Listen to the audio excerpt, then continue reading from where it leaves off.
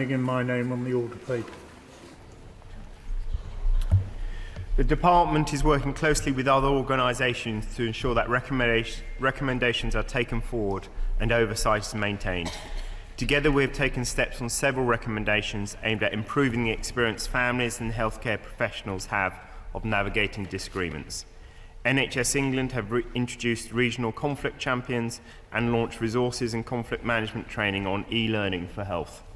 The Ministry of Justice will hold a round table on how less adversarial court models could be used. I thank the Minister for his reply. This review arose from an amendment to the Health and Care Act 2022, moved by my good friend Baroness Findlay, which I helped to draft. What steps have the Department taken to establish a task force, as was recommended in the report? And secondly, there are a lot of recommendations in the report, far too many for an oral question. Would the Minister agree to meet Baroness Findlay and I to review where we've got to with this most necessary look at administrative procedures? Well, firstly, I'd like to thank the work of the noble Lord, my noble friend, and Baroness Findlay in this field. Of course, would very happily meet to talk about progress. In terms of the task force itself, Minister Caulfield has agreed to chair it, and we've agreed the constituent parties, so we're including the Ministry of Justice in this, Royal College of Paediatricians and Child Health, the Royal College of Nursing, and the health qualification providers, all to take part in the task force. My Lords, I'm grateful for the compliment paid, and it was a privilege to be involved. I should declare my interest in palliative care. Given that the number of children with life-limiting and life-threatening conditions has more than doubled in the last 20 years, particularly in the 0 to 19-year-old age group, especially in the under-ones. Does the government recognise the importance of early involvement of multi-professional specialist palliative care teams, where they can support families to come to terms with what they have to come to terms with, can help the other clinicians understand the family's perspective and avoid some of these disputes happening in the first place? And therefore, can the Minister tell us how many of the integrated care boards have commissioned specialist palliative care services that work between hospitals, ICUs, wards, out into the community and into hospices? So the noble lady is correct. The number of young people with life-limiting conditions has actually gone up from about 33,000 at around about 2001-2 to about 87,000 more recently. Of course, a lot of that is actually conversely good news in that we've got more and more treatments that can keep these children alive for longer. But clearly that does provide the wraparound type service that the noble lady is talking about. It is a responsibility of the ICBs to provide that, and I will provide details into the progress the individual ones have done on that when we meet. My Lords, just to emphasise, the task force recommended by Nuffield to oversee its key recommendations needs to get to work urgently. The family-focused research work with parents, including parent carers, about their experience of shared decision-making with healthcare professionals on care and treatment is vital, as is the comprehensive information and guidance for parents and staff that's called for across the 16 Nuffield recommendations. What timescales is the government envisaging for this crucial work to commence and become operational, including guidance to clinical and ethical committees? So my understanding now that the task force composition has been set up, that it will be, it is being arranged shortly. I completely agree with the noble lady that these are important and heart-wrenching matters often. So urgency is required on it all. As I say, good progress has been made in a number of areas already. The MOG is also setting up a roundtable around this. We've got the regional conflict managers, they have been established. We've got the training courses online so the communication can improve. So a lot is being done, and the task force will push that forward further. My Lords, the Minister will know that there is currently an imbalance between the resources available to parents of children, parents and guardians of children involved in end-of-life care, particularly time, money, legal advice, between them and public bodies such as NHS trusts. Compounding that issue is the routine use of secret transparency orders which prevent scrutiny and oversight of court proceedings, particularly in the family court. Does he agree with me in that respect that secret justice is no justice at all? No, clearly these processes, these terrible cases have got to be as transparent as possible. Legal aid, as noble lords probably do know, is automatically available in all these types of cases to make sure that there is a level playing field, so to speak. But I think we all believe as well there is a role to see, can we use mediation more, because obviously courts should only ever be a last resort. My Lords, the Noble Lord the Minister has already flagged communication as one of the key areas which comes through in the report, both around palliative care but also around care more generally. Can the Noble Lord the Minister assure us that the task force will have the skills it needs to ensure that that communication can take place with parents from a variety of different backgrounds, educational, with different levels of medical knowledge, with different linguistic and cultural contexts? Yes, the Noble Lord is quite correct. We know in many walks of life, so to speak, that there are certain sectors of society that don't get the same level of provision and sometimes miss out. We obviously had the debate last week on maternity, and we saw the instances in ethnic minorities and also people with learning difficulties. So yes, that needs to make sure that all the communications are there, and basically everyone in that sort of situation is armed to really provide the right level of interface and communications in what are some really difficult cases. Families faced with having critically ill children find it very difficult to access treatment because it's often specialist treatment that's only available hundreds of miles away from where they live. That puts a tremendous pressure on the family financially. Does the government intend to do any more to help those families? Well, I mean, clearly, I think we would all agree that the families need to be the priority in these terrible cases. What we have tried to do, and I did quite a bit of my own research into this as well, to see we've also got the availability of what I call independent funding requests for when there is a new course of treatment which might not be allowed generally on NICE, to give the opportunities in those instances as well. I will come back to the Noble Lord about things such as travel support and other expenses. My Lords, I declare my interest in my work with the Teenage Cancer Trust. And in connection with the task force, would my noble friend let the House know what input charities that specialise in this kind of work with children and teenagers who sadly are in this position and their families to input into the task force? And would he join with me in commending the tremendous work that is done by this charity and the other charities that specialise in helping children and families go through this traumatic time? Yes, I'm very, very happy to add my own thanks for everything they do in this. It is clear in these sort of circumstances that the more support we can give families, obviously, the better. I will speak to Minister Caulfield to make sure that that input is properly there, because my noble friend is totally correct in ensuring that should be there. Third oral question, Lord Harris of Haringey. My Lords, I draw attention to my interest in the register and beg leave to ask the question standing in my name on the order paper. My Lords, the Home Office is procuring a new supplier for mobile radio and data services following Motorola's withdrawal from ESN. This means the expected transition to ESN in 2024 and airwave shutdown in 2026 cannot now be achieved. A revised business case will be published this year. This will reflect the impact of procurement activity and the charge control imposed by the Competition and Markets Authority on Motorola in 2023. My Lords, this is pretty poor, isn't it? The programme was originally announced a decade ago. The switchover was supposed to start in 2017 and completed by 2019. The original cost was a mere 6.2 billion. The last estimate, and that's 2 years out of date, before Motorola withdrew, was 11.3 billion.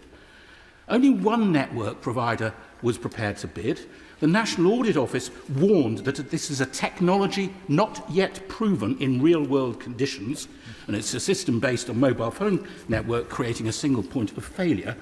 So, could the Noble Lord tell us, given that the cost has doubled, at least, implementation is at least 14 or 15 years late, there's no guarantee that the existing airwaves system can continue beyond the year after next.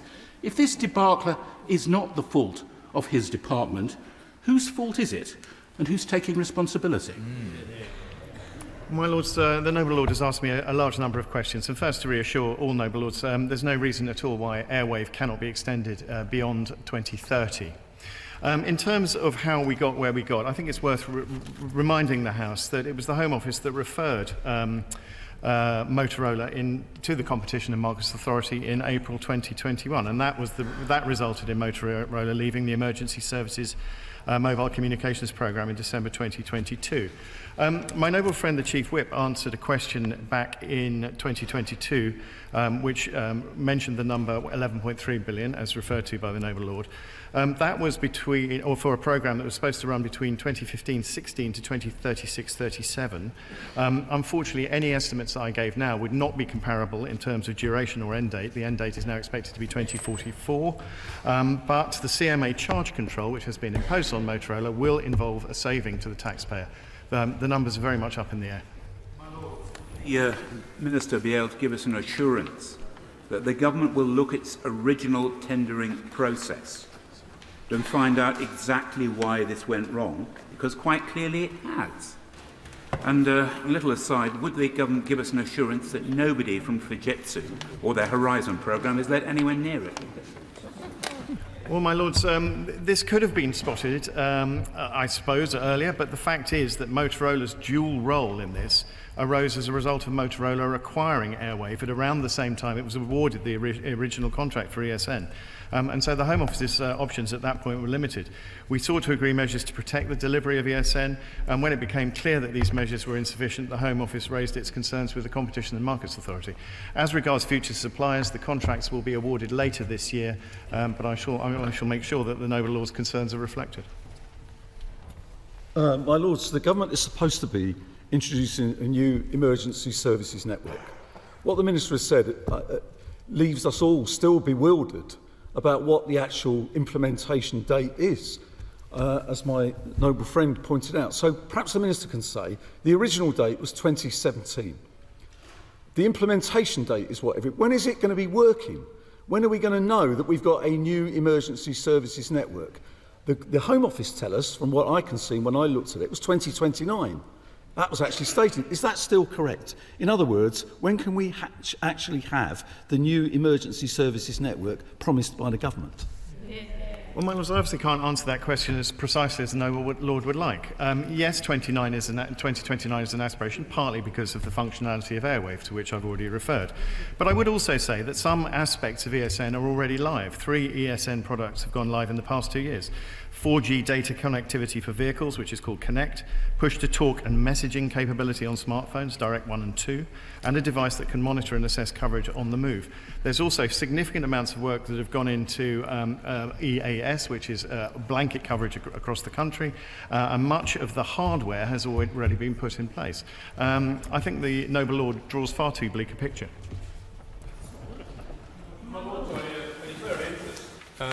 Including having carried out a review for the Home Office, part of which the Minister's referred to, which was a recommendation to refer to the Monopolies Commission. Because, as he explained, Motorola purchased the legacy system and were being paid around 50 million, 250 million, and the new system they were about to deliver was only going to be paid at 50 million. There was no financial incentive to deliver anything, and perhaps consequently they haven't. But I think the major thing that reassured me, the only thing that I've said at the moment that reassures me, is that the government's going to look smartly at whether to discriminate between the radio system and the data production. Because I don't think that the big problem is that nowhere in the world at pace and at scale has anybody shifted a radio system onto a telecommunication system. That's the fundamental problem. The transmission of data is not the issue. We all do that on our phones all the time. But I think we ought to probably carry on delivering the radio as it was, and separate the radio off, because if we continue to try and combine them, I do worry that it will become even more undeliverable than it has been to date. Well, I think the Noble Lord raises a very good point, and I thank him for his perspective, and he's absolutely right that it is the radio supply over the networks that remains critical. As I understand it, and this actually answers the Noble Lord Harris's one of his earlier questions, the technology is more proven than it was when the PAC gave its last comments on this. It is being rolled out in other parts of the world, and from memory, I think Korea is one of the countries that it's being tested in. So I think some of those aspects, at least, have been dealt with.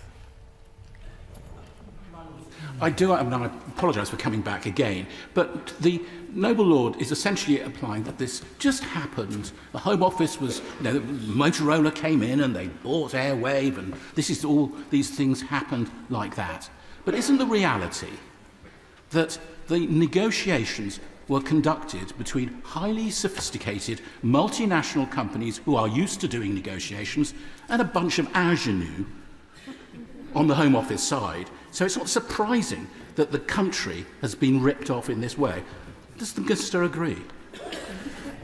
No, I think that's a very unfair characterisation. As I say, and as I said earlier, Motorola bought Airwave. That could not have been foreseen, and therefore, as the Noble Lord Hogan Howes just pointed out, they became in effect a monopoly supplier. That's why the Competition and Markets Authority was involved at the behest of the Home Office, which did the right thing. Fourth oral question, Baroness Anderson of Stoke-on-Trent. I beg leave to ask the question standing in my name on the order paper.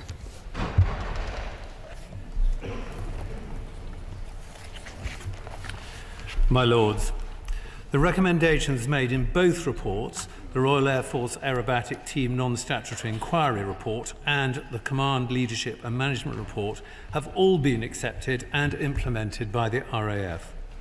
The findings of the investigations led to action being taken against personnel up to and including dismissal from the service. Behaviours described by the witness in the reports are unacceptable and have no place in the RAF or anywhere else for that matter. The culture outlined in the reports about the Red Arrows isn't limited to just the RAF. Last month, 60 women in MOD main building complained about the hostile and toxic working environment they face. The amount paid in compensation by the MOD for bullying and harassment has doubled in the last 4 years. These facts will inevitably impact recruitment and retention across our armed forces.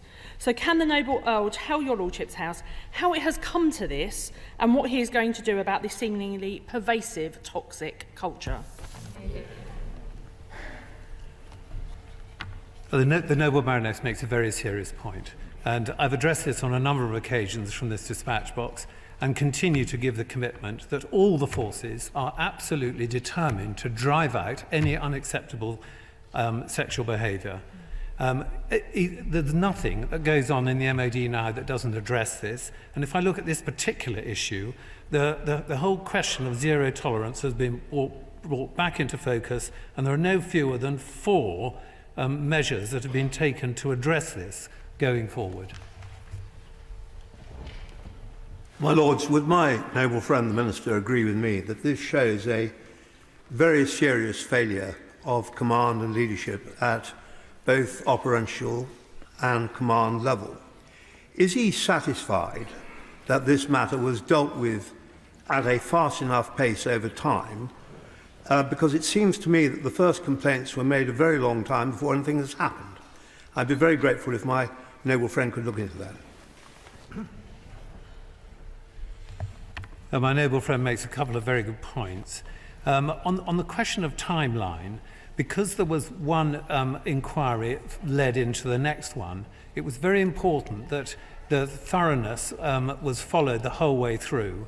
And the casework that fell out of the NSI, which then flowed into the chain of command investigation, and the casework that followed that, and the investigations that required to be following on from that, made it appear as if it was a relatively slow process. In fact, it wasn't.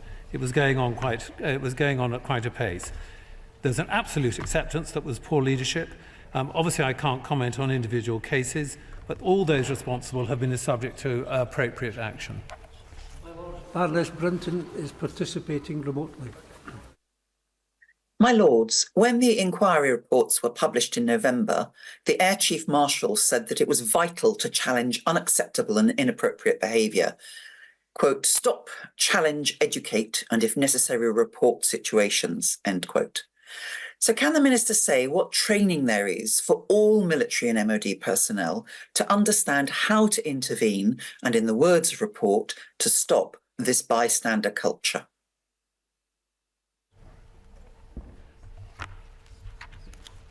Again, some extremely good points by the noble Baroness. There is now endemic unacceptable behaviour training, which also addresses active bystander, and in this case, alcohol training as well. There are a number of administrative sanctions that are being put into place, and it's absolutely clear that, specifically in the RAF, there are another 55 positions have been put in place to, on personal support and on the HR side to ensure that this is stopped. 45 years ago, I did the study into whether women should serve at sea in the Royal Navy, and I said they should, and I think it has worked, in fact, very, very well, although there were a lot of people against it at the time. When I did that, we had 55 destroyers and frigates. We now have 16. Does the noble Lord the Minister feel that that is too few?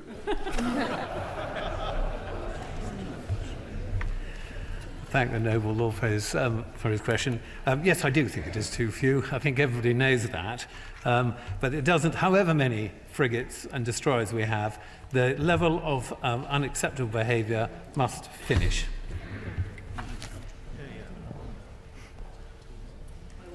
That concludes oral questions for today. We now come to some instruments previously debated in Grand Committee. Representation of the People, Postal and Proxy Voting, etc. Amendment Regulations 2024. Baroness Penn. My Lords, I beg to move the motion standing in my name on the order paper. The question is that this motion be agreed to. As many as of that opinion will say content. The contrary, not content. The contents have it. Financial Services Act 2021, Overseas Funds Regime and Recognition of Parts of Schemes. Amendment and Modification. Regulation 2024 and one other motion. L. Corton on behalf of Baroness Veer of Norbiton. My Lords, I beg to move the two motions standing in the name of my noble friend.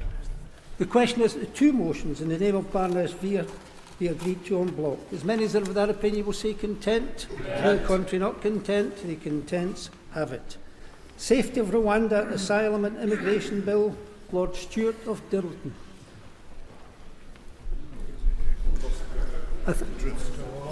Stop it.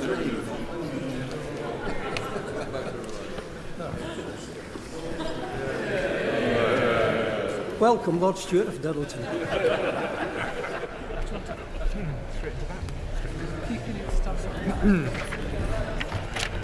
My Lords, I do begin by craving the indulgence of Lord Speaker in your Lordship's house. I had temporarily stepped outside to collect another piece of paper, and with your Lordship's indulgence, I will now begin to open and beg that this bill now be read a second time. My Lords, I'm speaking to the House today as a member of the Government for the bill, not in my formal law officer capacity, and my contributions and responses will reflect this. My Lords, the United Kingdom has a proud history of providing protection for those who are most in need through our provision of safe and legal routes. Since 2015, we have offered over 500,000 people safe and legal routes into the United Kingdom through our Afghanistan, Ukraine and Hong Kong routes. This includes over 28,700 refugees, including over 14,000 children, via our formal refugee resettlement schemes. These established resettlement schemes play a key role in the global response to humanity. Of course.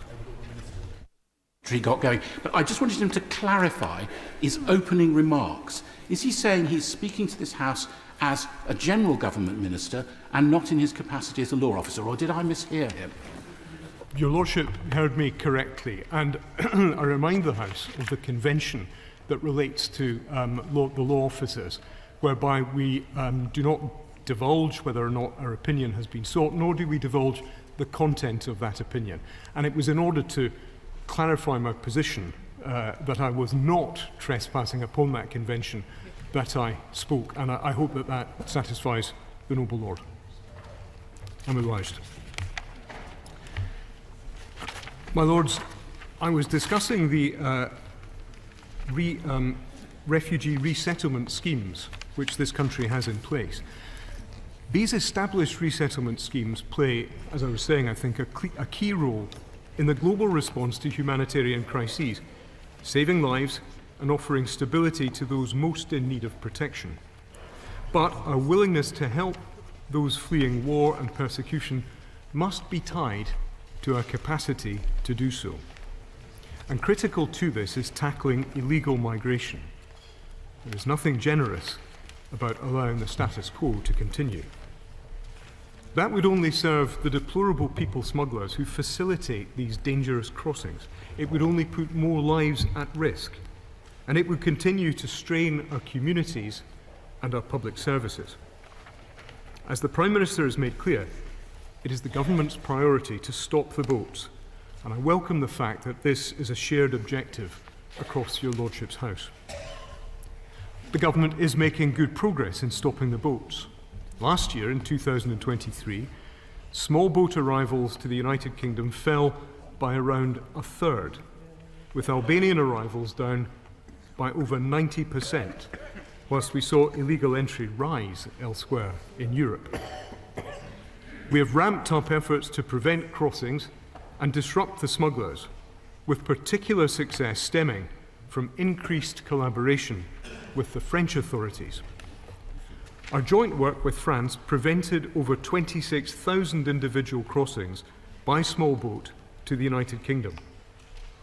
Since July 2020, the Joint Intelligence Cell and French law enforcement partners have dismantled 82 criminal gangs responsible for people smuggling of migrants via small boat crossings.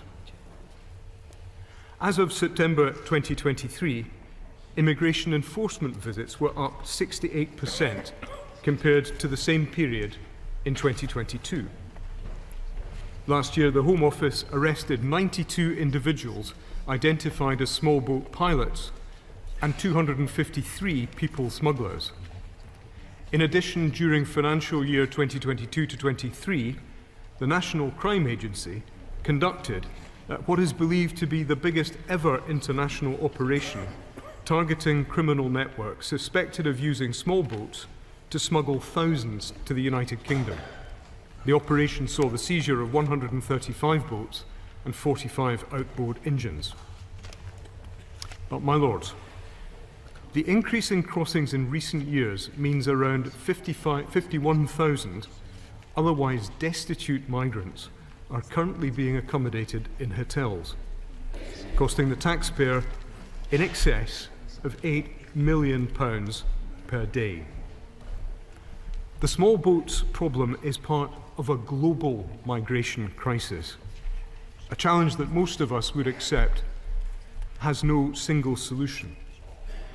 But this government remains resolute in its commitment to preventing the misuse and evasion of our systems by illegal migrants, stopping these dangerous crossings, and addressing the concerns of the British people.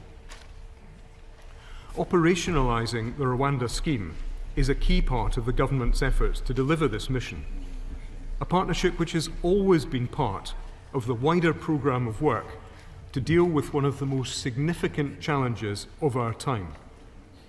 It is only by fully implementing the Migration and Economic Development Partnership that we will create the strong deterrent necessary to stop these dangerous crossings and break the business model of the criminal gangs. Doing nothing is not an option.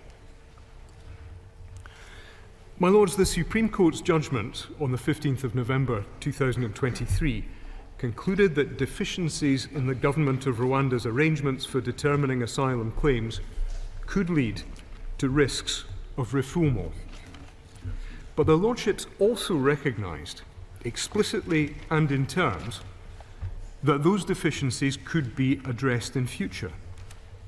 In response, the Home Secretary signed a new internationally binding treaty between the United Kingdom and the Government of the Republic of Rwanda, which responds to the concerns raised and resolves those issues. The government also introduced the Safety of Rwanda Asylum and Immigration Bill, which buttresses the treaty, confirming that the Government of the Republic of Rwanda will fulfil its obligations under the treaty and supporting the relocation of a person to Rwanda under the Immigration Acts. The bill is limited solely to the issue of the safety of Rwanda and relocations to that country, and makes it clear that, with the new treaty, Rwanda is a safe country. This bill also makes clear that Parliament is sovereign and that its acts are valid notwithstanding any interpretation of international law. Let me make clear, my Lords, that this does not mean that doing so legislates away our international obligations, nor does it seek to overrule or contradict the view of the Supreme Court. The purpose of the bill is to say that, on the basis of the treaty and the evidence before it, Parliament believes those obligations to have been met. And the concerns raised by the Court dealt with, not that the government, I beg your Lordship's pardon, and the concerns raised by the Court dealt with, not that the government does not care whether or not they have been. The bill creates a conclusive presumption that the Secretary of State, immigration officers, and courts and tribunals must make decisions about relocation to Rwanda and review any such decisions on the basis that Rwanda is safe for the purposes of asylum, and in particular will not send someone on to another country, the practice of refoulement to which I referred earlier, in breach of the Refugee Convention. The Supreme Court's conclusions were based on the evidence submitted prior to the High Court hearing in September 2022, and did not, indeed could not, consider subsequent work and efforts by and with the government of Rwanda to strengthen the readiness of Rwanda to receive and support individuals relocated under the partnership. Crucially, my Lords, this has included work to bolster Rwanda's asylum system in terms of both decision-making and processing by delivering new operational training to asylum decision-makers, establishing clear standard operating procedures which capture new processes and guidance in the asylum system on reception and accommodation arrangements, the safeguarding of vulnerable persons, and access to health care. Strengthening the Republic of Rwanda's asylum system and appeals body, and strengthening procedural oversight of the Migration and Economic Development Partnership. When considered together with the legally binding provisions in the treaty, alongside the evidence of changes in Rwanda since the summer of 2022, this means Parliament can conclude with confidence that Rwanda is a safe country. My Lords, Clause 2 of the bill also contains a clear notwithstanding clause, requiring courts to honour the previous clauses notwithstanding all relevant domestic law, the Human Rights Act to the extent disapplied by this bill, and any interpretation of international law reached by the court or tribunal. The government remains committed to ensuring rights and liberties are protected domestically and to fulfilling our international obligations. We will always ensure that our laws continue to be fit for purpose and work for the people of the United Kingdom. We recognise that some of the provisions in the bill are novel. However, the government is satisfied that the bill can be implemented in line with both our domestic law and our international obligations. And the provisions... I'm very grateful to the noble Lord. Will he, before he sits down, tell us what the government's reflections are on the debate on the International Agreements Committee report in your Lordship's House last week? And will he also tell us clearly whether the government intends to send anyone to Rwanda under this bill, under this act, before all those concerns are met or not? I'm obliged to the noble Lord for that intervention, and whether I deal with it in this part of the speech or whether it's left to the end, I'll consult with colleagues. My Lords, as I say, we recognise that some of the provisions in the bill are novel. However, the government is satisfied that it can be implemented in line with both domestic law and our international obligations.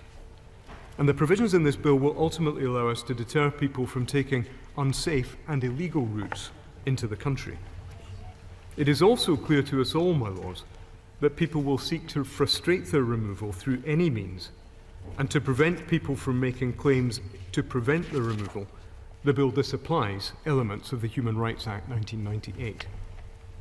It disapplies Section 2 in relation to any systemic challenges to Parliament's settled view that Rwanda is safe, Section 3 in relation to the whole bill, and Sections 6 to 9, where the courts and others are considering whether Rwanda is safe and whether the test that must be met before removal is whether it will result in serious and irreversible harm.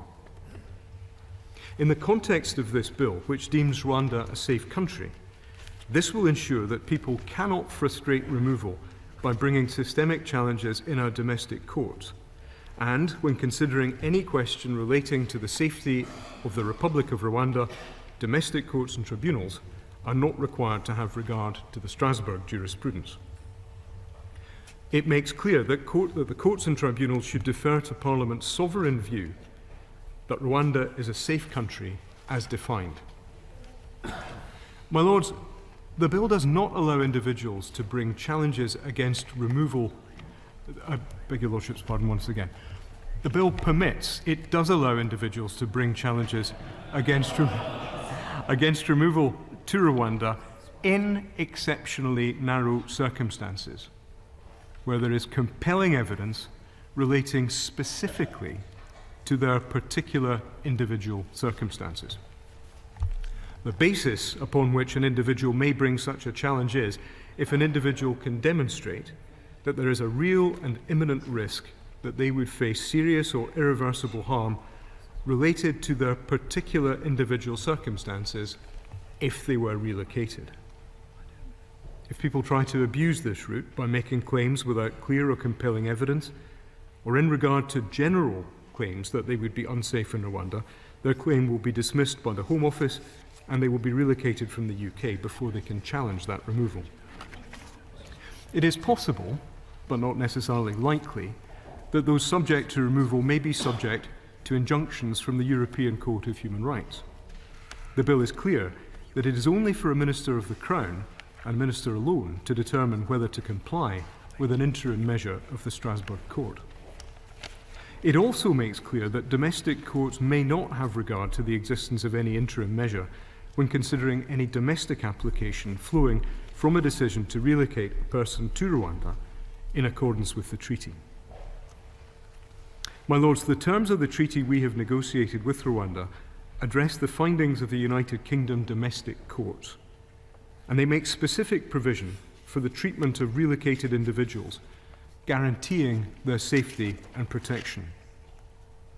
The rule of law partnership we have signed with Rwanda is a partnership to which we and Rwanda are both completely committed, and this bill, along with the treaty, puts beyond legal doubt the safety of Rwanda. We want to make sure that this legislation works, my Lords, and it is essential that we act now and do whatever it takes to stop people being manipulated into making dangerous crossings across the Channel. Illegal migration is one of the most significant challenges of our time, and the government is acting in the national interest. My Lords, I beg to move. The question is that this bill be now read a second time. My Lords, this is the third time in as many years that the government has asked this House to consider legislation to stop boat journeys and to reform the asylum system. The third year of being presented with increasingly rushed, unworkable and inhumane solutions to the problem of small boats and asylum. There is a very real problem that needs fixing. This bill, like its predecessors, will not do that. The opposition does not support this bill or the schemes that underpin it. The record of votes cast at the second reading in this place and the third reading in the other place will attest to this. This bill, however, completed all stages in the House of Commons, and so our role is not to undermine the will of the elected House, nor is it to rush through legislation without due consideration. We must treat this bill in the usual manner. We must scrutinise the details of the proposals and advise changes where we think the government has got it wrong. We should not deny ourselves the opportunity to do so or deny our neighbours the chance to consider our work. And it is in this spirit that we will not be supporting the amendment by the noble Lord Jermyn. My Lords, this bill, as it stands, threatens the UK's compliance with international law. I know this point will be spoken on at length in further stages, and so I will not dwell on it for too long at this moment, nor will I speak for very long for what this bill demands of our domestic courts. When introducing this bill, the Secretary of State claimed that the UK is a country that demonstrates to the whole world the importance of international law. Is this the message that this bill sends to the world about the UK's respect for international law? How will the decisions we make now be cited in the future when other countries are asked to follow international law or respect human rights? Is this the contribution we want to make? And what does the bill say about our respect for our own courts? If the treaty fails, if refoulement happens, if there is a coup, or if asylum seekers are shot or killed, the government says that British courts cannot consider those facts. It is a large price to pay for what is ultimately a hugely limited scheme. The government has stated that the Rwanda government has made an initial provision to receive a few hundred people. To put this figure in context, over the first 9 months of 2023, 63,000 people claimed asylum. So this bill and this plan, even if somehow worked out in exactly the way the government hopes, would only relocate a small proportion of asylum cases. Can the government confirm whether Rwanda can still only receive a few hundred people? Can they outline what is to happen to everyone else? Given that the Illegal Migration Act, a majority of which has not yet been brought into force, rests on the idea of the use of third countries rather than returns to original countries of origin, are we right to question what will happen to the 99% of people who will not be sent to Rwanda? We still do not know the full cost of this scheme. The government has been reluctant at every stage to divulge the cost of this flagship policy. In December, the Secretary of State appeared to indicate that around £400 million will have been sent to the Rwandan government by 2027. Can the Minister confirm this figure? It's an extraordinary sum of money, but not the whole picture. According to the treaty, there are additional per-person costs of the scheme. The economic impact assessment for the illegal migration bill was only published after considerable pressure from noble lords from across the House.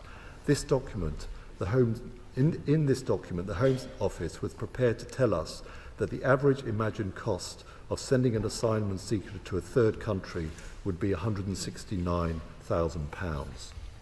However, the details of the treaty suggest that these costs may be higher for sending somebody to Rwanda.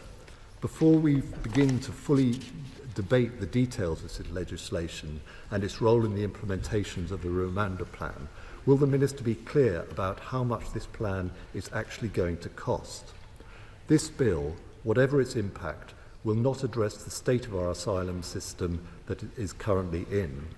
The UK deserves a managed asylum system that upholds strong border security and that can process claims fairly, accurately and quickly. A system that can return those with no claim to stay and help those who rightfully seek sanctuary. That is not our current asylum system. We have a backlog of 100,000 asylum claims waiting for decision, 40,000 people who have yet to be removed from the UK, and up to 17,000 people the government cannot account for. The pace of decision-making is improving, but the backlog that has been permitted to develop will take time to fully clear, and more work is needed. Nor will the bill help us negotiate returns agreements. Threats to our compliance with international law undermine our ability to establish returns agreements from other countries. Far from helping us, this bill may greatly harm our ability to reform our asylum system. The government has repeatedly said that it is motivated by a desire to see the end of criminal smuggler gangs and to prevent boats crossing in the first place. Yet this is now the third bill that seeks to end small boat crossings without any measures to directly target the gang activity behind them. In fact, the latest police workforce statistics show a fall in the number of National Crime Agency officers, the law enforcement body responsible for fighting against smuggling gangs. Between March and September 2023, their numbers fell by 343 personnel. £400 million pounds is just under half of the total budget this year for the NCA. Would the government's money not be better spent increasing the size of operations fighting against human traffickers, working with European counterparts and going after the supply chains? This bill and the deal behind it will do nothing to stop boats coming to our shores. The government's plan hinges on the idea that the Rwanda scheme presents a deterrent effect without presenting any evidence that this will be the case. It is certainly difficult to imagine what deterrent effect a 1 or 2% chance of being sent to Rwanda would have. It is even more difficult to imagine why this would stop criminal traffickers. Nor will the bill present those fleeing conflict and persecution with safe alternatives to channel crossings. Last summer, the government committed to publishing a report detailing existing and proposed additional safe and legal routes. A report has arrived, but it contains no proposal for creating safe routes for those seeking asylum. Can we assume then that the government's additional pledge to implement any proposed new routes by the end of this year is to be broken too? This was an issue that was raised repeatedly in both houses during the passage of the illegal migration bill, and it is disappointing that the government has not taken the request seriously. If we are to truly address the challenge of migration, we must accept that we cannot do so alone. The government is acting as though the challenge here is not related to those in other countries, particularly of our European friends. The UK lacks the leadership needed to succeed in a world now marked by increasing conflict, the climate emergency, and the erosion of law and order, for all of which fuel migration. We need to approach an approach that restores the AIDS budget, puts a renewed focus on conflict mitigation and resolution, and seeks international agreements and cooperation. An approach that is workable, strategic, humane, and rooted in the conventions which we have signed. My Lords, I will conclude shortly, but I want to mention that one colleague, my noble friend Lord Dubs, is unable to join us. He's in Berlin taking part in events to mark the anniversary of the Kindertransport, which began in late 1938. In June, it will be 85 years since he arrived in Britain, having been put on a train by his mother in Prague. Although we miss his contribution today, we can be reminded of what and who we gain when we play our part in helping those who flee conflict and persecution, and we look forward to his return. My Lords, I hope the House will not be deterred from changing this bill when it sees fit. It certainly needs our help. I hope too that the government, rather than trying to communicate through press conference, engages with this House in good faith and through more conventional channels. We are faced with a deeply broken system and layers of bad legislation which have only made things worse. I hope the government rethinks this bill, this plan and this approach to migration, but I fear we will be left without the change we need until we change the government. Amendment, Lord Chairman. My Lords, I beg leave to move the amendment standing in my name on the order paper, and in doing so, direct attention to my interests as laid out in the register. My Lords, the treatment of asylum seekers and refugees which this bill is seeking to effect is completely contrary to how we should be acting as a country with a reputation for protecting individuals' rights and freedoms, where the rule of law is upheld. I do not need to repeat the key points of last week's debate on the Rwanda Treaty, but the decision of this House is significant in respect of this bill. This House resolved that it could not ratify the treaty which the government is using to declare that Rwanda is safe. The House determined that the safeguards and protections outlined in the treaty must be fully implemented. The House agreed that future assurances of changes in the processing of asylum seekers in Rwanda were not sufficient. The changes needed to be fully operational and effective. But, my Lord, significantly, the treaty is the instrument by which the government declares it can state in this bill that Rwanda is safe. Clause 1(2)(b) is clear. It says, "This Act gives effect to the judgment of Parliament that the Republic of Rwanda is a safe country." But, my Lords, this House of Parliament has not determined that this is the case. The treaty is the platform on which this bill sits. And if this platform is not in place, the bill sinks. My Lords, the legs have come off the table, or put it another way, the bill's foundations have been removed. It was the settled will of this House last week that the treaty cannot yet be ratified. So how can this House consent to a bill which relies on that treaty having the approval of this House? This is critical because the decision of the Supreme Court was based on its analysis of the facts. The contrary case put forward by the government in this bill has not been supported by this House.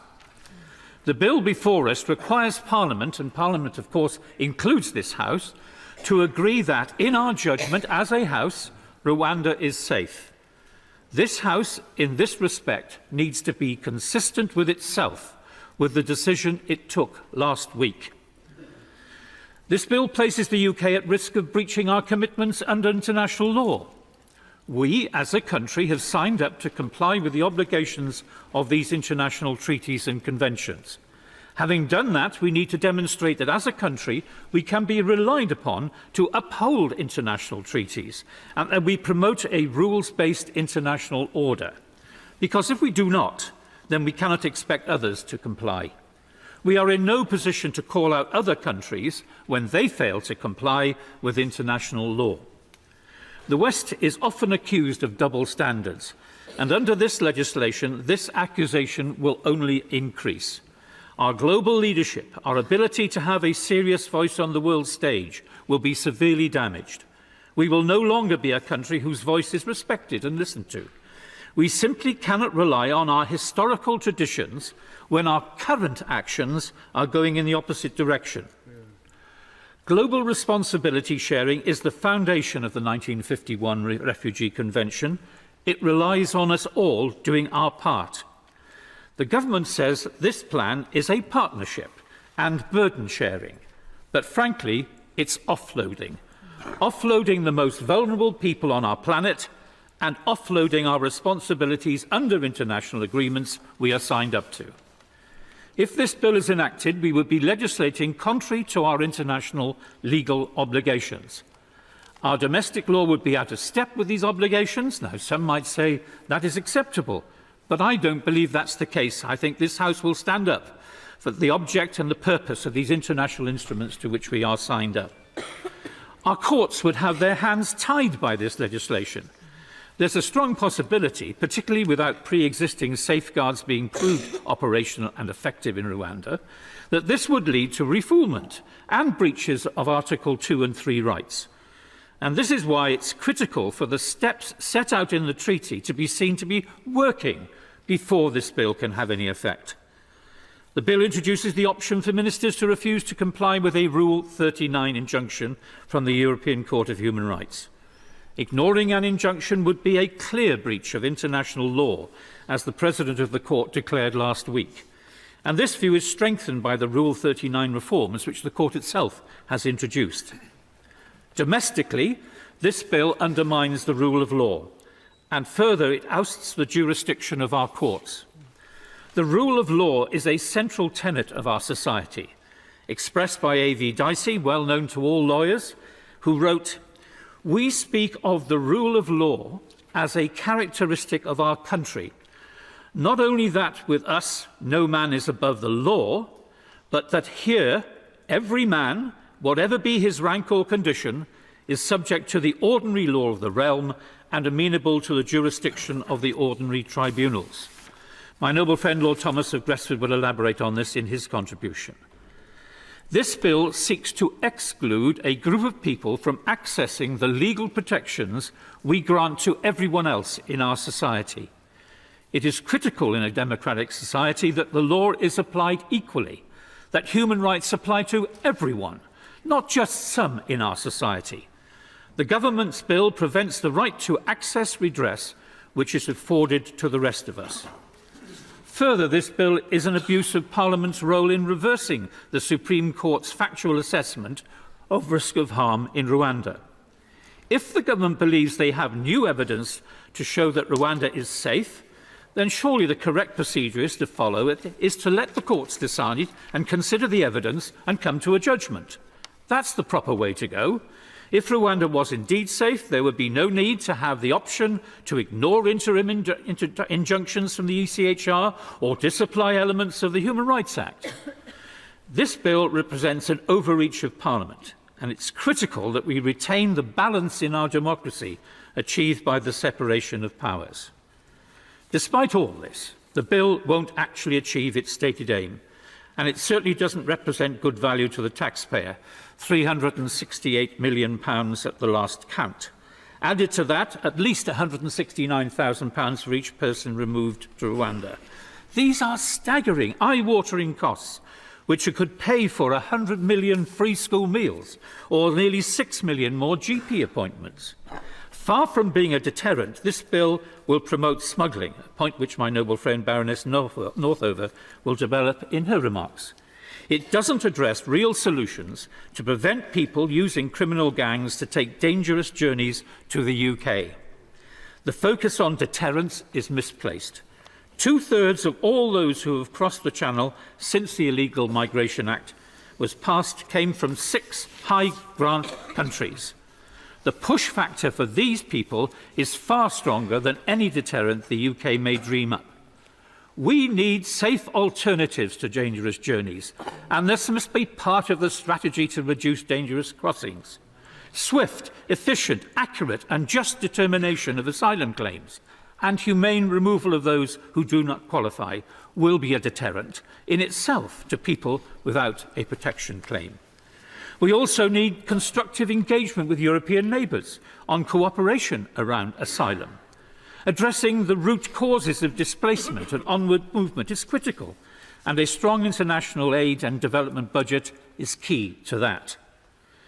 Instead, we are presented with a political totem of the Tory right, a device to satisfy their internal party politics, a bill for which there is no going back. If Rwanda is found to be unsafe, then this bill will act as a block to putting matters right. This legislation was not in the government's manifesto. The Addison-Salisbury Convention doesn't apply. I maintain that this is one of the rare occasions which has been used by both Conservative and Labour parties in this House, and as was foreseen by a report of the Constitution Committee, when this House should vote against a bill at second reading. It is within our powers, as described in the companion. My Lords, this bill asks us to build... Grateful to Lord Jermyn for giving way. I wonder if he agrees with me that the function of this House, second chamber, is a revising chamber. It's not a vetoing chamber, it's a revising chamber. So can you explain to me, Liberal Democrat novel, I think, constitutional thinking, that by throwing out this bill on second reading, he is prevent the revising chamber from revising. Well, I'm afraid that the noble lord is wrong, because I think in 2011 he voted against the Health and Social Care Bill at second reading, as has happened before in earlier versions by members of the Conservative Party. So if our laws and our rules of this House say we can do it, then we can do it, and it has been done by both sides here. I maintain, and this chamber should listen to the real power of what people will be saying this afternoon about the nature of this particular bill. Because, my lords, this bill asks us to believe that black is white, that facts are not facts. It breaches conventions and treaties to which we're signed up. It damages our credibility on the world stage. And, of course, the agreements that we have with other countries. It seeks to damage our relationships with things that we've already signed up to, including the European Convention on Trafficking, including the CTA with the European Union, including the United Nations, including the ECHR, and many more. It damages the separation of powers in this country, which is a fundamental tenet of our democracy. It offends against the rule of law. And, my lords, fundamentally, it treats some of the most vulnerable people in the world, people who are facing persecution, torture, and fleeing for their lives, as undesirables. And for us on these benches, that is unconscionable. I beg to move. The original question was that this bill be now read a second time, since when an amendment has been moved to leave out from that to the end and insert the words set out on the order paper. The question I now therefore have to put is that this amendment be agreed to. My Lords, the United Kingdom is a three-legged stool. Each of the legs, the judiciary, the government and parliament, wax and wane a bit in their thickness as power shifts in small ways. A subject of much work and comment for my predecessor, the noble and learned Lord Judge. But each leg is required to operate independently to ensure that balance, the balance at the core of our democracy. It would not do for one of the legs to instruct another as to how to operate or how to look at a particular issue. And by way of example, it would be quite wrong if the House of Lords sought to instruct the judiciary as to whether to hear a particular case. I do hope that the Prime Minister, sitting atop, as he does, the government leg of the stool, will reflect on those simple thoughts as he thinks back to his words of the 18th of January at the Downing Street press conference concerning our role and this bill. The duties of this House are inextricably linked with a series of conventions by which we, an unelected chamber, cohabit with our elected neighbour. Among these conventions, the Addison-Salisbury or Salisbury Convention is especially pertinent today, and to this bill in general. The convention has a number of parts, but in simplifying matters for reasons of time, one is that a government bill with manifesto characteristics will be given a second reading in the House. You can see that the convention has a number of people concerned about it, and as you know, I'm preparing a series of papers on this convention at the moment. For my part, I feel that this convention is engaged here, and accordingly I will not be supporting the amendment to the second reading motion in the name of the noble Lord Jermyn. The convention also has elements concerning the speed with which the House will consider things. The House is already assisting the speed of consideration of this bill. We've changed our business around and freed up today for the second reading. 3 days have been set aside for committee, which, given the likely number of amendments that will be tabled, could only work if the House sits late. And by that I mean to at least midnight, and probably on 2 of those 3 days. I'm sure, however, that on those days, and late, the benches will be very full, and the quality of the debate will remain very high, with our natural and respectful tone. I expect that this House will send back various matters to the other place for their consideration, to think again, as is our role. And I imagine that we will then enter a ping-pong phase. Conventions will apply if agreement cannot be reached. But the elected House, at the end of the full due process, has the right to pass law, whether that law be good law or whether that law be bad law. In the meantime, this House will engage in our full processes, uncowed by any creaks and groans in the other legs of the stool.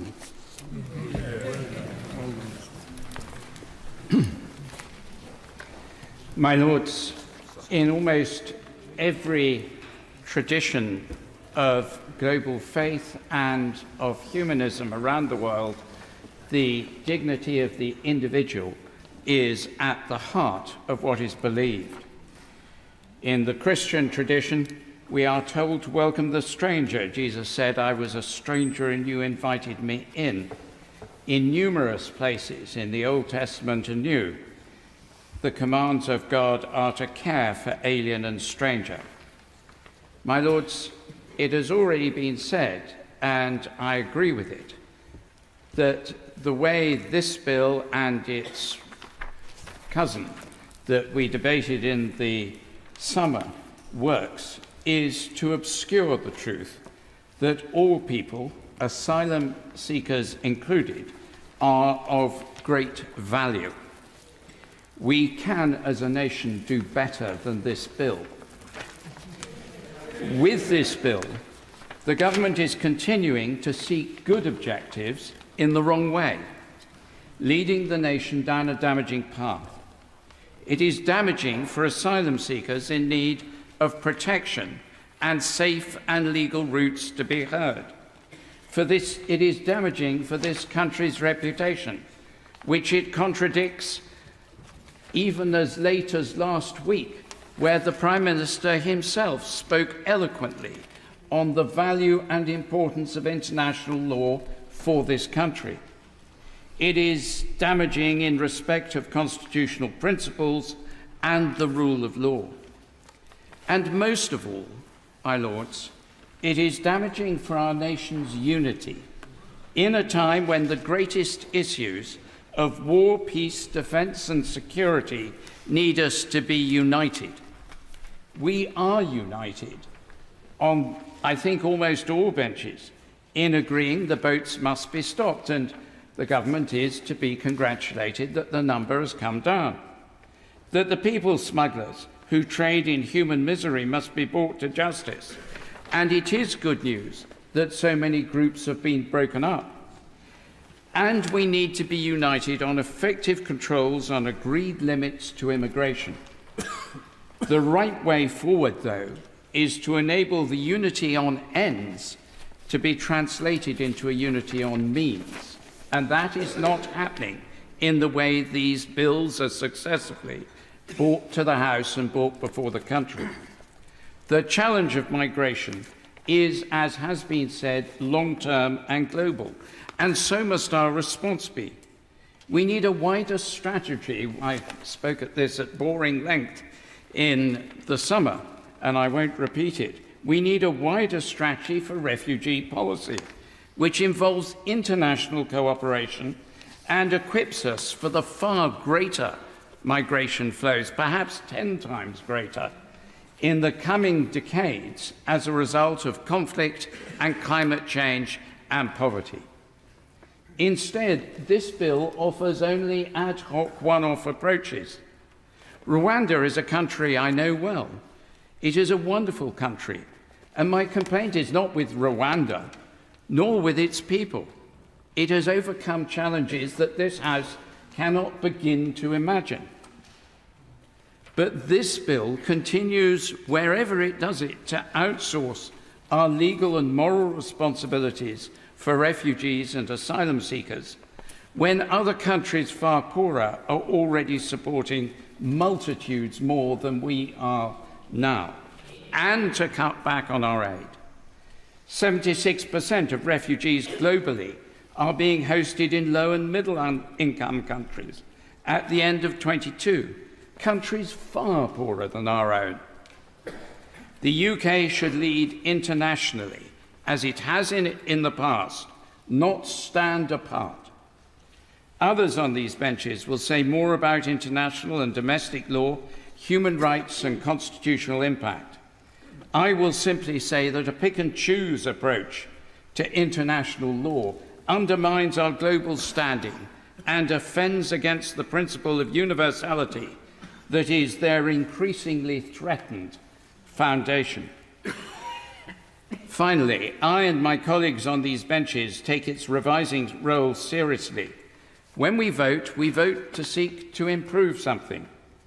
I will, sadly, not be voting with those who want to vote this bill down today, although I found Lord Jermyn's speech convincing and powerful. But I think we have to wait until third reading and have done our revising work. We have been criticised many times over many decades on these benches here by those thinking defence of the government of the day should be our highest virtue and aspiration. We were accused last week of voting against the government's whip. I'm sorry to say we don't take the government's whip. It may be worse news for this House to recognise that on those benches, on the Labour benches, it's not 95%, which is a false statistic, of times that there's been a vote against the government whip. It's been 100%. Maybe they should be criticised for that obnoxious behaviour. We serve on these benches as independent members. Last week, as recently as Thursday, we were discussing what had happened in a particular vote, and we saw that we'd cancelled each other out. Bishops often cancel each other out in every possible way.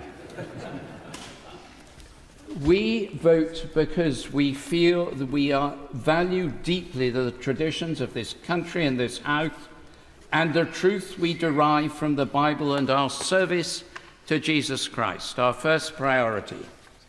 Slightly to misquote Luther, on that we stand, we can do no other.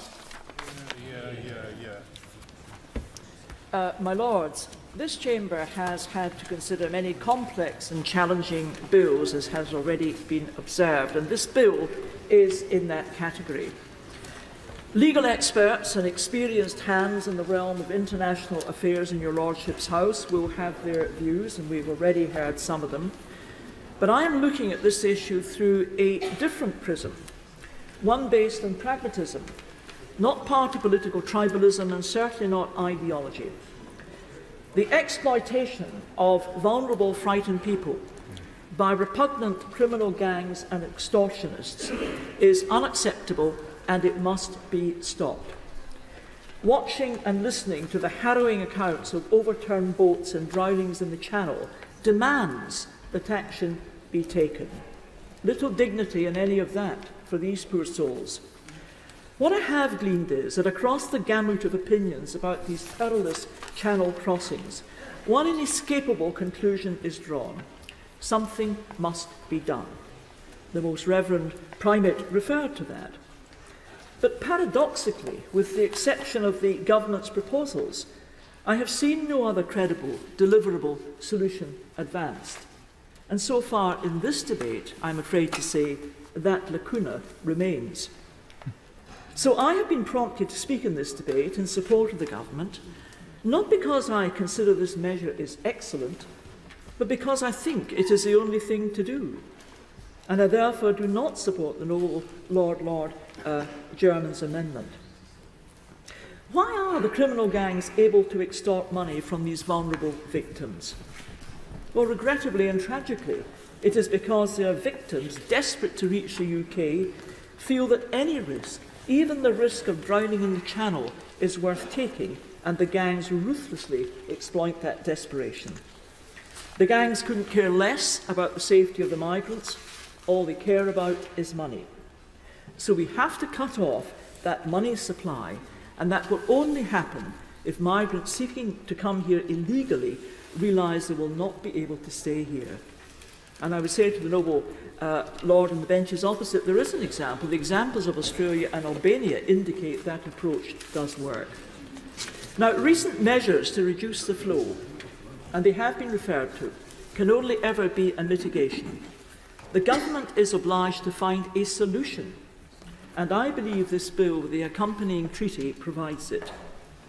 This solution is not perfect, but I do not believe that a perfect solution exists. Those who believe it does have yet to produce it. I am clear that pragmatism has to usurp perfection, and we have to act. I am in no doubt that the bill and the treaty place onerous obligations on the government. I do not agree that the treaty should be delayed for reports to Parliament and how the arrangements are unfolding. We shall only know how the treaty and bill are working once the arrangements have been delivered in practice. There is no other way to make a meaningful assessment. On the face of the treaty and on the face of this bill, there are explicit safeguards, but these require the UK government to know in detail who has been sent to Rwanda, where they are, what is happening to them, the outcome of the individual's application, and of course continuing engagement with the Rwandan government. Without that information, the United Kingdom government is not in a position to assess if these safeguards are being met. So can my noble friend the Minister reassure me on these points? My Lords, I am clear that parliamentary sovereignty is a uniquely precious attribute. It is fundamental to a nation's democratic freedoms that when a grave and extraordinary situation confronts that nation, the government must be able to act and act untrammelled.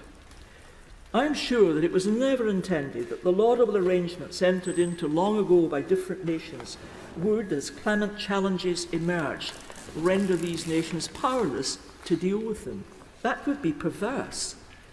Mainland European countries are now wrestling with such challenges. And that is why I believe Section 2 and the other provisions in this bill are justified and necessary. And can I make two final points to my noble friend the Minister? In Scotland, we have a worrying skills deficit, incapable of supplement from the indigenous population. Are we clear that where such deficits exist, we are realistic about the need to meet them, including from immigrant applicants? And in relation to asylum seekers, in my own community, many volunteers have supported asylum seekers with language education, provision of clothes, and including them in social activities such as attending my own local church and church events. There now seems to be a Home Office instruction to disperse asylum seekers, separating them from that human contact and support.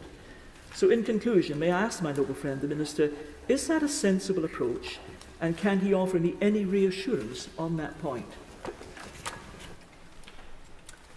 My Lords, I'm pleased to follow the noble Baroness, for whom I have great respect, but telling asylum seekers to suck it and see, to find themselves in Rwanda, and if we've made a mistake, we might be able to do something about it, is frankly ridiculous. And I say to the noble Minister, the noble Lord the Minister, who clearly has a terrific job in reading out something he didn't agree with, I just say to him, when you mentioned resettlement routes, which did used to exist, the resettlement was from other dangerous parts of the world to the UK, not from the UK to other countries. And I want this afternoon, in the brief time available, in a moment, to address that issue, because others have and will address the question of convention rights, the morality, the reputation of this country, the clash between the different parts of our constitution, which has already been mentioned. I happen to take a Jonathan Sumption view of the balance between Parliament and the courts. But there's one thing that's absolutely clear in the Nationality and Borders Act, in the Illegal Migration Act, and now in this so-called Safety of Rwanda Bill, that this is nothing to do with finding solutions. It's everything to do to virtue signalling, as you might in quotes put virtue, to a particular part of the electorate, and to find scapegoats for government failure. The scapegoats are, of course, the opposition, the courts themselves, out of this House. And this House cannot fall into elephant traps by allowing the government to say that if only they'd been able to process this bill and they'd been able to show the British people that this worked, then they would have been able to do so. But because this House declined to give a second reading, they weren't able to do so. It's a very silly and old elephant trap, and anyone who falls into it needs to take a degree in politics. I just want to say this about the issues before us today. It seems to me that members of the House of Commons, Tory members of the House of Commons, didn't understand the issue of the one-way ticket to Rwanda. You can understand the electorate not understanding something which we've never ever done before. In fact, we've said the opposite. Time and time again, the government have said that asylum seekers should have chosen to claim asylum in the last country they were in. This is the last country they will have been in when they're sent to Rwanda. Refused by the illegal migration bill the right to claim, but only to claim in Rwanda. And I ask in the wind-ups, what will they be claiming? Will they be claiming asylum in Rwanda? What happens if they choose not to claim asylum in Rwanda, having chosen to claim asylum in the United Kingdom under their convention rights? And if they don't claim asylum, will they be at risk? If they do claim asylum, and with the help of the UK judiciary, who are in massive short supply, by the way, met a barrister this weekend who was defending an individual 4 years on from the alleged crime. Our judiciary and court and criminal justice system in meltdown. We're going to send people over there to try and ensure that this is safe. When someone has their asylum claim processed and a duly accorded refugee status, why are they not allowed to come back to the United Kingdom? If Georgia Maloney, who's addressing African leaders today, can say that her offshoring proposals would allow the return to Italy, Lord help us, the brothers of Italy can do it, but our Tory government in 2024 can't. What sort of country are we? And if you can't return, then all the risks that are being debated on this bill click in, including, by the way, what happens to the most vulnerable when they don't get the proper treatment and support after their claim has been approved. And when they do get their claim approved and they're allowed to settle in Rwanda, what would stop them in time being able to come to the United Kingdom? Surely they'd have travel rights, or are they imprisoned in Rwanda? These are questions I hope will be addressed at the end of this afternoon's debate, but make no mistake about it. We are not dealing here with practical issues. Yes, the Albanian agreement was a success, quite rightly. It is entirely responsible for the drop in numbers. What is not in any doubt in my mind, that the threat to asylum seekers, because it's not a threat to traffickers, the threat to asylum seekers is not the reason we've had the drop so far. And what will achieve that drop is Britain getting its act together, securing the borders, ensuring the processing, and yes, reaching further agreements with the French. What won't do it is the Safety of Rwanda bill, which is shoddy and less than this country deserves. I greatly admire Lord Jermyn, but I can't support his amendment. I dislike the bill as much as he does. I explained in last week's debate at length why I disliked it. In the time available today, I just want to add 2 points. First, sequencing. I was struck as a member of the International Agreements Committee by Rwanda's rejection rate for asylum seekers from Afghanistan and Syria. It's 100%. Rwanda has always rejected them all out of hand. That was one of the reasons why the committee recommended The IEC recommended and the House last week resolved that the new treaty should not be ratified until the reforms prescribed in the treaty have actually been implemented. The government clearly accepted the Supreme Court's ruling that without these reforms the Rwanda scheme would be unsafe, and the House agreed, adding that fine words weren't enough. What matters would be implementation. Until the new systems are up and running, and none of them yet are, Rwanda can't be deemed safe for those the government want to send there. Yet, my lords, that is precisely what Clause 2 of the bill does. We are asked to deem Rwanda already safe now, today. And we're asked to require everyone, individuals and courts, from the moment the bill becomes law, to treat Rwanda as safe. This is Lewis Carroll country. In Alice, the Queen believed 6 impossible things before breakfast. To make sense of the nonsense, we have to get the sequencing right. It has to be first implementation, Rwanda reforms, second ratification, when Parliament is satisfied that Rwanda has reformed, and third legislation, a bill, maybe this bill, when all are clear that Clause 2, the determination of safety, is based on real facts, not Trumpian alternative facts. And if the government insists on reversing the right sequence, they must surely consider amending Clause 9 to introduce appropriate commencement conditionality so that our looking-glass world aligns with reality. My only other point concerns deterrence.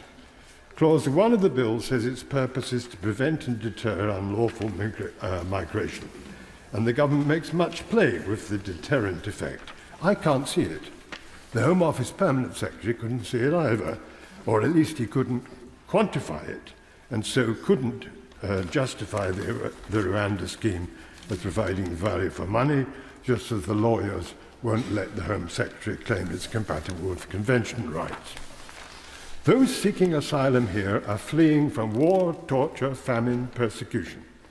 In the year to last September, 93,000 applied, 46,000 arriving on small boats. The largest groups, much the largest groups, came from Afghanistan, Iran, Eritrea, Sudan, and Syria. Of those in these groups whose cases were considered, there's still a backlog of 165,000, 75% of whom wait for more than 6 months. The large majority of the cases considered, over 99% of the Afghans and the Syrians whose cases were considered, were granted refugee status. So our rejection rate verges on 0. The Rwanda rate is 100%. It's hardly surprising it verges on 0. We know all about the Taliban and the Ayatollahs, the atrocities and the bombing. It's absurd to suggest that these people wouldn't have tried to come here, risking the Channel Passage, if they'd heard about our Rwanda scheme. If you're an Afghan, now in Pakistan, at the risk of being sent back now, you've already faced far greater dangers than the Channel. Crossing the Mediterranean kills many more than does the Channel. If you've made it to Calais, and 9,000 Afghans did last year, would you turn round and go home if we passed this bill? Of course you wouldn't. Supposing the government had been able to send 200 to Rwanda last year, as they hope, 200 out of 46,000 small boat arrivals, so less than a 0.5% risk of Rwanda. If you'd heard about it in Calais, it certainly wouldn't have deterred you. Of course, there would be some deterrent effect if the Rwanda system stays unreformed, maintaining its 100% rejection rate. But the reforms, if they're implemented, will eliminate that. Any vestigial deterrence disappears as Rwanda reforms. The policy eats the policy. It's a Goya. Saturn is devouring his children. So I profoundly believe that the deterrence argument just doesn't stack up. The Rwanda scheme will not break the smugglers' business model. What would put them out of business, as Lord Jermyn said, is new, safe and legal routes. But there are none in the government's Section 61 report despite what we were led to expect. Or like the Italians in Albania, we could try offshore processing, but instead of offshoring, we're offloading with a treaty that offloads responsibility in defiance of convention commitments and a bill to create alternative facts in Africa. Next step, shall we legislate the sky green and the grass blue? My Lords, Rwanda, rather like that venerated old Irishman, I wouldn't have started from this point either, but we do. And so many countries are struggling. Germany, France, Greece, little Malta, and even the muscular Turks, who have 3.5 million refugees massed on their southern border. The challenge is being felt around the world, not just here. I wish some years ago we could have realised the world's new direction of travel and accepted that the international conventions on human rights and refugees were created for a very different era, before jumbo jets, before the criminal gangs and modern slavers, and before the scourge of mutant lawyers whose objective isn't to uphold the law, but to evade it. I wish we had reached out to others, tried to create new conventions and a new understanding of the challenges of mass migration, but we haven't. And while that must surely eventually happen, many countries are struggling with the short-term consequences. This bill is not our final destination. It's a means to a specific end, and the end is clear: to break that sickening trade of the people smugglers, to protect the weak, the children, the vulnerable young women, and to smash the criminal gangs whose trade is human flesh. Now, I believe that we in Britain have come closer to living out Martin Luther King's dream of racial togetherness than perhaps any other country in the world. I've spoken before in this House about that. It's work in progress, of course, but this dream, his dream, has taken root here. We are a good and a decent people. Yet that is under significant threat. Look elsewhere. Wir schaffen es, Angela Merkel said. Oh, no, she didn't. And look what is happening today in Germany as a result, and France, and elsewhere. Extremism and intolerance are on the rise. Now, no one is pretending that there are easy solutions, but the problem is real, it is growing, it is a pressing and present danger to us all, and even here we might find that we so easily fall back into those dark days when race was a dividing line that cut so deeply through our community. Yes, these are all connected issues, and no amount of hand-wringing is going to make it go away. And I might say that there's no dignity of the individual to be found in a small boat in the hand of people smugglers.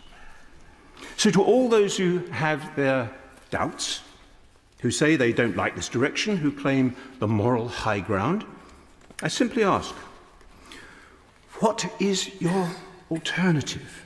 How will you smash the evil trade? How long will you wait, watching the suffering, refusing to offer any hint of an alternative solution, content to sleep comfortably in your beds, wrapped up in your consciences? The opposition, so silent about what they would do, say that we are rushing things through. The words from the opposition front bench, from the noble Lord Ponsonby, will delay, delay. They insist, will do nothing. It's the silence of the lambs. While ordinary, decent British people want us to do things more rapidly, they believe that we have not moved fast enough. And if I've got it wrong, I'm looking forward very much to hearing the specifics of what the opposition would do instead. Yes, we'll wait, and we will wait, and we will wait. So Look, weigh a doubt against a certainty, my lords. The doubts about the destination in which we are asked to travel against the certainty that if we stand still and do nothing, the consequences for this country are likely to be catastrophic. My lords, to understand a nation and its people, you need a feel for the inner bundle of practices, characteristics, and states of mind which create the image of a country carries of itself, which in turn shapes the way that others see it. For those of us fortunate enough to have been nurtured within the bounds of our cherished archipelago in the cold northern seas, the rule of law has a fair claim to be the most lustrous of our values, almost talismanic in its properties. So anything that threatens, weakens, or tarnishes our crucial defining value, the inspirational principle for governing and living well together, is a first-order matter. I regret to say, my lords, that the bill before us today falls into that category. For this is a moment of immense significance for Parliament, the judiciary, our people, and the very quality of our democracy. In no way do I diminish the electric charge of the question of uncontrolled immigration generates, but I fear that the government has become fixated on its talisman, the Rwanda policy, which ministers claim will break the economic model of the cruel, evil, heartless people who put the boats and their desperate passengers to sea off the beaches of northern France. For what it's worth, my lords, my own view is that it cannot be beyond the capability of Whitehall to work up a scheme for the swift dispatch of asylum claims with safe and humane shelter provided in the UK for claimants while they wait for the results of their applications. By rushing this emergency legislation through Parliament with the intention of getting the deportation flights to Kigali underway by late spring, the government has already secured for itself a special place in British political history. The day may not be far off when the Rwanda Bill, having cleared all its parliamentary stages, will be forwarded from the Cabinet Office to Buckingham Palace to receive the royal assent. In the few minutes it takes to pass down the Mall and across the tip of St James's Park on its return journey to Whitehall, our country will change. For the government will have removed us from the list of rule of law nations. We shall be living in a different land, breathing a different air in a significantly diminished kingdom. My lords, is this what any of us really want? My lords, it's easy to list the defects in the Rwanda proposal. It's expensive. It's cumbersome. It's, as we were told at the beginning, it's taken up an inordinate amount of parliamentary time without any guarantee that it won't yet be challenged in the courts. And let's admit that there is something slightly distasteful. There's an aesthetic objection to shifting the problem halfway around the world. I get all that. I've heard all the arguments, believe me, my lords, I've heard them from many of the people in the chamber now. As Lord Ponsonby reminded us at the beginning, we've spent a great deal of time debating this 3 times in as many years. And I've heard those arguments very eloquently articulated, but I have not heard a plausible and credible alternative. Politics is often a choice between imperfect outcomes. In fact, these days it is almost always such a choice. In an ideal world, there'd be no need for a Rwanda scheme. In an ideal world, we'd have a Rolls-Royce Home Office bureaucracy where all claims were processed swiftly and immediately. In an ideal world, we would have no judges who push the limits in an attempt to overturn deportation orders. We'd have a judiciary that rules solely on the basis of what the law says rather than what it feels the law ought to say. In an ideal world, we'd have neighbouring countries that played by the rules of the game and took back people who had entered our territory improperly from theirs. In an ideal world, international conventions would have kept up with changing circumstances. But, my lords, the world we live in is not ideal. It is gross and sublunary, and we have to make choices which are less than perfect. I think we are deluding ourselves when we repeat pieties about smashing gangs, as though somehow if you took away the people who are offering the supply, that the demand would dry up. The demand comes not from gangs, but from the fact that people understand very well what the figures say here, which is that once you've entered this country, it is highly unlikely that you will ever be removed from it. And I also think that there is a certain wishful thinking in what seems, I'm willing to be corrected, what seems to be the main argument of the opposition, which is that all of this can be solved with better collaboration across the Channel, as though that's something that nobody's thought of before or that nobody has tried before. I looked up just before the speech the figures from when we were last subject to EU jurisdiction and were covered by the returns agreement. So in 2020, we attempted to return to other EU countries 8,502 people who shouldn't have been here, people who'd arrived here improperly, and we succeeded in removing 105 of them. The other way around, the rest of the EU tried to remove 2,331 to the United Kingdom, and we accepted 882, a rather significantly higher proportion. It seems to me very difficult to argue that a returns agreement with the EU would mean anything other than taking more people from the EU than we send there. My Lords, I'm not going to argue that the Rwanda scheme will be alone enough to solve the problem. It won't even be the biggest component of it.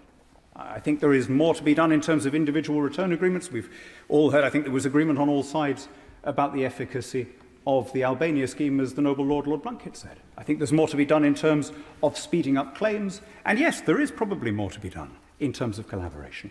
But it is part of a package to have some element of deterrence. The facts of geography mean that people have to pass through several safe countries on their way here. And if they think that there is a prospect that they will end in Rwanda, even if it is a percentage chance and not a certainty, that is bound to have some impact on whether they make their final claim here or in another safe country en route. And it's in that spirit, not in any great mood of joy or enthusiasm, but in rather a spirit of grim realism, that I oppose Lord Sherman's motion and support the legislation. Yeah. My Lords, Baroness Brinton is taking part remotely. I invite Baroness Brinton to speak. My Lords, Lord Hannan speaks with his usual eloquence.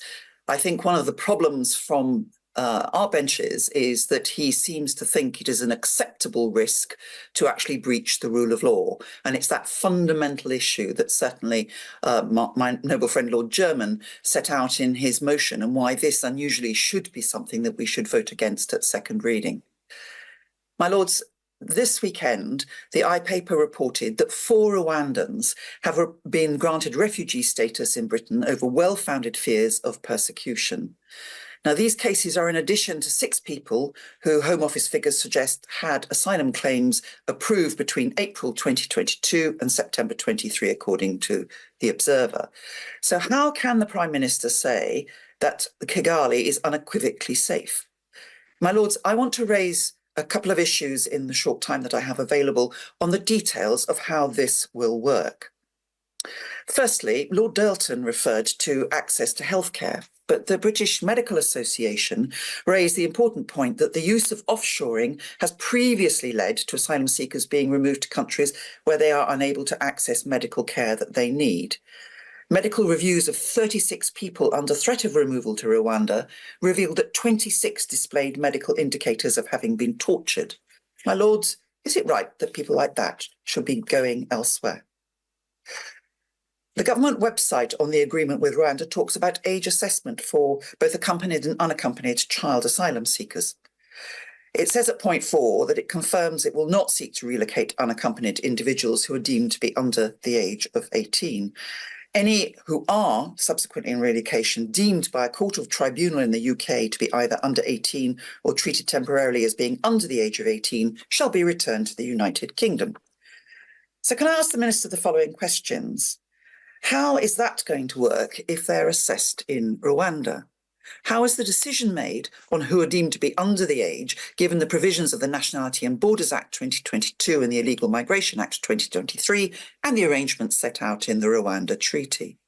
And will an unaccompanied child or young person have been entitled to appeal prior to removal to Rwanda? or will, as the latter part of that paragraph implies, they will be sent to Rwanda, assessed with other asylum seekers, and then only returned to the UK. My lords, that is against the United Nations Rights of the Child Declaration. And will Rwanda use age assessment, as we debated in the Nationality and Borders Bill and the Illegal Migration Bill in their passages?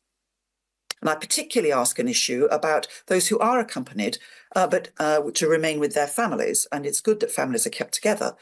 But Rwanda does not have a secondary school system. So does the arrangement that is being made with Rwanda ensure that these children will have access to education if they're at secondary age?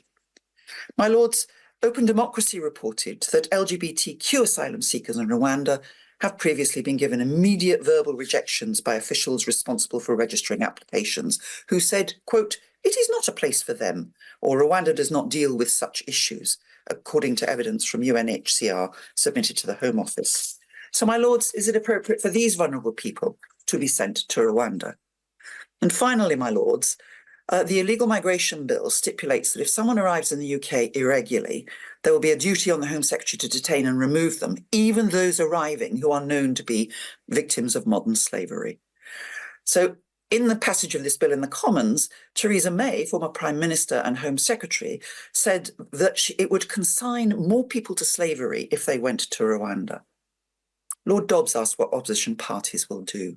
We would ensure swift and effective assessment of cases, but what we will not do is to send them to a country where we do not yet understand how the treaty will work, because what is said in the treaty is that there are arrangements proposed, but they have not yet been sorted. For vulnerable asylum seekers, that is not good enough. It's certainly not good enough for what any British government and British Parliament should do. So above all, my lords, for vulnerable people, for Rwanda is not a safe place. And as the treaty says quite specifically, there is much still to be sorted out.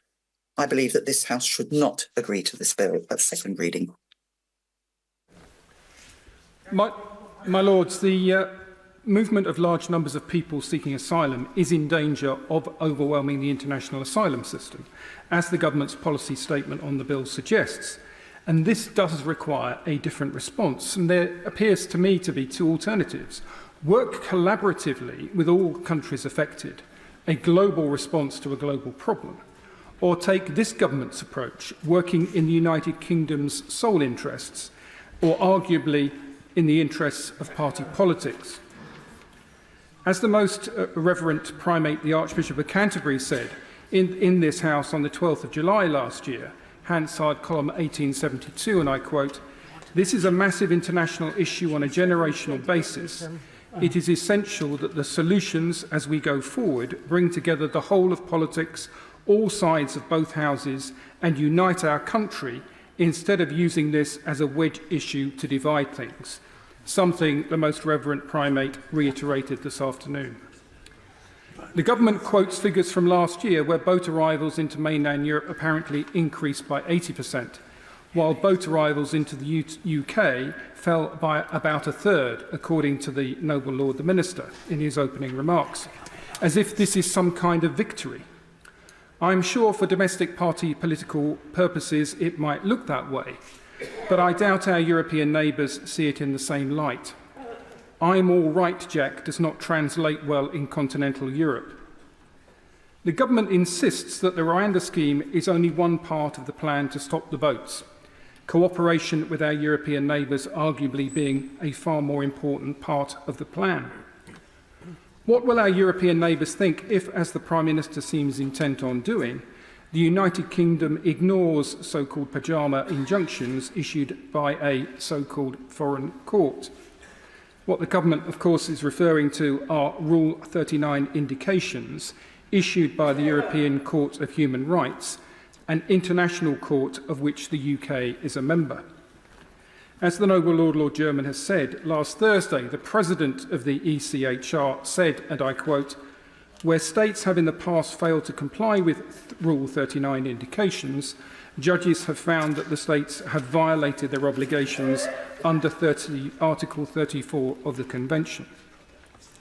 If the government decides, like Russia, it no longer wishes to be bound by international law, because, like Russia, it does not agree with the decisions of judges of the ECHR, then it should ask Parliament to remove the United Kingdom from the European Court of Human Rights. 2 days on from Holocaust Memorial Day, perhaps we should remember why the UK was instrumental in establishing such a court and consider the impact such a withdrawal would have on the willingness of our European neighbours to cooperate with us on this issue. What other steps might ease the flow of asylum seekers? A representative of the International Organisation for Migration told the BBC4 Today programme this morning what drives people to migrate is that they feel they have no options in their home country, with climate change overtaking conflict as the biggest driver. If the government was serious about doing whatever it takes to stop the boats, why has it pushed back the deadlines for selling new petrol and diesel cars and the phasing out of gas boilers? Why has the government announced plans to issue hundreds of new oil and gas licences and given the go-ahead to a new coal mine that will produce an estimated 400,000 tonnes of greenhouse gas emissions a year? Why has the government reduced overseas aid from 0.7 to 0.5% of gross national income, while spending almost 30% of that budget in 2022 on housing asylum seekers in the UK, rather than spending it overseas? I'm not saying that these are not legitimate political decisions, just that they are not consistent with the claim that the government is doing everything it can to stop the boats. My Lords, doing everything the government can to stop the boats should include doing whatever it can to encourage cooperation with our European neighbours and to improve conditions in asylum seekers' home countries. It should not ignore or withdraw the European Court of Human Rights. It should reinstate its previous commitments to combat climate change and its commitment to 0.7% overseas aid. What one might call a strategic approach. As the Noble Lord Ponsonby said, and the Most Reverend Primate has said, this bill is not the answer. My Lords, Lord Howarth of Newport is taking part remotely. I invite Lord Howarth of Newport to speak. My Lords, the bill exhibits several characteristics of this government. Exhibit A is its contempt for the courts, the rule of law and the Constitution. They are smarting at the judgment of the Supreme Court, which found conclusive factual evidence that Rwanda was not a safe place to send asylum seekers. The court found serious and systematic defects in Rwanda's procedures for processing asylum claims. The Rwanda authorities practiced refoulement and had breached an agreement with another country, Israel, on that issue. Rwanda's president, Paul Kagame, has ruled by dint of rigged elections and contempt for civil rights. He dispatches his agents to murder political opponents. He targets journalists who report killings, disappearances, and torture. Even as the government has been insisting that Rwanda is safe, Home Office officials have been giving asylum to Rwandan dissidents, accepting that they have a well-founded risk of persecution. The government's policy is morally and practically chaotic. It is a monstrous fantasy to assert that by hastily negotiating a treaty with the regime and by legislating to declare that it is safe, Rwanda thereby becomes safe. The bill is unconstitutional. It usurps the function of our domestic courts. It ousts their jurisdiction in regard to its main provision. It requires tribunals and courts to treat Rwanda as a safe country, whatever the reality may be, and notwithstanding any existing provision of statute, common law, or international law. By giving ministers the power to refuse to comply with the interim rulings of the European Court of Human Rights and preventing a UK court from having regard for them, the government shows particular contempt for a court that we were once proud to have been instrumental in establishing. The government is also supporting the civil service by obliging civil servants to act on a basis they know to be false. The bill would legitimise and institutionalise dishonesty in Whitehall and its agency. Exhibit B is therefore the government's denial of reality. The persecuted of the world are not going to be deterred from seeking asylum in Britain by this policy. They won't understand the law. The traffickers won't break their own business model by informing their clients there's no point in them travelling to Britain. The traffickers, who get paid before they launch the small boats, will have no incentive to desist. The former immigration minister, Mr. Robert Jenrick, the biggest enthusiast for deporting asylum seekers to Rwanda and deeply informed, says the bill won't work. Clause 4, which provides limited scope for individual cases to be heard in our courts, intended to provide a veneer of conformity with international law, creates a major loophole. Exhibit C is the cruelty of the policy it seeks to implement. Desperate people, fleeing from persecution and danger to their lives, instead of being greeted with compassion, respect, and help, are to be deported out of hand. To dispatch people who may well be suffering the physical after effects of torture and whose mental health is highly likely to have been damaged by their experience as asylum seekers, to a country with an underdeveloped health system is horrible. Exhibit D is political misjudgment. This would-be populist appeal to the worst in human nature is to misread the British people. The great majority of the British people do not want to see their government acting cruelly. They want to see fair play, competent administration, and the rule of law upheld. Exhibit E is obsession. What the government would have us believe is a great crisis, an invasion by foreigners in small boats, is a confected crisis, blown out of all proportion. In the peak year of 2022, 46,000 people crossed the Channel in small boats, whereas 1.2 million migrated legally into the UK. According to Migration Observatory, 86% of asylum seekers arriving in small boats, whose cases were determined between 2018 and 23, were granted refugee status or permission to stay. By closing off safe and legal routes, while disingenuously pretending its purpose is to save lives, the government has forced these people into acting illegally and then scapegoated them. Instead of cynically buying ourselves out of our obligation, the government should deal humanely and competently with these arrivals. Instead of the literal displacement activity that the bill exhibits, the Prime Minister should focus on the real ills and challenges of the country.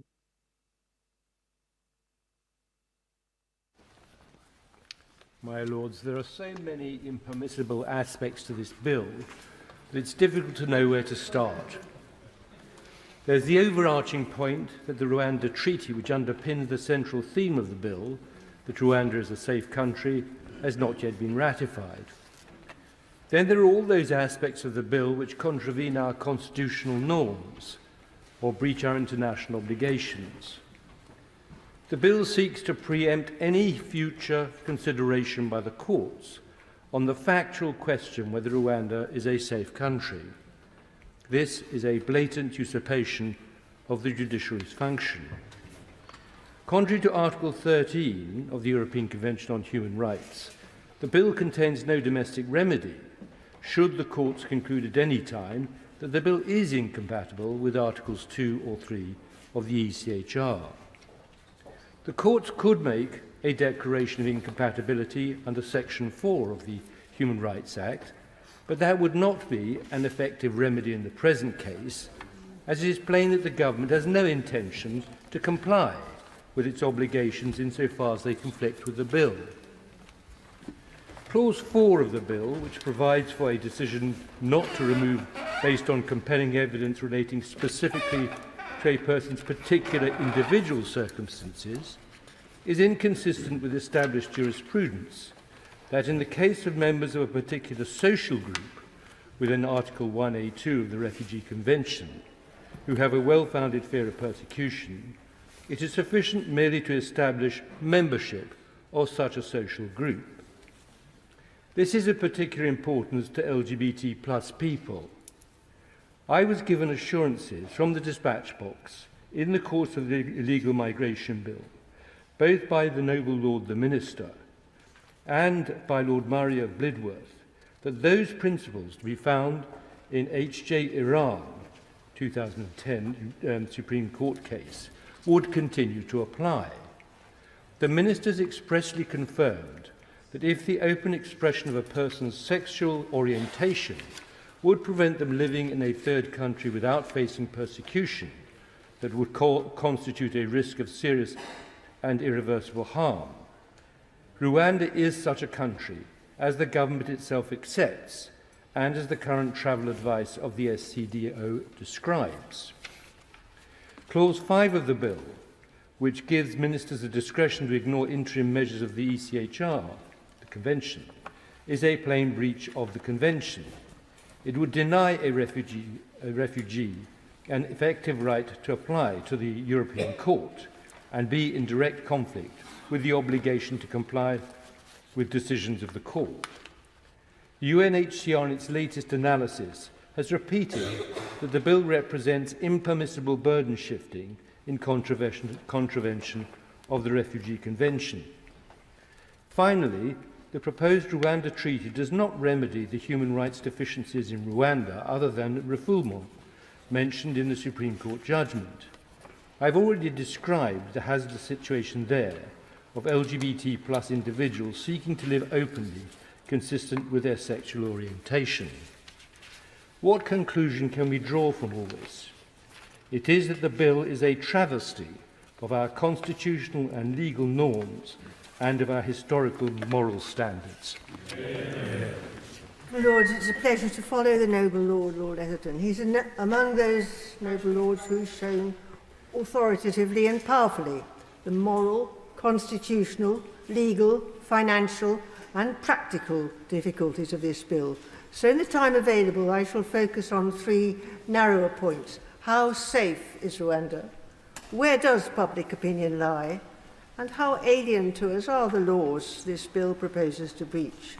First, the measures in Clause 3 of the bill, set out in detail in the treaty, intended to meet the arguments of the Supreme Court that Rwanda is not safe, are not in place. It is therefore just not possible to accept that Parliament can decide by passing this bill as it stands that Rwanda is safe, as was extensively discussed and agreed in the debate on the report of the International Agreements Committee. At present, Rwandans flee to Britain. Will the noble Lord the Minister tell the House what was the well-founded fear of persecution of each refugee from Rwanda granted asylum here since 2022? How many Rwandans have our police warned to beware of assassination by Rwandan government agents? Is it the case that Rwanda will not take LGBT refugees and that blasphemy is a crime there? Secondly, the Prime Minister has warned parliamentarians not to defy the will of the people by finding fault with the bill. In fact, YouGov, widely respected, polled on the 17th of January that a majority did not support getting the policy through and thought that the proposals were not effective or not very effective. Only 19% thought they were value for money. Members in the other place cited Savanta's findings that 72% of Britons were dissatisfied with the policy, hardly a ringing endorsement. As the noble Lord Kerr has noted, the Permanent Secretary of the Home Office told the Select Committee that he could not supply value for money figures. I ask the Minister, can we see them now? Thirdly, as regards the so-called foreign laws, that is, international law, which members of the government party have decried as alien to the processes in the bill, my Lords, the clue is in the name, international, or literally between nations. These treaties and conventions were hammered out with full, often leading British participation. They are our laws too. Usually, when a new government is elected, they undertake to honour the international agreements made by previous governments. I ask the noble Lord the Minister, did his government do so? In conclusion, this bill would allow contravention of laws we are party to. It abrogates the rule of law, to achieve unknown and possibly dangerous results at vast expense to the taxpayer, in order to get rid of a very small proportion, probably less than 1% of the asylum seekers who arrive in boats. As currently drafted, it looks like a desperate and absurd answer to a real and tragic problem, but I await the Minister's answers. My Lords, the policy of offshoring asylum seekers for assessment and resettlement abroad will indeed be costly, to judge from the down payment already made, and its likely deterrent effect is at best uncertain. But as a lawyer, I start by acknowledging three things. The policy was given statutory force in the Illegal Migration Act, which we passed last year. It is consistent in principle with the Refugee Convention, which does not oblige us to settle asylum seekers here, but only to avoid sending them to places where their lives or freedoms are threatened. And the principle was not called into question by the Supreme Court's recent ruling. The only issue that remains is safety. This bill, said the Minister, and I quote, puts beyond doubt the safety of Rwanda. But how could it? The Supreme Court has already found that Rwanda operates a profoundly dysfunctional asylum system. And we know from our own International Agreements Committee, whose conclusions we supported last Monday, that work still needs to be done to build institutions, change attitudes, and monitor compliance. A solution may be within our grasp, but it is not a legal fiction, still less a legal fantasy. A way must be found of determining whether Rwanda is and will remain safe in reality. When we are concerned about the safety of a country, we often consult the Foreign Office travel advice. Expertly informed and responsive to events, it is a valuable resource. Yet, in expecting Parliament to come to a judgment, in the words of the bill, that the Republic of Rwanda is a safe country, this bill makes no provision for expert scrutiny or second thoughts or revision of that judgment. Flattering as it may be for some of us to be treated as infallible, to cast Parliament as decision-maker in this changeable and fact-specific context is fraught with constitutional danger. If we are persuaded to take on that role, we will surely need at least, as the Noble Lord Kerr has hinted, an independent body on the ground to tell us when the deficiencies already identified have been remedied, and a mechanism for ensuring that when conditions change, the verdict can change. Ouster clauses, even partial ousters such as those in Clause 4 of the bill, are among the most fundamental attacks on the rule of law because they challenge, as the Noble Lord German said, Dicey's first principle, and indeed, more impressively still in my book, the first principle of the Noble Lord Hennessy, that nobody, not even the government, is above the law. But the very seriousness of these issues means that we owe the Commons the courtesy of our careful consideration of them. For that reason, I will not be supporting the Noble Lord German's motion tonight. My Lords, finally, I come to Clause 5, with its proposed exclusion of the right to seek interim measures from the Strasbourg Court.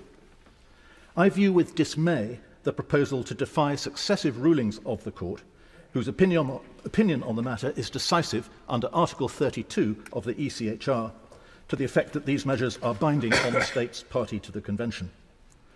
As we acknowledge in our own legal systems, and have previously acknowledged in this context too, the effective adjudication of any case can depend on a workable system of interim measures. Perhaps the Minister will tell us whether interim measures will be a feature of the new Rwandan asylum law, which, as far as I'm aware, no one has yet seen. We did, it is true, accept in the end Section 55 of the Illegal Migration Act. But that was presented as a negotiating ploy, perhaps a productive one, since the Court is now in the course of improving its procedures for interim measures. But this clause is different. No such conditions are mentioned in it. The crocodile, having devoured the bun offered by the International Court, now proposes to kick it into the water with a casual swipe of its tail.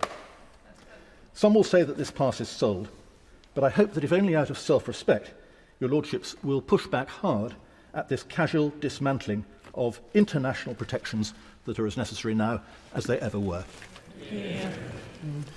My Lords, I declare my interest as laid out in the Register. I stand in agreement with the arguments already made regarding the domestic constitutional, international standing and human rights concerns surrounding this bill. and echo the belief that we should not outsource our moral and legal responsibilities to refugees and asylum seekers. However, today I hope to bring some insight to this debate through my own experience of Rwanda. Rwanda is a country that I love. It is a country I've travelled to on 20 occasions since 1997. I have observed the amazing transformation of Kigali and some aspects of the whole nation. My visits take me to rural villages, small towns and cities, not simply the glamour of a great international city. I've had the privilege of becoming friends with many local people whom I've met and stayed with there. The conversation I had there last August further led me to conclude that this policy simply will not work. Under the new UK-Rwanda Treaty, Rwanda is required to not remove any person relocated under this partnership. Instead, those who are sent to Rwanda will remain in the country and live there for the foreseeable future. But I ask the Minister, is Rwanda truly capable of delivering the support and opportunities that are required for each of these refugees and asylum seekers to rebuild their lives? Can Rwanda offer enough employment opportunities for them to provide for themselves when many of their young people are leaving because there are no jobs? In Rwanda, you need Kinyarwanda and English. Will adequate language training be available to enable those sent there to successfully integrate? Locally also, Kigali residents know where a few hundred might be initially housed. They offered to take me to see it, but seriously wonder how thousands would or even could be received with dignity. From what I've observed during my time spent in Rwanda, there will not be enough in all of these areas, I note. Low incomes in the country require people to rely on their own land to provide crops. However, those who are removed there from the UK will not have ownership of or access to such land. In a country without high levels of social security, who will ensure that these people do not face destitution? Each time I have travelled to Rwanda, I have been met with great kindness and hospitality. I am aware, though, that this is not the case for every individual that steps foot on Rwandan soil. I note, for example, the arrest of pastors who criticised the government in 2018 following the closure of churches due to legislation, some of which made sense. How can, though, we ensure that Rwanda is safe for people of all faiths to practice their religion? Courts and decision-makers should not be compelled to treat Rwanda as safe without a commitment to ongoing scrutiny. Simply put, the bill is not workable, either in the UK or in Rwanda. My Right Reverend friend, the Bishop of Bristol, regrets that she cannot be in her place today. But I express her concerns that this bill might also create a greater risk to victims of modern slavery. There is reason to be sceptical that survivors will be as safe in Rwanda as they would be in the UK. According to the 2023 Global Slavery Index, prevalence of modern slavery in Rwanda is more than twice as high in the UK, and Rwanda is not a signatory to ECAT. I further worry that this legislation will apply to people who have been receiving support from the UK's national referral mechanism for some time. Could this support be replicated to the same quality in Rwanda? And what would be the impact of removal of any such people on their physical and mental health? My Right Reverend friend, the Bishop of Bristol, will seek to pursue this issue at committee stage. My Lords, we are speaking of some of the most vulnerable people, many of whom have experienced the devastation of war and conflict, leaving behind their homes and livelihoods. They are human beings, each with value and deserving of dignity. We need solutions where people are provided with adequate support and opportunities to rebuild their lives. I and many others in this House have made many proposals as to how this can be done better. I am afraid this bill will not achieve it. My Lords, last year I listened to quite a lot of the debate on the illegal migration bill and contributed to it once or twice because I had difficulty making my mind up as to whether I was going to support it. And eventually although I expressed my reservations about whether Rwanda was a suitable place, I was persuaded that it was a good thing to support, and I gave it my backing. Unfortunately, in the light of subsequent events, we now have this bill, and at the moment, having considered it carefully, I must say I think the details of this bill, or its main point, as in Clause 2, are a step too far from me, and I don't think I could possibly support this bill unless it is substantially amended as it goes through this House, and we should urge the Commons to revise it. My motive was, firstly, I do think it is necessary to have a credible and effective policy on illegal migration. It's a big problem, it's growing, it's small in relation to our total migration, but its symbolic effect on public opinion is very important.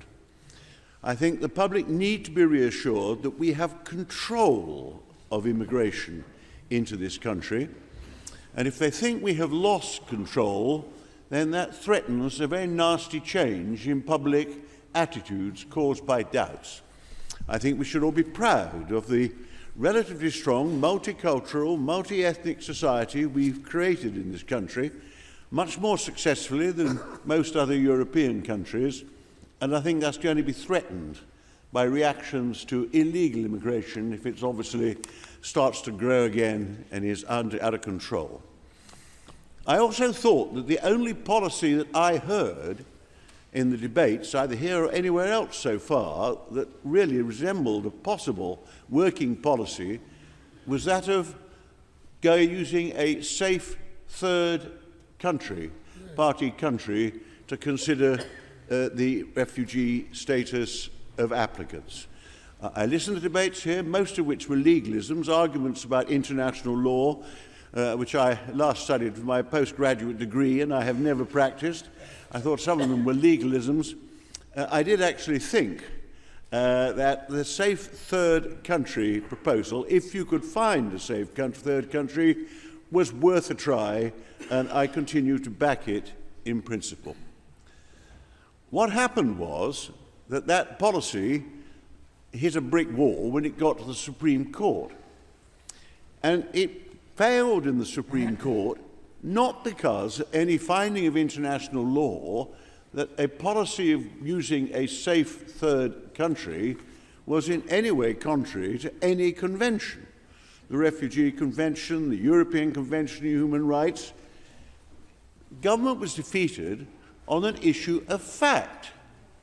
5 Supreme Court judges considered the evidence which had been submitted to the High Court, and all 5 of them were persuaded that on that evidence, which they had heard arguments testing, Rwanda was not a safe country for this purpose, particularly because of the risk of refoulement. And that brought the Rwanda aspect of the policy completely to a stop. Now, the government's reaction, which we're asked to improve, is quite startling to me. They have decided to bring an Act of Parliament to overturn a finding of fact made by the Supreme Court of this country, and if we pass this bill, we are asserting as a matter of law that Rwanda is a safe country for this purpose, that it is always going to be a safe country for this purpose until the law is changed, and the courts may not even consider any evidence brought before them to try to demonstrate that it's not a safe country. This is a very dangerous constitutional provision.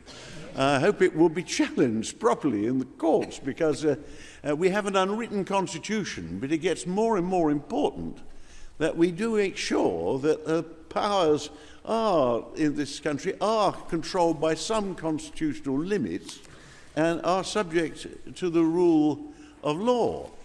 Somebody has already said in this debate that Parliament apparently, in the claiming the sovereignty of Parliament, could claim that the colour black is the same as the colour white. All dogs are cats. More seriously, that someone who's been acquitted of a criminal charge is guilty of that criminal charge and should be returned to the courts for sentence. Where are the limits I always fear, as time goes by in my career, echoes of the warnings that Quinton Hailsham used to give us all about the risks of moving towards an elected dictatorship in this country. And the sovereignty of Parliament has its limits, which are the limits of the rule of law, the separation of powers, and what ought to be the constitutional limits on any branch of government in a liberal democratic society such as ours. The way this should be resolved is, the government says, the facts have changed. We're not hearing arguments testing those arguments. I'm meant to cast a vote as to whether Rwanda is safe, and I've received an email, the text of the government's treaty, and the explanatory notes. I do not have the expertise on Rwanda that the Bishop of Durham has just demonstrated. I've never been there. I know it's been a one-man dictatorship for over 20 years, that we sometimes give refugee status here to people fleeing persecution in Rwanda, and indeed that it has, not as bad as some African countries, but has a rather dodgy record on human rights in various respects. I'm not surprised by the judgment. But the government says things have changed, but I have no means of testing that, and I agree with all those who've said change is subject to the Rwandans actually complying with the treaty, to the training being effective, to change on the ground, reaching the required standard, and periodic checks being made of that. And that is not what Clause 2 is actually setting out, and which we're asked to approve. So I do hope that we consider this bill with very particular care. I'm probably going to be attracted to support some pretty startling amendments which go to some of the main purposes in the bill. I do think if the government wishes to demonstrate that facts have changed, then some means should be found of going back to the court, facing another challenge, having a proper hearing of up-to-date evidence, and in the light of demonstrated improvement in the situation of Rwanda, getting a fresh judgment, if necessary, from the Supreme Court. Meanwhile, search for other safe countries. Don't vote for the Liberal amendment today, because as Lord Blunkett has said, although I'd love to see the Conservative Party got out of this particular mess, the main effect of that would be to get the government out of the hole that it's dug for itself. They have absolutely based far too much on this Rwandan policy, putting it at the heart of their political ambitions for the election, to be able to turn around and said they would have stopped the boats, but the unelected House of Commons and the Liberal Democrats and the metropolitan elite stopped them, will be a save this government from what I think are its follies in crashing on with this particular policy in this way, and I hope we won't fall into that trap, at least in our proceedings. My Lords, it's a great pleasure to follow the noble and learned Lord Clark, since he sets the foundations of what I'm about to say, and I agree with everything he said except his conclusion. This bill does two things. It creates a legal fiction that Rwanda is a safe country for asylum seekers. Secondly, it purports to exclude the courts of this country from examining that fiction. But first, let's consider the morality of creating a legal fiction that a country is a safe haven for an asylum seeker, when in fact, as the Supreme Court has found and as this House has agreed, it is not. Is it in accordance with the ethical standards which the British people were once proud to carry across the world to deal with refugees from oppression, or indeed any person within this jurisdiction, on the basis of a lie? A lie, moreover, which may put their very lives in danger, not least for the reasons given by the Right Reverend Prelate, the Bishop of Durham. And how is that legal fiction, this lie, to be created? By the judgment of Parliament. This is a new constitutional concept.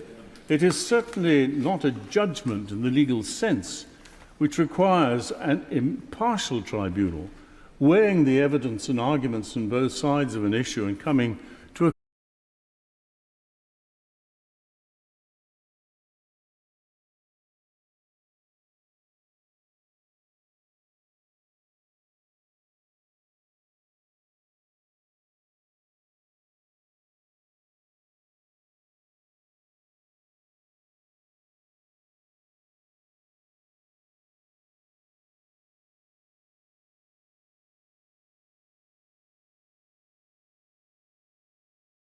spelt differently in the bill from the conventional spelling of a court judgment. It cannot subsume or supplant the legal judgment of the Supreme Court. In our Constitution, under the doctrine of the separation of powers, it cannot usurp the Supreme Court's function. Sir Winston Churchill championed the ultimate sovereignty of law in his book History of the English-Speaking Peoples, Volume 2, page 169, where he wrote, and I quote, "The underlying idea of the sovereignty of law, long in existence in feudal custom, was raised into a doctrine for the national state.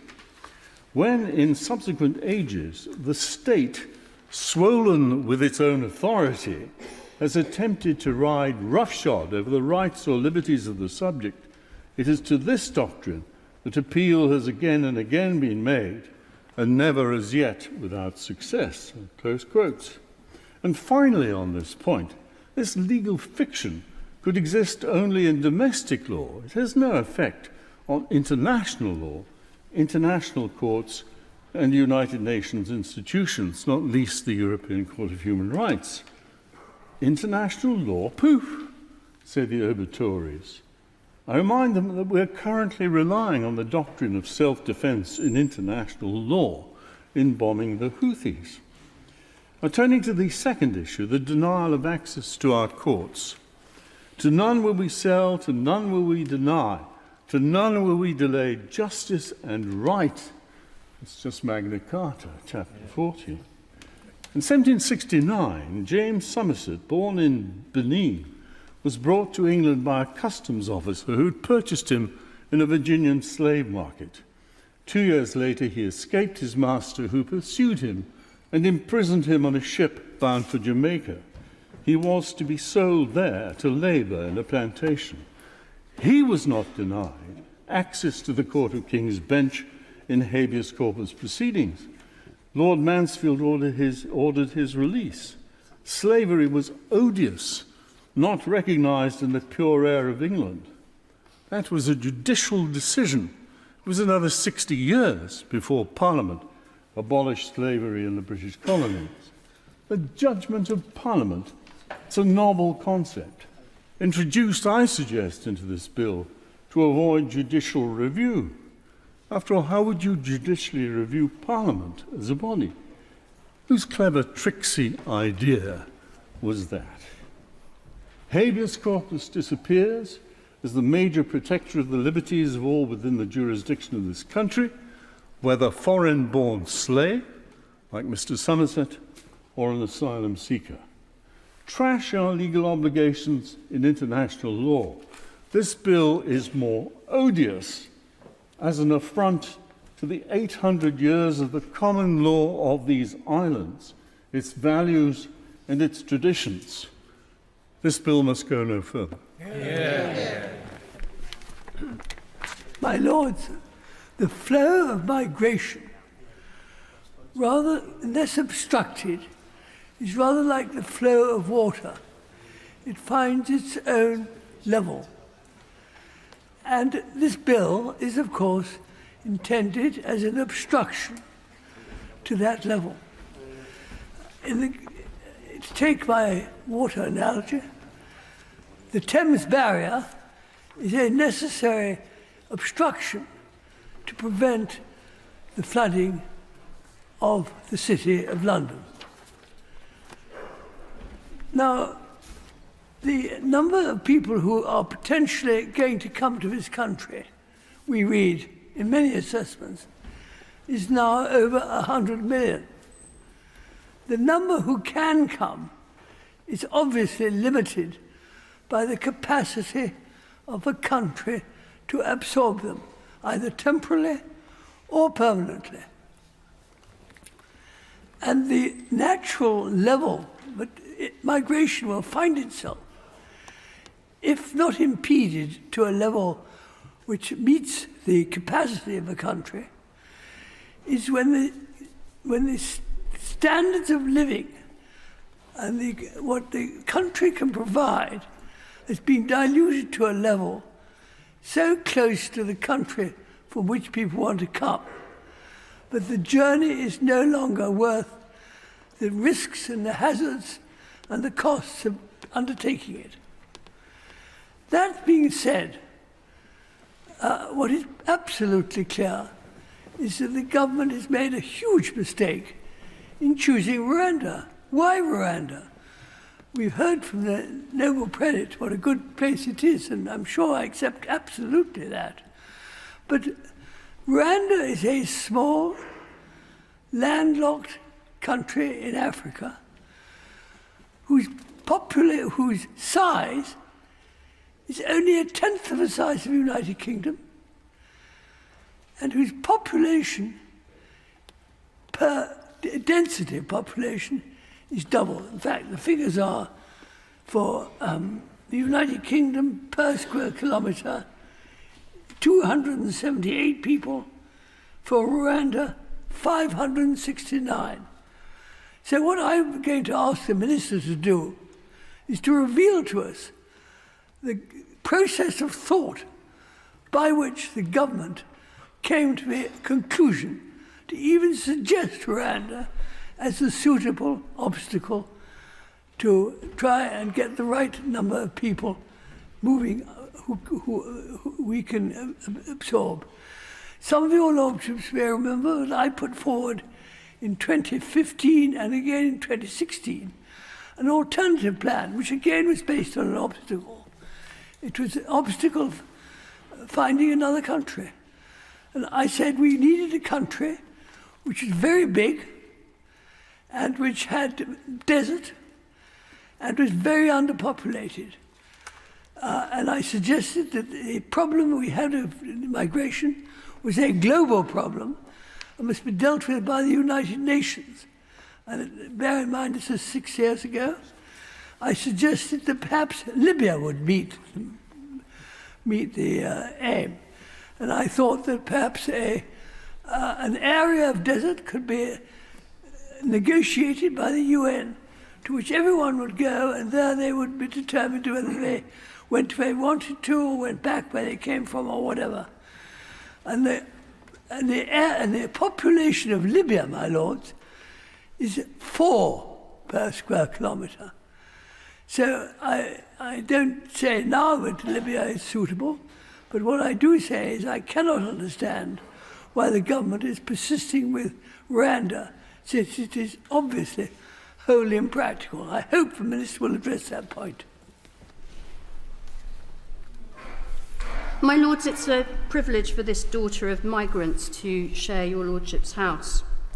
But today in particular, it's a huge responsibility. People were once imprisoned for being in debt and transported across oceans as punishment for the smallest crimes of hunger and desperation. I believe future generations will come to look at this government's flagship policy with an incredulity similar to our feelings about those past inhumanities. But that's just my opinion. It's also just my opinion that this bill is repugnant to each tradition represented in your Lordship's house. It's discriminatory, undermining the dignity of our fellow human beings, which is what asylum seekers and refugees are.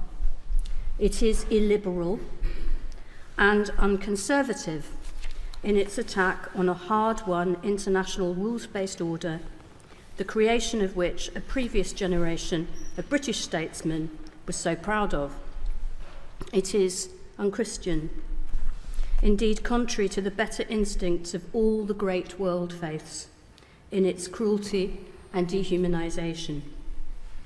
People aren't sacks of carrots or widgets to be shunted around the globe for processing.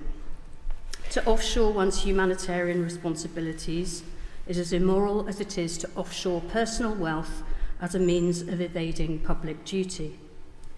But as I say, my lords, that's just my view. However, that the Republic of Rwanda is not currently or yet a safe place for those seeking asylum is not mere opinion. It is, as we've heard, fact. Furthermore, these are the facts found by the Supreme Court of the United Kingdom. not international or foreign, as the Prime Minister, another child of migrants, likes to caricature referees whenever he concedes a penalty or misses a goal. The highest court in a land that has contributed so much to the development of the rule of law across the world. Your Lordship's International Agreements Committee has ably reported on the factual conditions that must be met before the Rwanda Treaty, the trigger for the commencement of this proposed bill, can even begin to assuage the concerns of the Supreme Court. My Lords, wisdom counsels changing our minds when the facts change, not doctoring the facts when our minds are made up. And in attempting to change facts with a draftsman's pen, while simultaneously ousting the jurisdiction of our courts, the bill is repugnant to the rule of law in general and the separation of powers in particular. And in purporting to take ministerial powers to ignore interim rulings of the Court of Human Rights, a permanent member of the Security Council will lose any moral authority to lecture other states on their international rule of law obligations in dangerous times. My Lords, it's hard to justify unelected legislators in a democracy. Noble Lords no doubt have their own arguments to offer their children and grandchildren.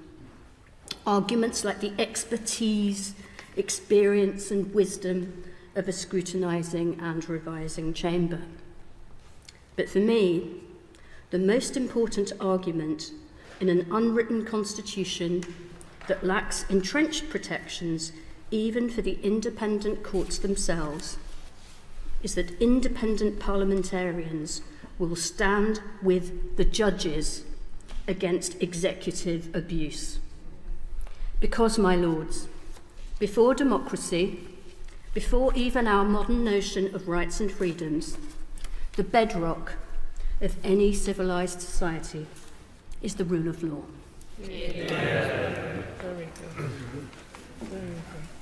My Lords, the international system for dealing with refugees is breaking. That's hardly a surprise, given that in 1951, when the Refugee Convention was approved, there were about 2 million refugees, whereas now the UN estimates there are about 110 million forcibly displaced persons. We need a new system, but that would take years of painstaking multilateral negotiation. His Majesty's government have reached instead for unilateral solutions. To be fair, so have other countries which normally welcome refugees, including Denmark and Sweden. But unilateral approaches to complex international problems generally fail. This policy has little chance of success. When considering any new policy, civil servants always ask the key question, does it represent value for money for taxpayers? On the 13th of April 2022, in the early days of the Rwanda scheme, the Permanent Secretary at the Home Office sought a ministerial instruction on value for money grounds.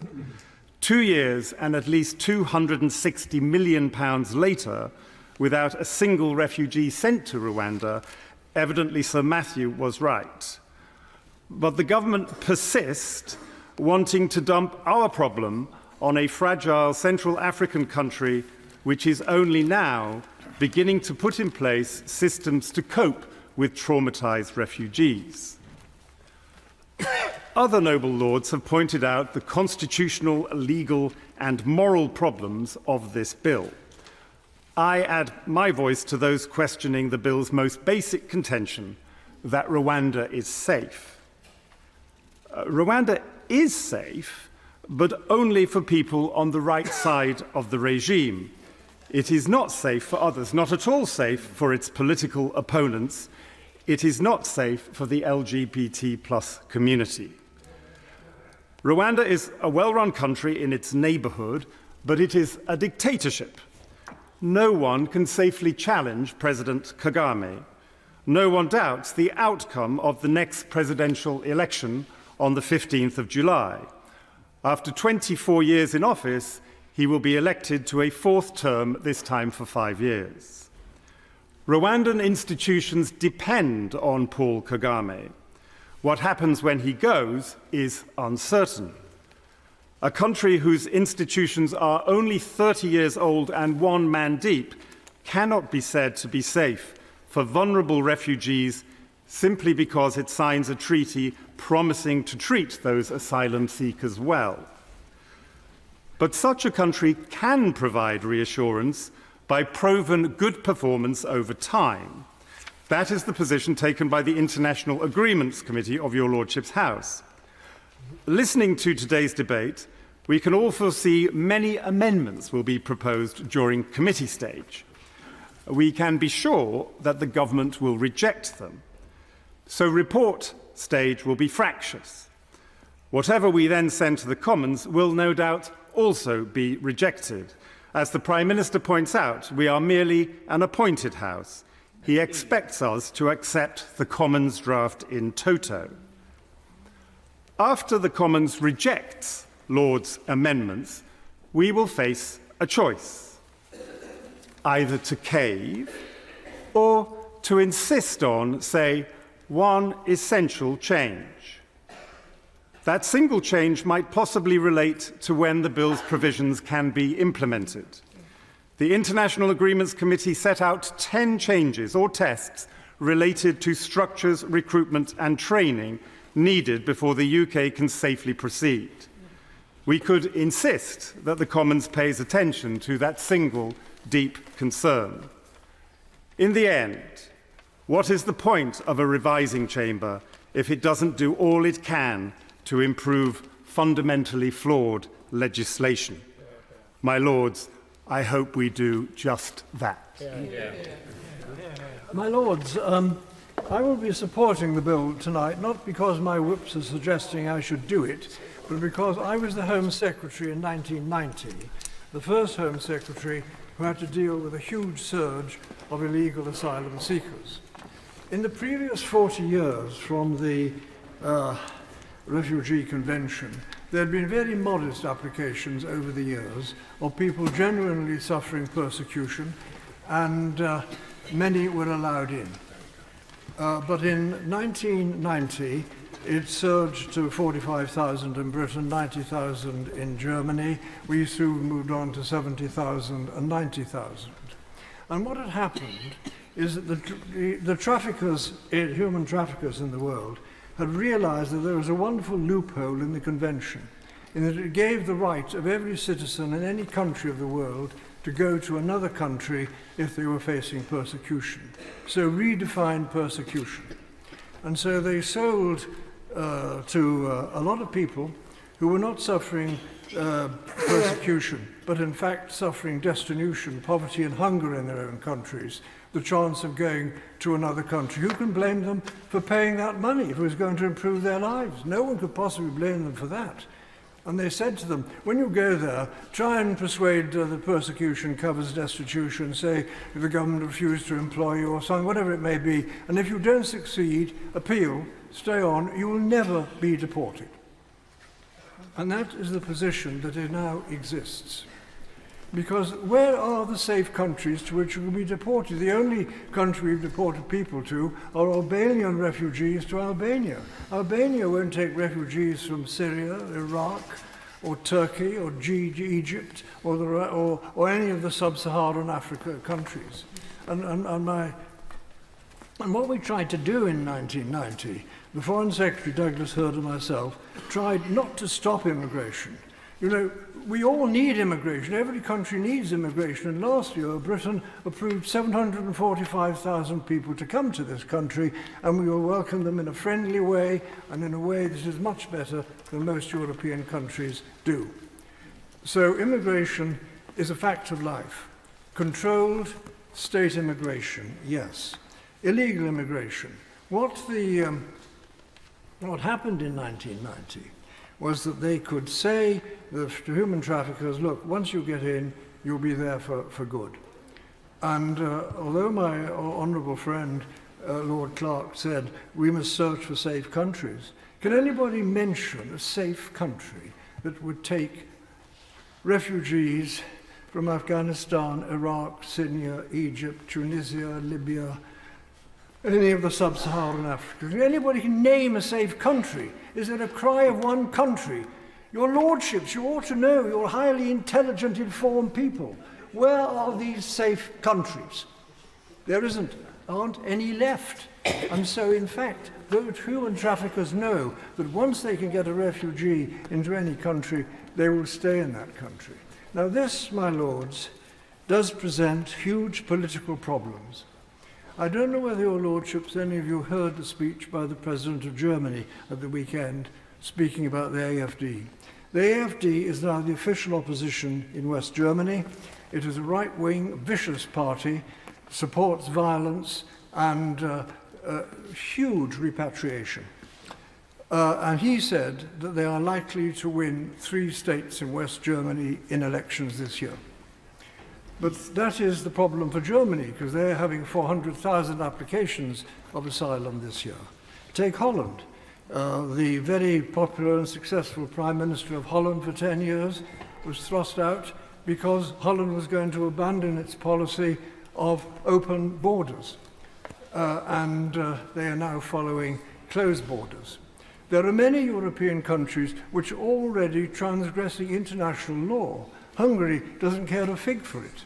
They have created fences all around, and nobody gets over them. They provide the refugees with coaches to take them to the borders of Slovenia and Austria.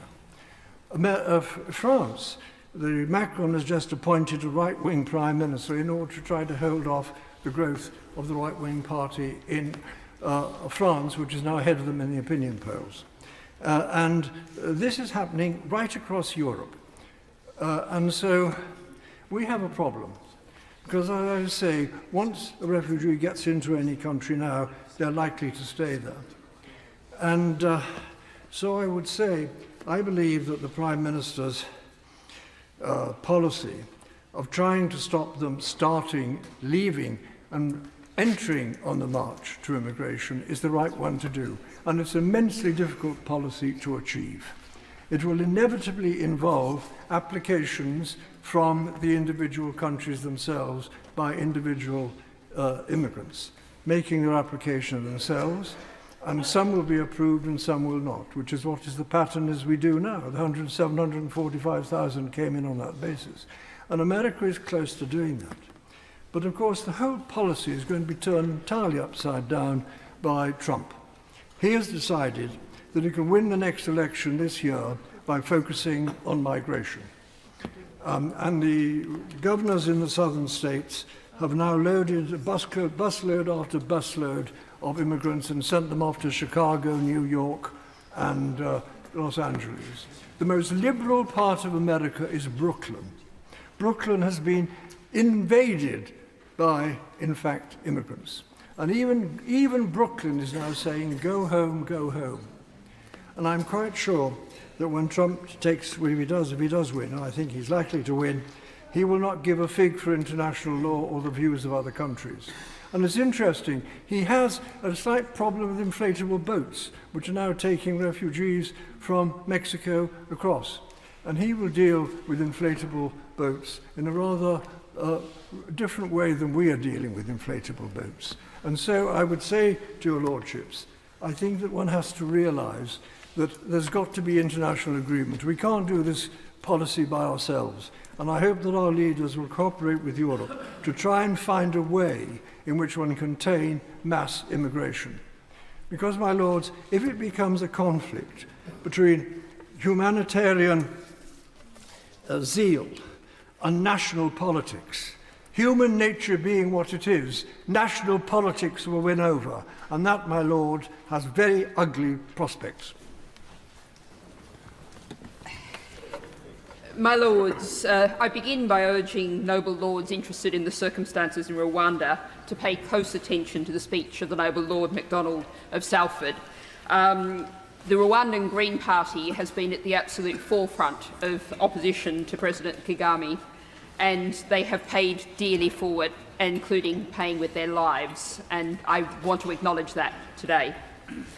But my noble friend Baroness Jones of Moulsecoomb will later be concentrating on the contents of this bill, its hideous human impacts and its indefensible politics, the indefensible politics behind its existence.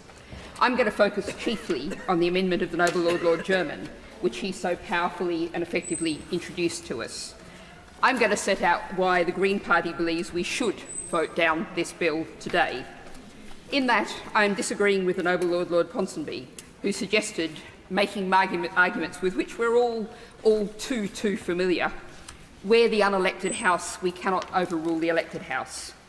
Well, my lords, could you really claim to have a functioning government majority in the House of Commons, a fast-shrinking majority, put in place with the backing 4 years ago, 3 Prime Ministers back, of little more than a third of registered voters, the majority of voters choosing opposition parties?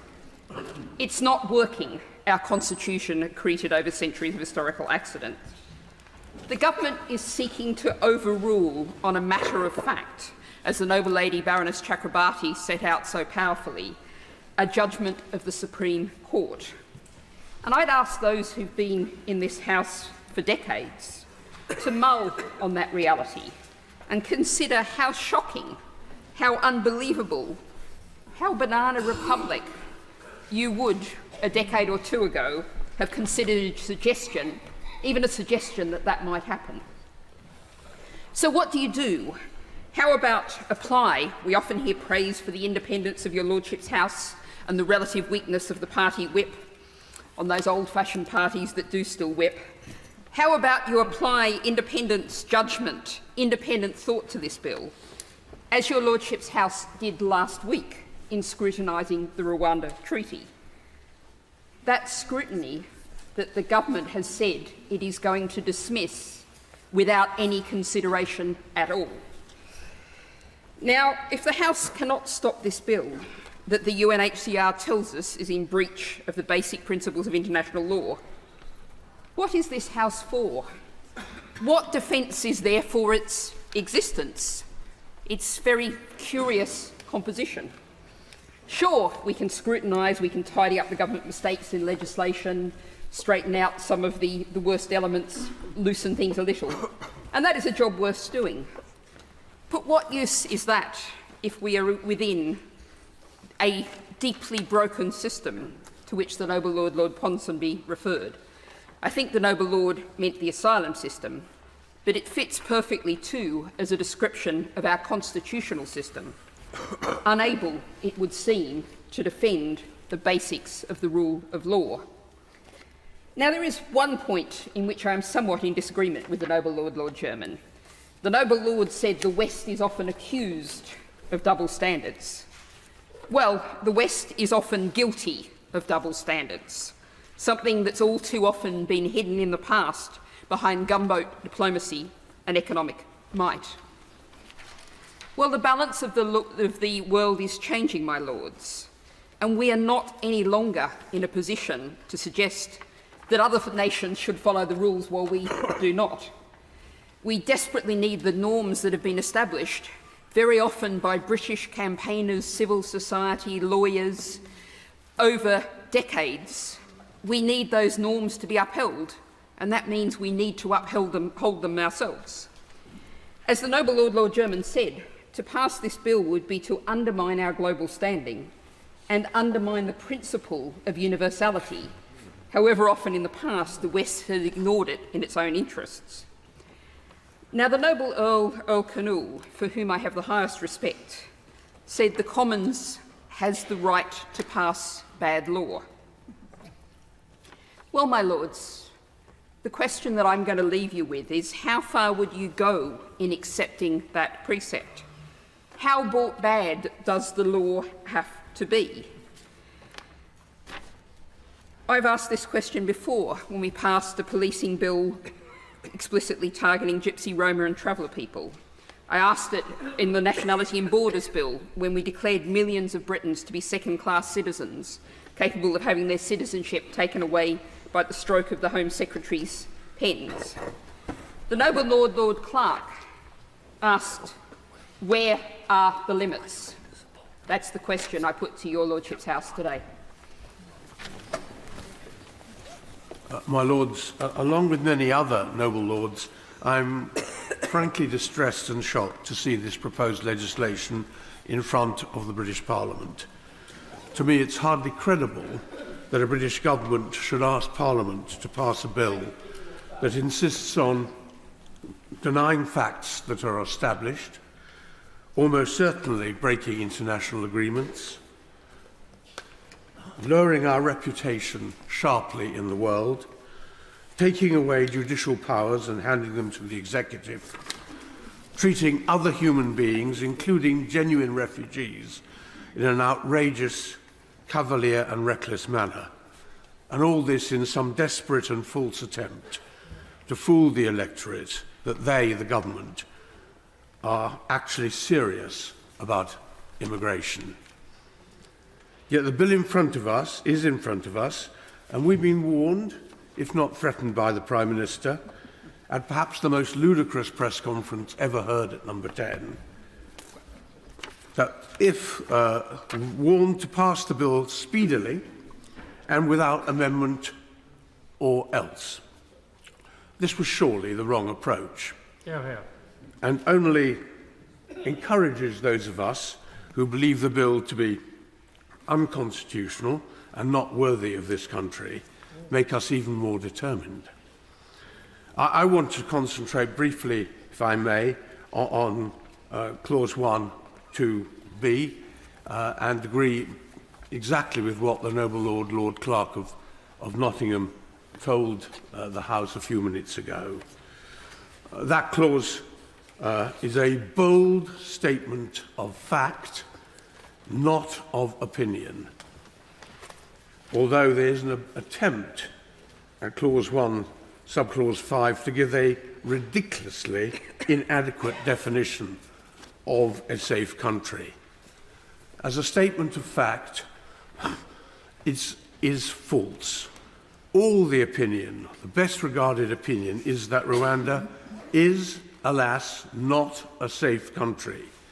That's what the Supreme Court unanimously found, and anyone who saw yesterday's Observer newspaper, for example, will know that there is striking evidence that opposition, any opposition really to the government there, is just not tolerated. And again, by way of example, how does the Minister begin to explain how 4 Rwandan citizens, all supporting the opposition party, have in the last 4 months all been given refugee status in this country? One of them, ironically, at the time that the Supreme Court was considering the case. Doesn't that not perfectly describe how absurd it is, in the face of so much evidence, to say that our courts, our judges, have to assume that Rwanda is a safe country? My Lords, like many others in this House, I was privileged to be at the memorial service last week for our late and much missed colleague, the noble and learned Lord Judge. The reading was from Deuteronomy and concerned the obligations on those asked to do justice. One phrase struck me as being really relevant to this bill, and it's the direction given in the Bible in these words, and this is the modern translation: you must not distort justice.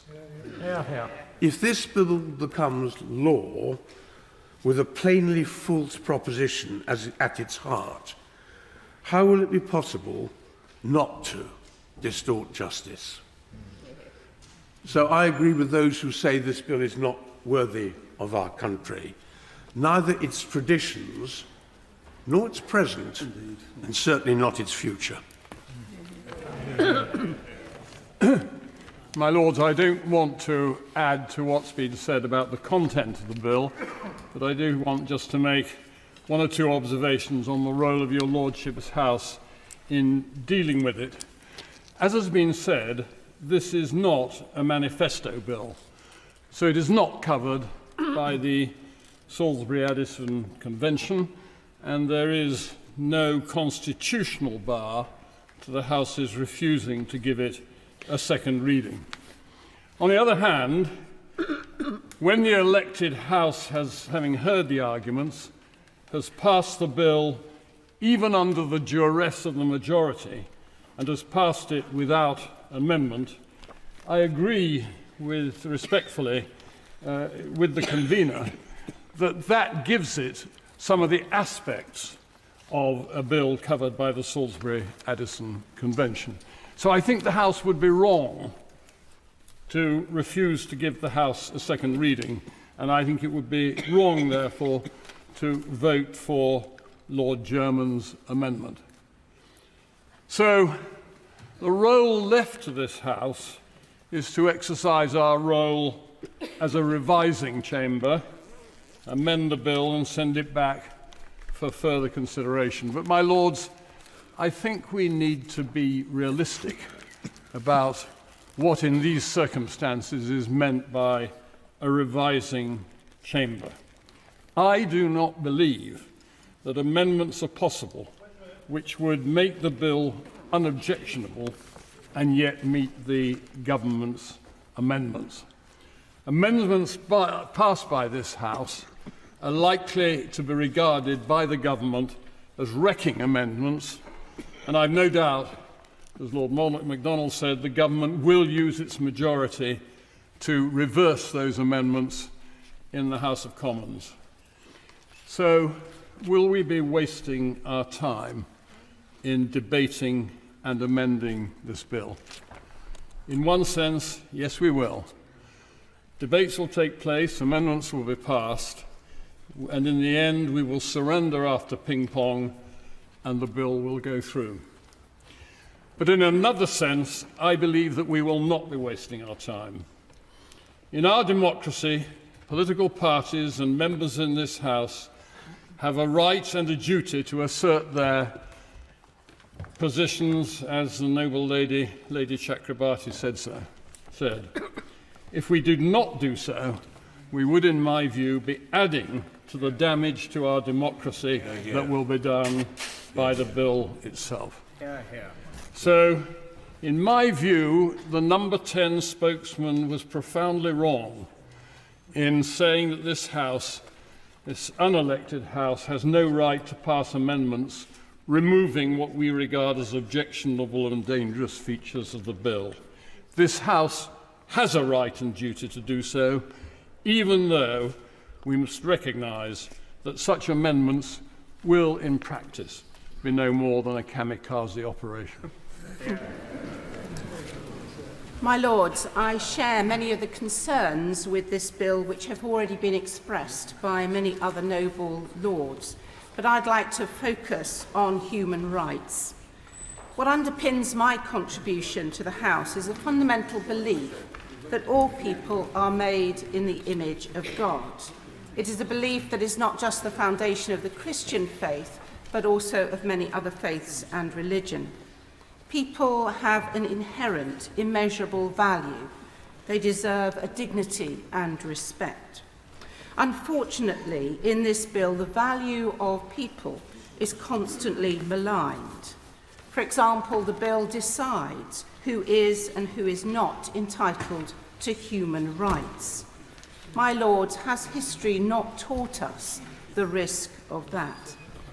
It is an odd situation that we find ourselves in when we feel that it is necessary to state in your Lordship's House that the government should obey the law.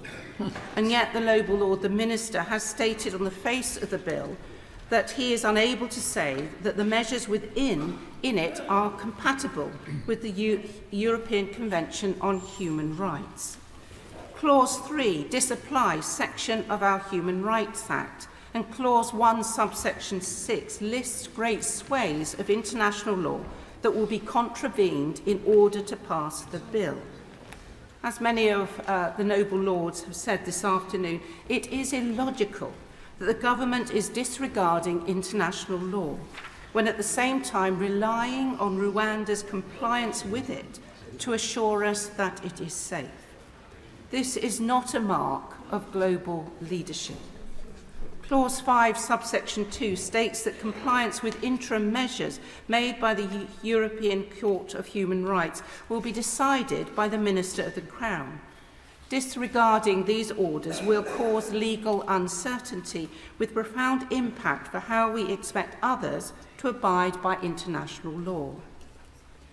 My Lords, we have a respected place on the world stage, with very few injunctions in comparison to other European countries because of human rights legislation.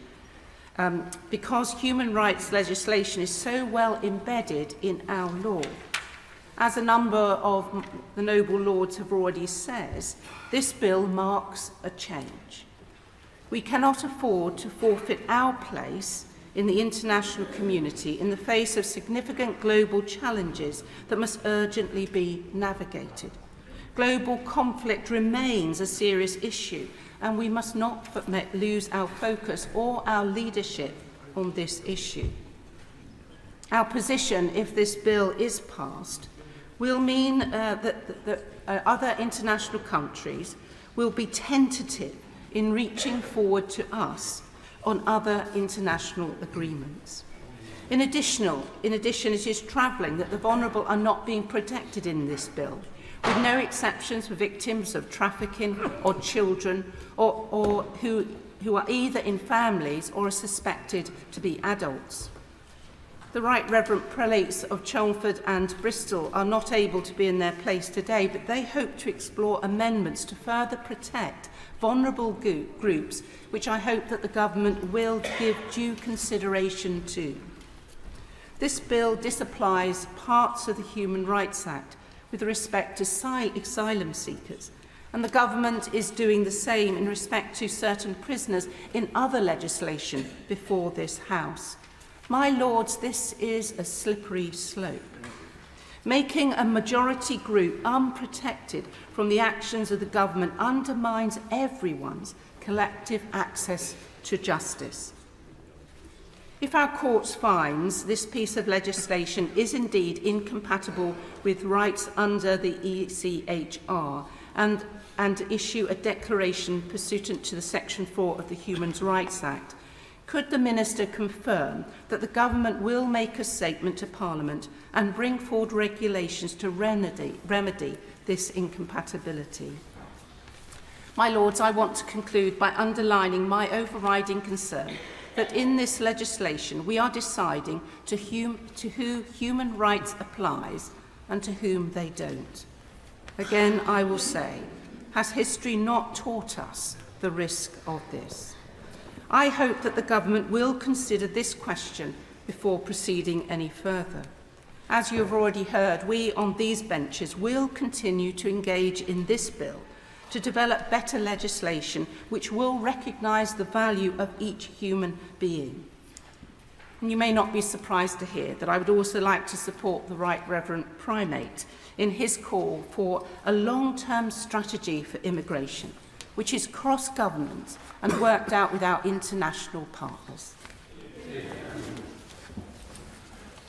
My Lords, in the absence of an immediate returns agreement with France, for which there seems to be little appetite, it is only by delivering the Rwanda scheme that the government can achieve the deterrent effect necessary to prevent migrants from attempting to enter the United Kingdom by dangerous and illegal means. In the brief time available to me, I wish to focus on two matters which have been the subject of much misperception in your Lordship's House. The first of these is the effect of the Section 19(1)(b) statement on the face of the bill. As a person who has previously signed such a statement, I have carefully considered its significance. Contrary to a common misunderstanding among opponents of the bill, both in your Lordship's House and in the other place, and indeed, as we have just heard from the Right Reverend Prelate, the Bishop of London, the statement does not mean that the Minister is certifying that the measures in the bill are incompatible with the Human Rights Convention. Following a practice introduced under the last Labour administration, a Minister will not make a Section 19(1)(a) statement of compatibility unless the Minister is satisfied that, if there was a legal challenge to the new law or to a decision taken under it, there is a greater than 50% probability that the Court will find the measure to be compliant with the Convention commitments of the United Kingdom. In all other circumstances, the Minister will issue a Section 19(1)(b) statement. That is what has happened here. Therefore, my Lords, the placing of a declaration of this kind on the front of the bill cannot and must not be characterised as a statement that the government believes that the measures in the bill are incompatible with the UK's Convention commitments. The point is that in making such a declaration, the government does not concede any breach of the Convention. And indeed, there is every prospect that the government will prevail in any litigation, as occurred in the 2013 Animal Defenders case, which upheld the compatibility of a provision in the Communications Act 2003, which had, when before Parliament, been accompanied by a Section 19(1)(b) statement. In any case, my Lords, it is for Parliament to decide whether it thinks the bill is compatible with Convention rights, and it should not be misled by the way in which the Section 19(1)(b) statements are phrased, because that would be to misunderstand the substance. Given the treaty and the commitments underpinning this bill, what is evident is that this bill does not expose anyone to a real risk of removal to conditions under which they would be tortured or exposed to any other Convention violation. The second misperception, as exemplified in the speech of the Noble Lord Jermyn today and in the passage of this speech of the Noble Lord Kerr in last week's debate on the ratification of the Rwanda treatment, and again in his speech today, that the outsourcing of asylum claims made here in the UK to a third country is unlawful, or, in the words of Lord Kerr, dishonours our Convention commitments. This is not so, my Lords. In the recent Rwanda litigation, this very point was rejected by the Divisional Court, which held that third country processing was not unlawful or indeed contrary to the Refugee Convention. The claimants unsuccessfully sought to appeal that finding. The Court of Appeal unanimously on this point agreed with the Divisional Court. The Supreme Court did not even grant permission for any further appeal on the point, and therefore the law is clear. Third country processing of asylum claims is lawful. Having clarified these two matters, I make one final point. This bill will save lives and protect our borders. It warrants the support of this House. My Lords, pleasure though it is to follow the noble Lord, I would urge him to stop his tango on the head of a pin. My Lords, it's a remarkable but welcome thing that an issue, the outcome of which will apparently affect fewer than 200 people, should be debated twice within 1 week in your Lordship's House. I agree with all the comments that have been made by noble friends and other noble lords on issues around the rule of law, including the noble lords Lord Thomas of Gresford, Lord Clark of Nottingham, my noble friend Lord Anderson and my noble friend Lord Etherton and others. This bill and the treaty that is said to underpin it have attracted both headline and detailed criticism. The headline part has included the unusual press conference in which the Prime Minister, in the past generally accepting of the role of your Lordship's House, took time out of his busy schedule to wag his finger at us. I would suggest that those who look after the Prime Minister tomorrow morning, when he's on his much publicised exercise bike, should place before him the magnificent speech by my noble friend Lord Hennessy, 3.5 minutes of sheer eloquent wisdom in this House this afternoon. Because the Prime Minister was just wrong, and this House will not be influenced by the finger-wagging. Indeed, that episode reminded me of a brief remark by one of the heroes of my generation, Desmond Tutu, when he said of such debates, "Don't raise your voice, improve your argument." I've been waiting for the government to improve its arguments against those presented by most peers who spoke in last week's debate. And so far, at least, in this debate, the improvement has not occurred.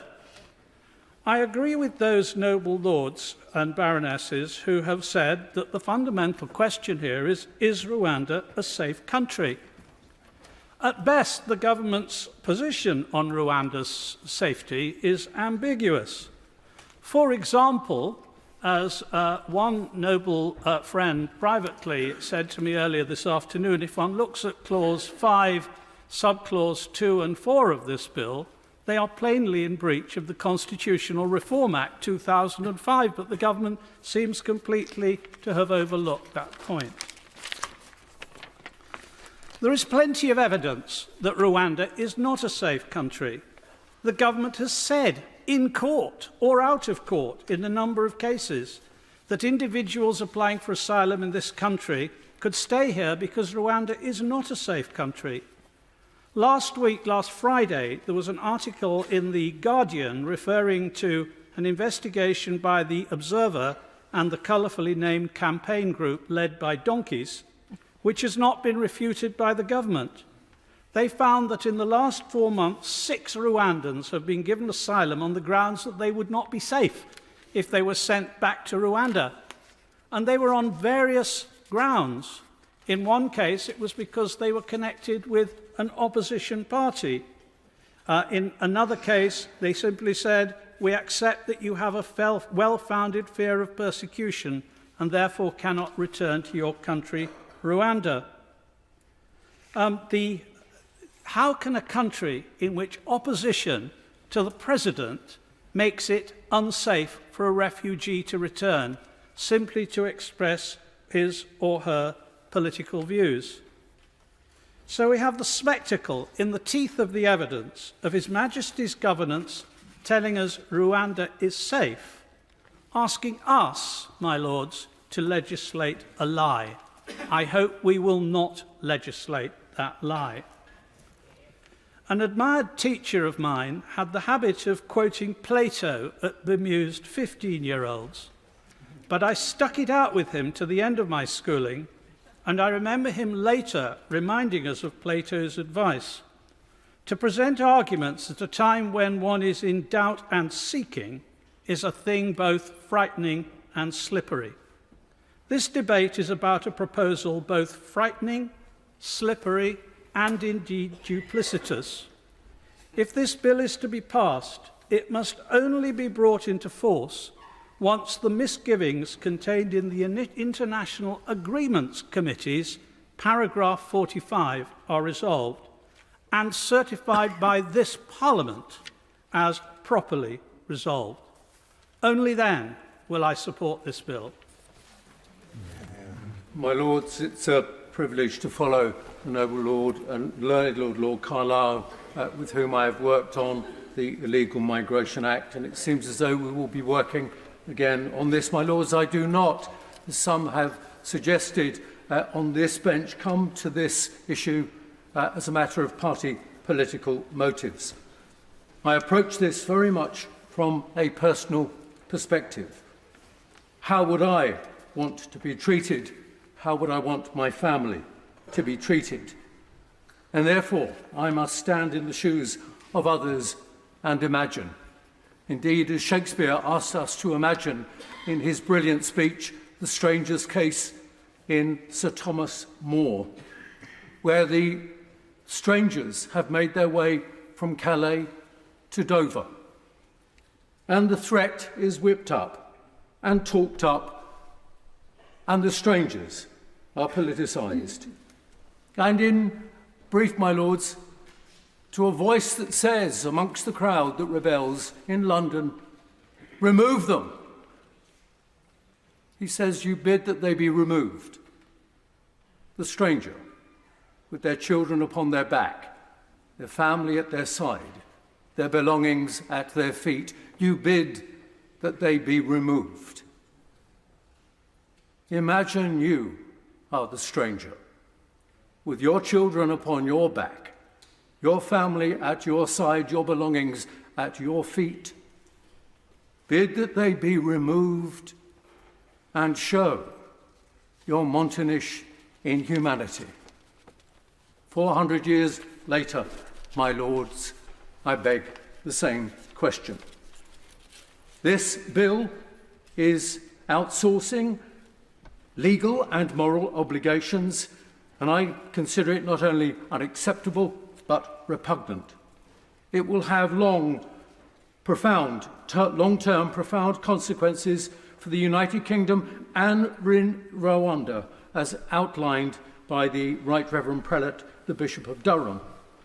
The bill is unacceptable, as we have heard, for many reasons, legal, constitutional and moral grounds. In essence, my lords, I believe that it is entirely unacceptable in any country that considers itself civilized or allied to the rule of law.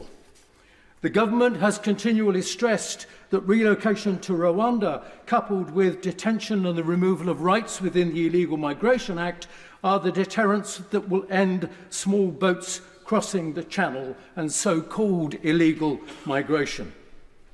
My lords, it is one thing for the government to try and fool its critics, but when it fools itself, we are all the losers, and democracy is the greater loser. Not in my names, my lords, and not with my silence will this bill pass.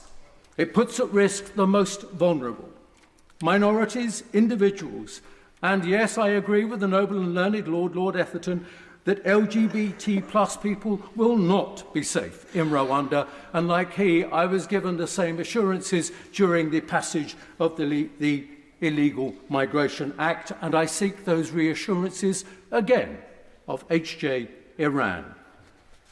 Therefore, my lords, in conclusion, let me just say what is at the heart of my concern.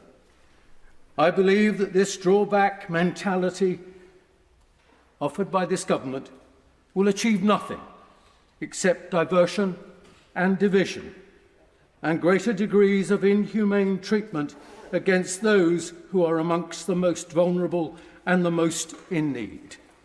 My lords, I hang my head in shame when I see what my country has fallen to, and when all we can offer is a legislative lie. My lords, I am honoured as ever to follow the noble Lord Cashman, who's made a very passionate case. Many speakers today have focused on the legality and morality, or otherwise, of the Rwanda scheme, and the astonishing claim that this Parliament has the overriding ability to decide whether Rwanda is safe. I will focus on another astonishing aspect, the simple unsuitability of this scheme. Last July, I was in Rwanda for a major conference on women's rights. While I was there, I visited with UNFPA the Mahama refugee camp in eastern Rwanda. Overseen by UNHCR, this houses 60,000 refugees, largely from Burundi, but also from other countries in the region which have been suffering conflict.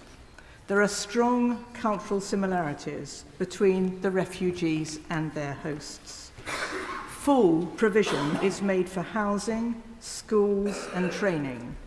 There are villages led by local leaders, markets for stallholders, and a bus service to enable travel to work. We visited impressive health clinics, which covered a range of care, including minor operations, vaccinations, malnutrition care, and mental health services. What is more, the local population can access these facilities. They can therefore see a benefit from refugees amongst them. Contrast this with what the UK plans to do for those seeking assistance at our borders. None of these elements are in place.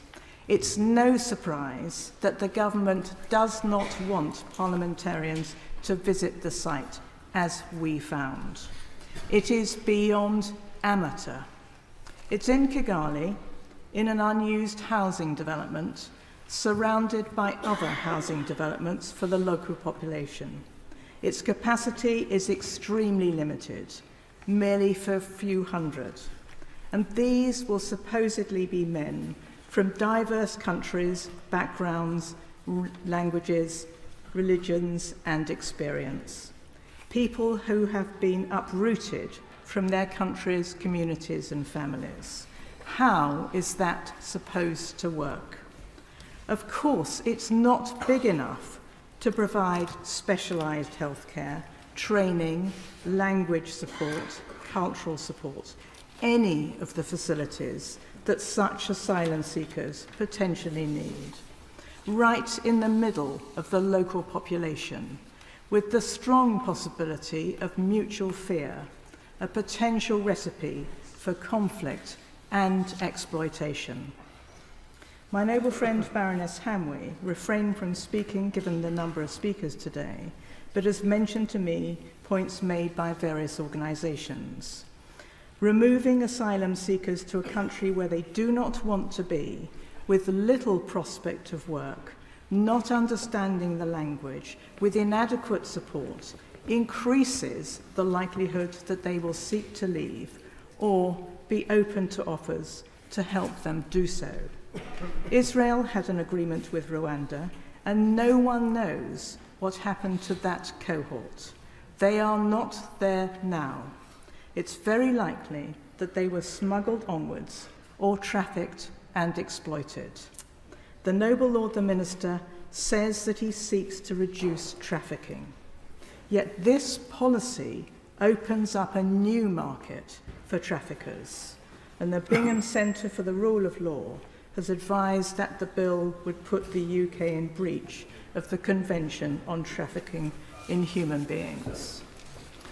As the Bishop of Durham and the Archbishop of Canterbury have rightly said, Rwanda has made great strides since the terrible years of its genocide. Nevertheless, the UK Supreme Court has deemed it still an unsafe country, and we've heard a number of reasons as to why that is the case, not least, of course, from the noble Lord, Lord MacDonald.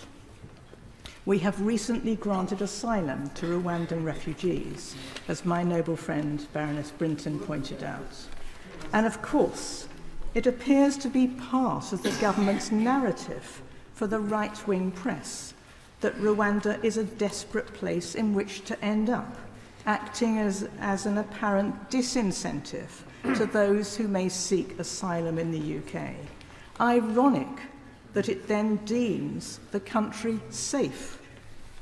Conflict and climate change will doubtless increase migration. Working on global strategies to tackle this, as the Archbishop of Canterbury has pointed out, is clearly vital. Right now in Central America, they're facing a massive traffic in migration.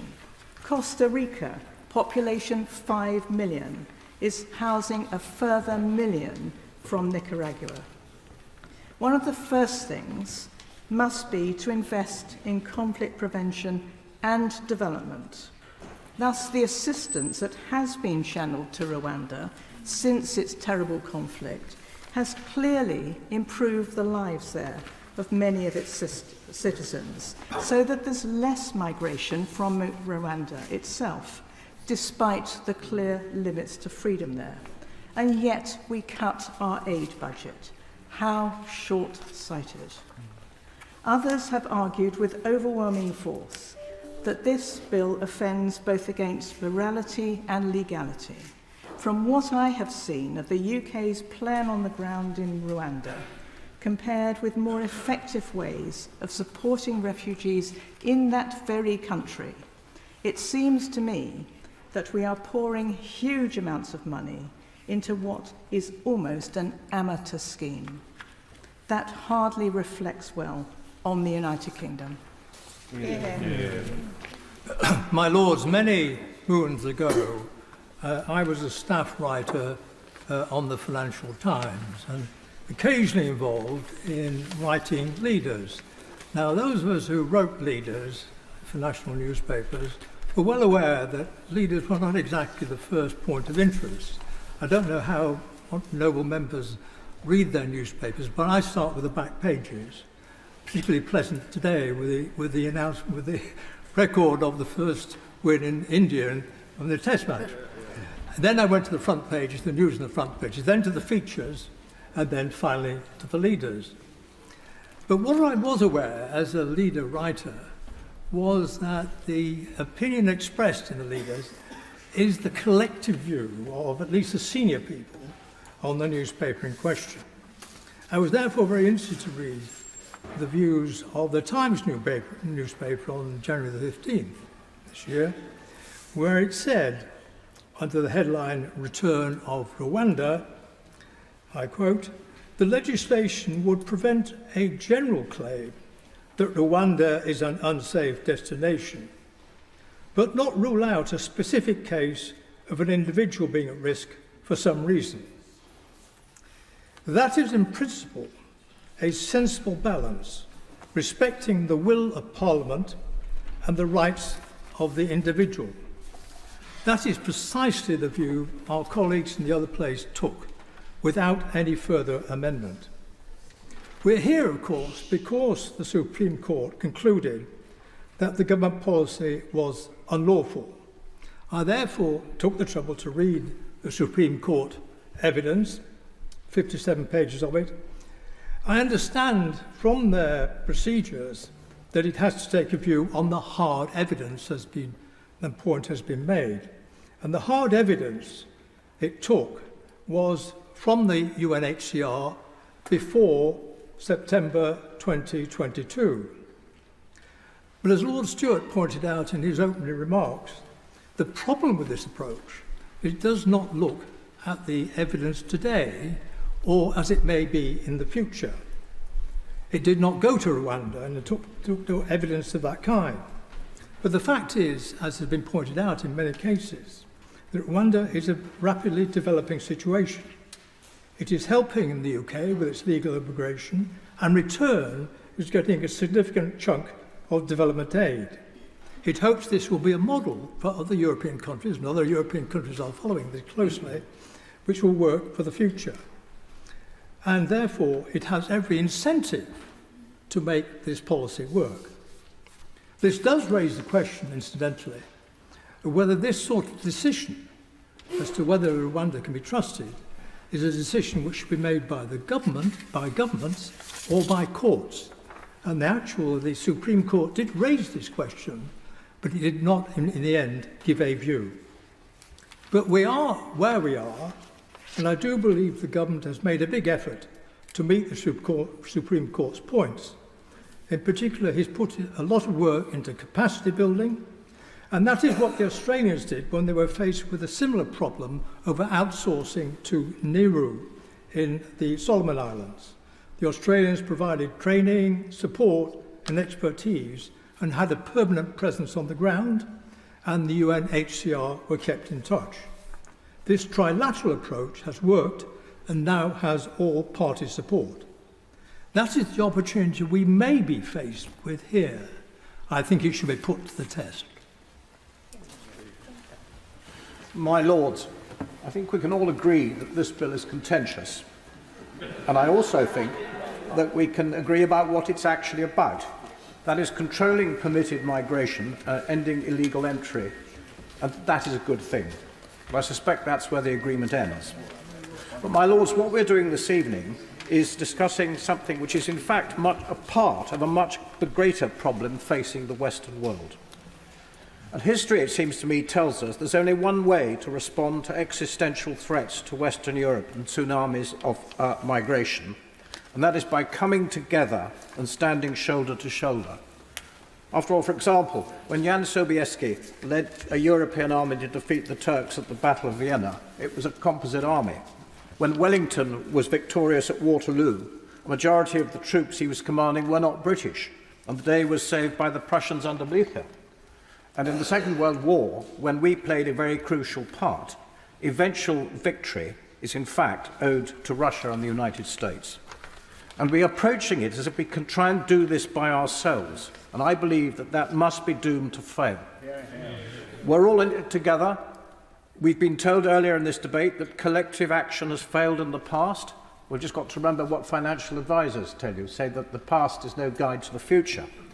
We've simply got to make it work in some way or other, even if we end up with a collection of disjointed unilateral actions which have only some degree of coherence across them.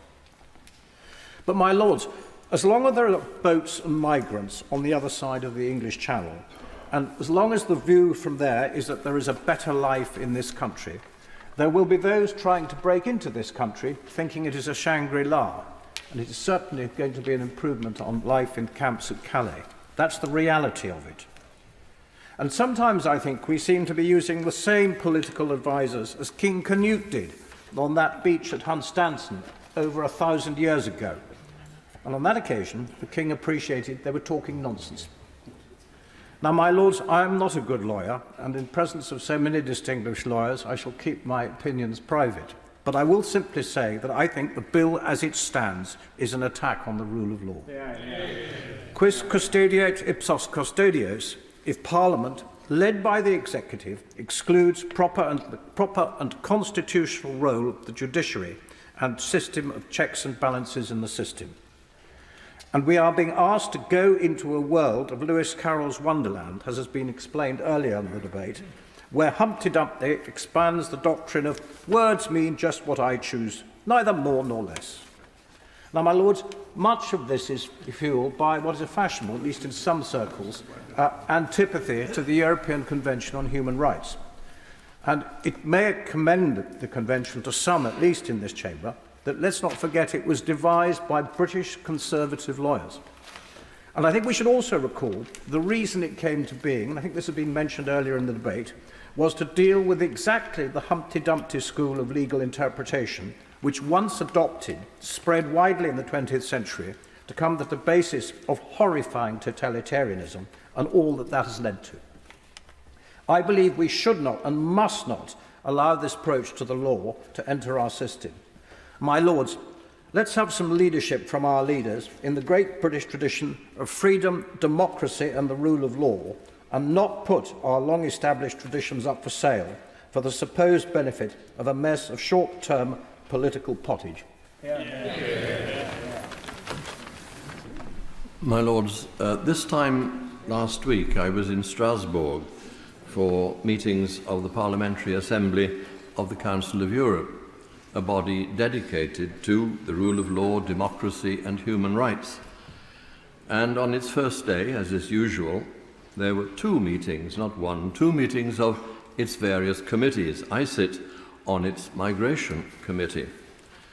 We were pretty much preoccupied with the plight of abducted Ukrainian children being forcibly taken into Russia to be Russified and eventually turned back to fight against their own people.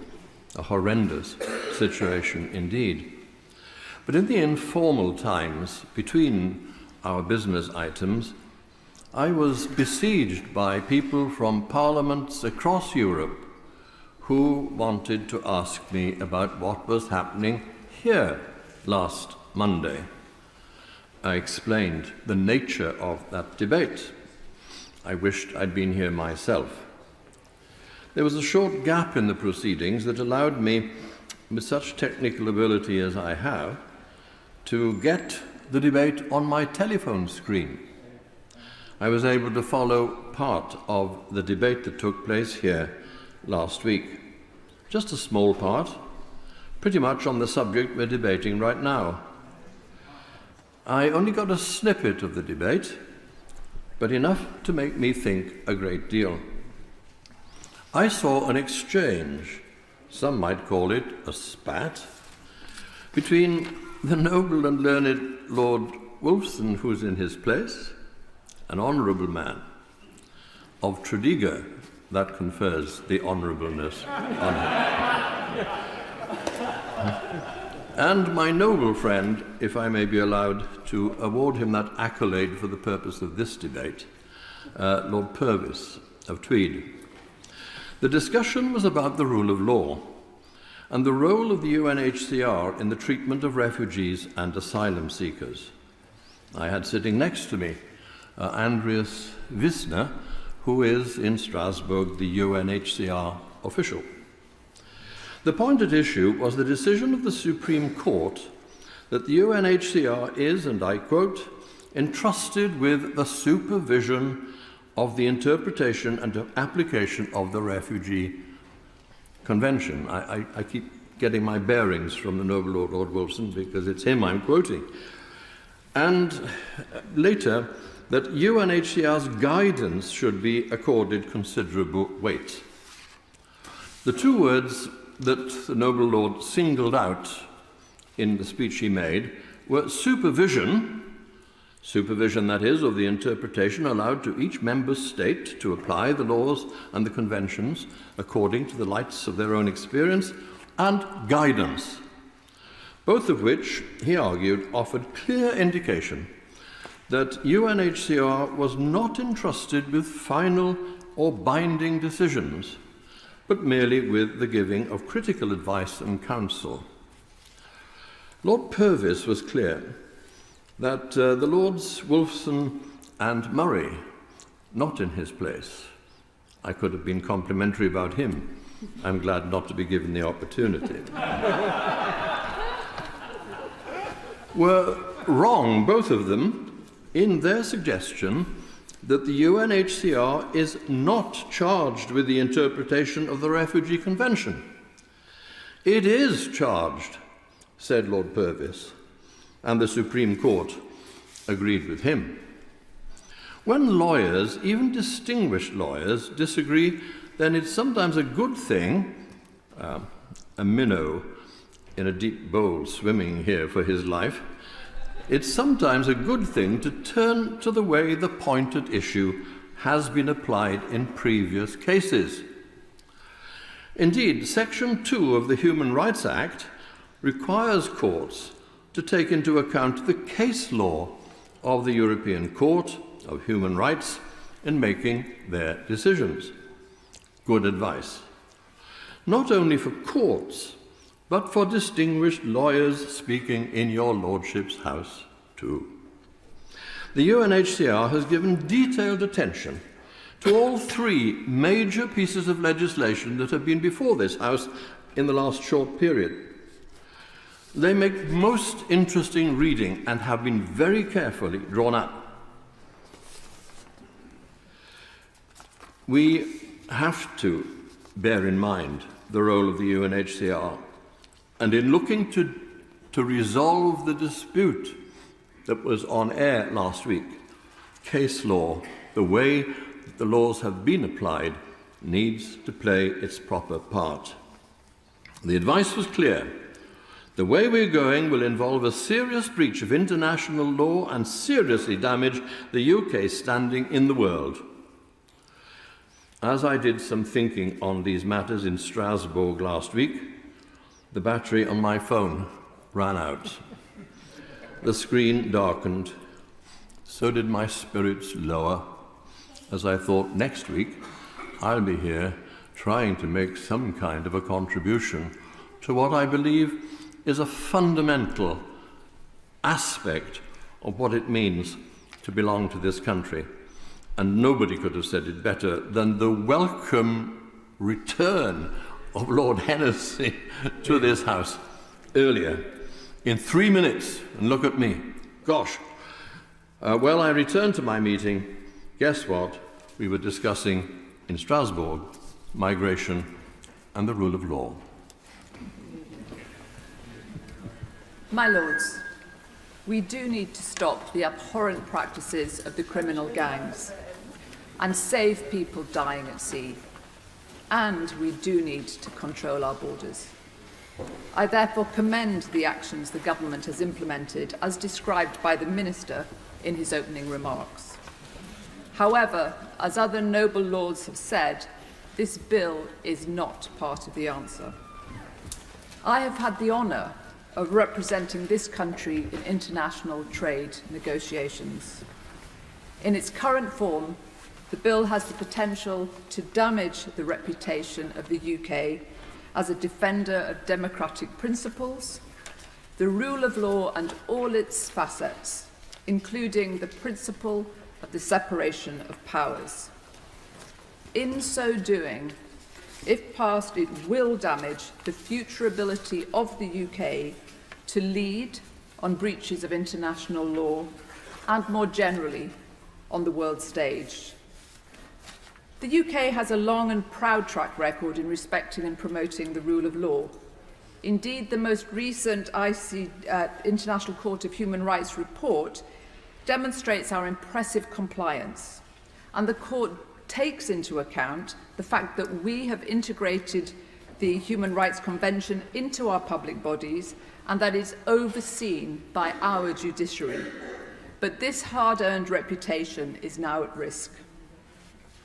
Although sending immigrants to safe countries is well established under international law, the bill is being proposed for a very different situation, positioning itself and the treaty debated last week as an answer to a unanimous ruling by our Supreme Court that Rwanda was not safe as a matter of fact. I will not repeat its detailed clauses, but many legal commentators, including in this House, have questioned the bill's legality, arguing that even if its passing enables Rwanda to be deemed a safe country under UK domestic law, it is not relevant in determining whether it breaches our obligations under international law. The Bar Council of England and Wales commented, "There is an obvious difference between a country that is in fact safe and one that is not safe and deemed to be safe. The UK's obligation under international law is to ensure that asylum seekers are only ever sent to countries that are actually safe. The bill does not respect the rule of law, including the separation of powers, as clearly articulated by the noble Lord the Earl of Cornwall, and it breaches our obligations under international law. The great irony, as the Right Reverend Prelate, the Bishop of London, stated, is that the bill is proposing that the UK breaches its international obligations, but insists that Rwanda meets theirs.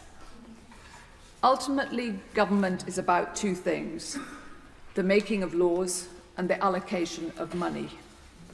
If it is not bound by the laws it dislikes, the authority of government is eroded. That is why this House has an important role in helping the government find solutions, but solutions that do not breach the fundamental principle on which its own authority is based. I will not therefore be voting in favour of the amendment in the hope that our role as a revising chamber can take place.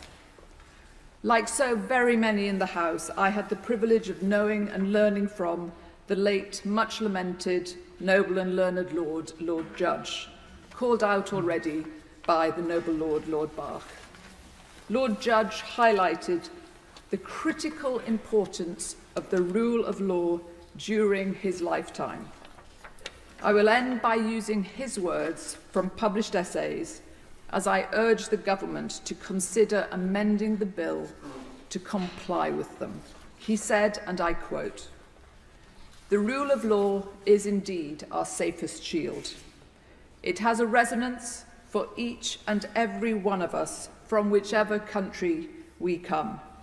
Never take the rule of law for granted. Never, ever. The best of constitutions can be subverted." My Lords, in the short time available, I shall concentrate on my conclusions. The first point that I wish to make relates to the policy which this bill is intended to facilitate, namely deterring small boats. I do not believe that this bill, if enacted, will serve as an effective deterrent. I believe that individuals who choose to make the perilous journey across the Channel in overcrowded and vulnerable boats are unlikely to be deterred by the slight prospect of being located to Rwanda. And those of your lordships who have principled reservations about this bill should not support a bill which cannot achieve its desired objective. My lords, my second point and my principal objection to the bill is the statutory reversal of the Supreme Court's judgment that Rwanda is not a safe country. Whether Rwanda is or is not a safe country is a matter of fact to be determined after careful assessment of the relevant evidence. This is what the Supreme Court did. And in my view, it is contrary to long-standing principles to reverse by a statutory pronouncement a judicial finding of fact. And now I want to turn to my broader objection. This country prides itself on being a country in which the rule of law prevails. We are a country which adheres to its international obligations. This bill trashes our reputation for domestic and international probity. I cite two provisions. Clause 1(4)(b). It is recognised that the validity of an act, any act, I note, is unaffected by international law. And international law is very broadly defined. See Clause 1(6) of the bill. Now, that provision is right in strict law, but its sole purpose in the bill is to provide comfort for the Braverman wing of the Conservative Party. And it is a proposition that we should voice with very great caution. And then consider Clause 5 of the bill, which enables the minister, at his or her discretion, to determine whether or not to be compliant with the judicial rulings of the European Court of Human Rights. My lords, members of the international community reading this bill would be entitled to conclude that the given word of the United Kingdom cannot be relied upon. And now, my lord, I want to say something about Clause 3 of the bill, the disapplication of the Human Rights Act in respect of individuals who would otherwise benefit from its provisions. I call to mind the words of Pastor Nimola, spoken in 1947. First they came for the socialists, and I didn't speak out because I'm not a socialist. And then they came for the trade unionists, and I didn't speak out because I'm not a trade unionist. And then they came for the Jews, and I didn't speak out because I'm not a Jew. And then they came for me, and there was no one left to speak out for me. Now, my lords, of course, the circumstances are very different from those of the 1930s. But beware of the precedent that we would be creating. Best not to step onto a slippery slope, because it can end in some very murky places. Now, my lords, I hope to end with what I hope is a constructive suggestion. I suggest that the bill should not be implemented without a positive resolution of both houses of Parliament. Such a resolution should not be considered until Parliament has received a report on the safety of Rwanda from, for example, a joint committee of both houses appointed for the purpose. And there may be other ways of meeting the objective. In the event of no report or an unfavourable report, the bill would remain in the long grass, where it should indeed be. And such an approach could perhaps be reinforced by sunset clauses and constant continuing assessment. That way, at least, Parliament would have an assessment of fact on which it could properly rely. And incidentally, it accords with the judgment of this House in last week's vote. Hear, hear. Your father would have liked that. Your father would have liked that.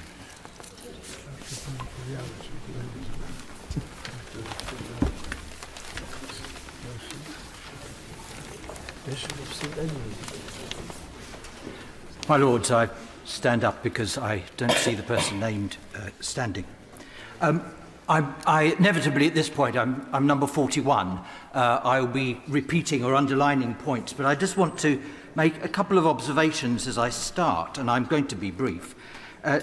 First of all, I'm struck that some of those who I've listened to who are supporting the bill, nevertheless, there's a hint of equivocation.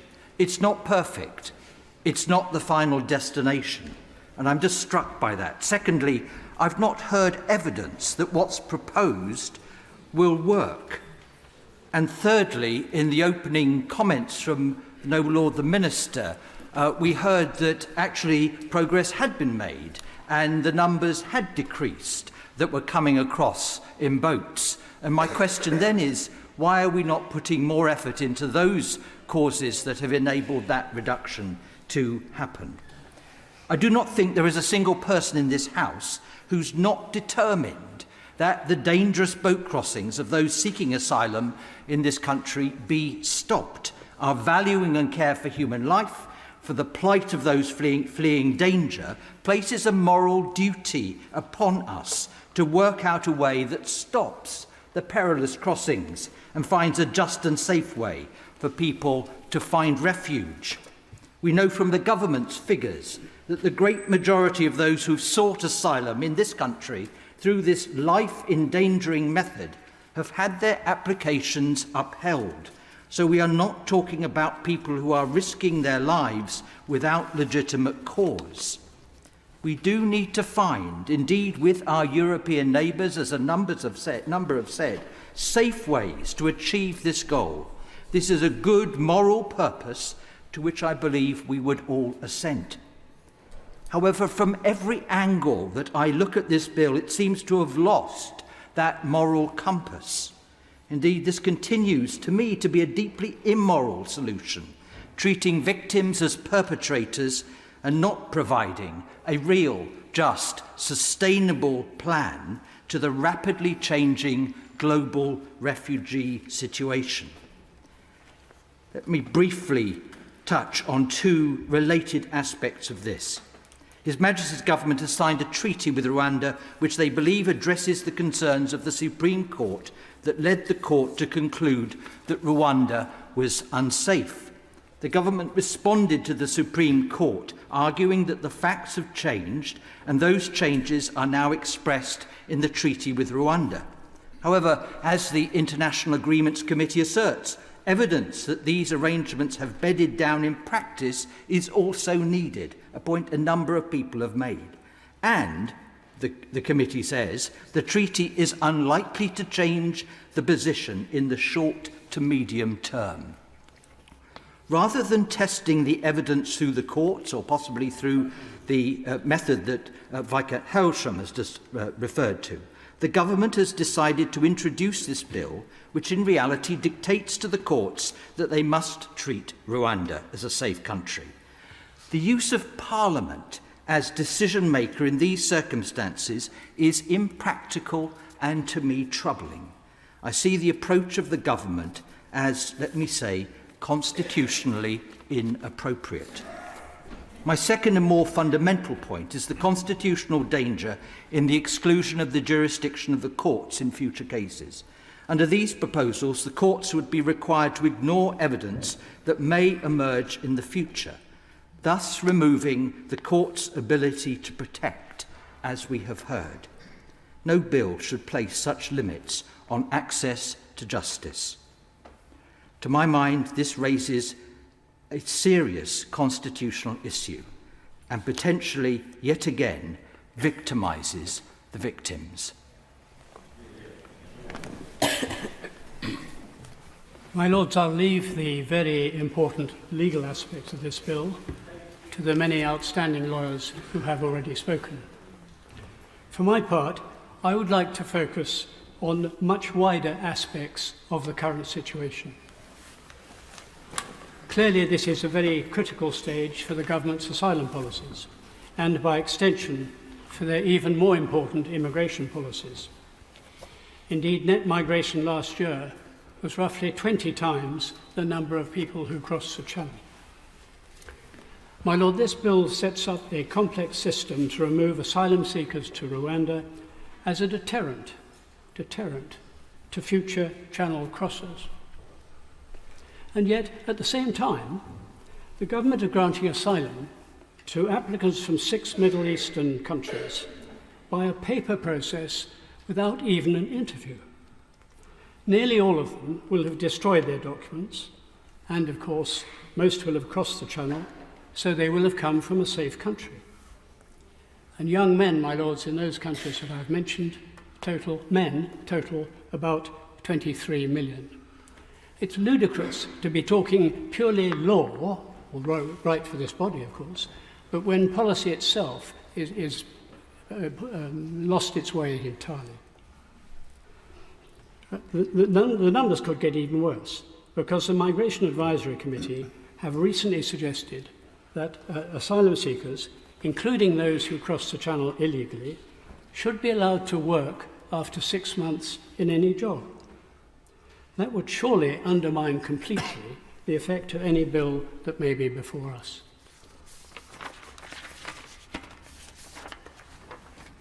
My Lords, one's left with the suspicion that the government's own policy is to focus on asylum in order to distract attention from the much greater scale of immigration more generally. Well, as has been mentioned already, net migration in the last calendar year reached 745,000. That's an incredible number. It's by far the highest in our history, albeit with some special factors such as Hong Kong, Ukraine, and Afghanistan. So what are the possible consequences if we focus so much on asylum without any reflection on the immigration policy itself? My Lords, Migration Laws, of which I'm President, have done some work on the population impact of asylum and immigration taken together. We've made one projection based on net migration of 600,000 a year at current birth rates. The result was a population increase of about 20 million for the UK in the next 25 years. That would be roughly 15 cities the present size of Birmingham. Now, even at a much lower migration assumption of 350,000, which some other think tanks have suggested, the population increase would be about 9 million. 9 million. So we're looking here at policies that will have a massive effect on the future of our country. In either case, the implications for housing, health and education would of course be huge. To take one example, the education sector, according to government statistics, British children could become a minority in state schools in England in about 20 years' time. My Lords, I think Lord Clark of Nottingham was the only speaker to mention public opinion. The wider point, surely, of this bill is that failure to achieve an effective legal structure to deter illegal immigration, combined with a failure to achieve a considerable reduction in legal migration, would lead to very serious consequences for the scale, the nature, and indeed, let it be said, for the continuing stability of our society. My Lords, it's right that we approach this debate with seriousness and once more the responsibility to ensure real scrutiny of the bill rests with our House.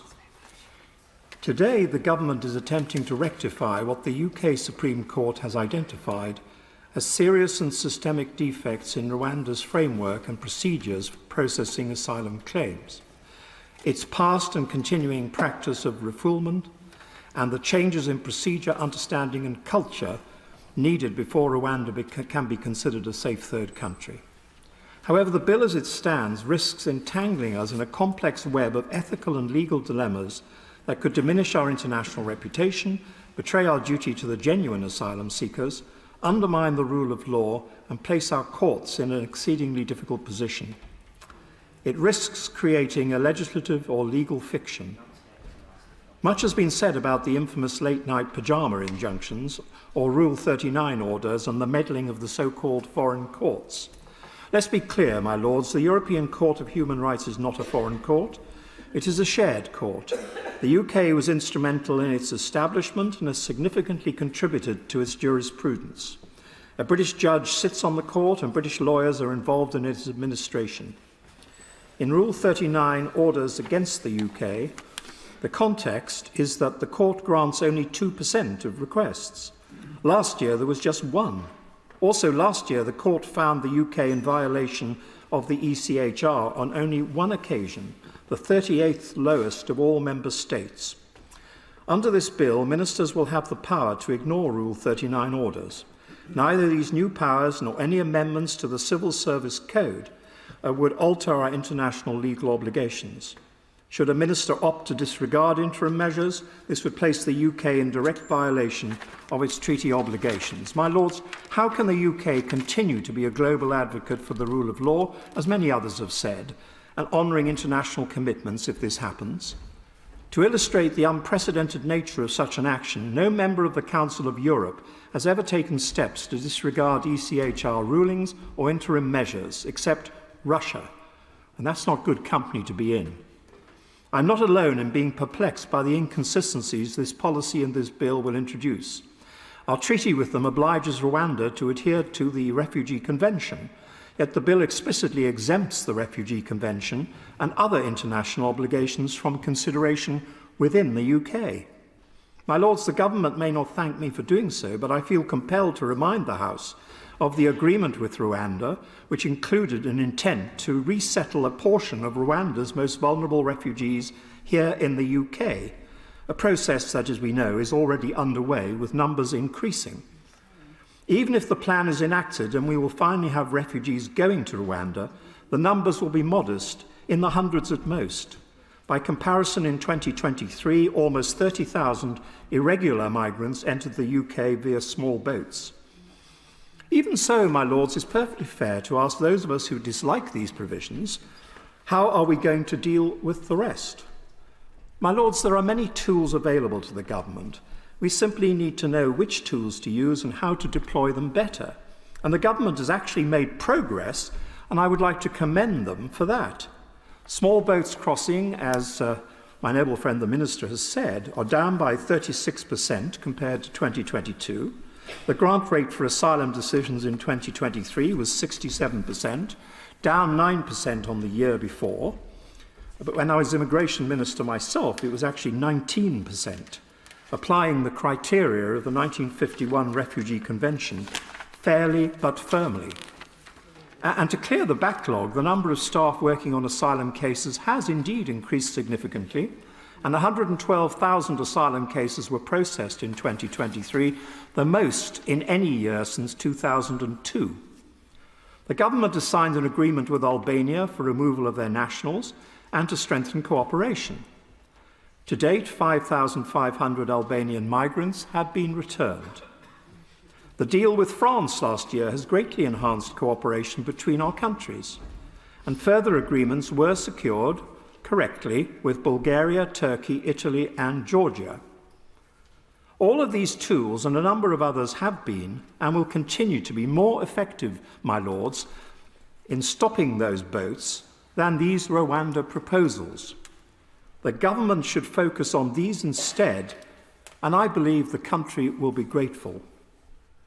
My remarks today, my lords, stem from a deep sense of regret and disappointment in witnessing how we have become embroiled in what can only be described as an unhealthy obsession with Rwanda.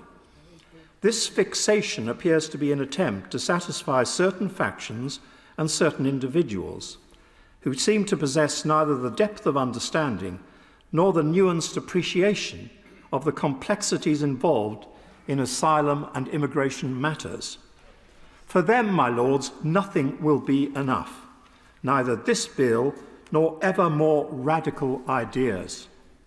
If we are to restore the public confidence in our ability to manage our borders, we should focus on the other tools available and, my lords, avoid the inevitable problems which will ensue, most certainly will ensue, if we persist with these proposals.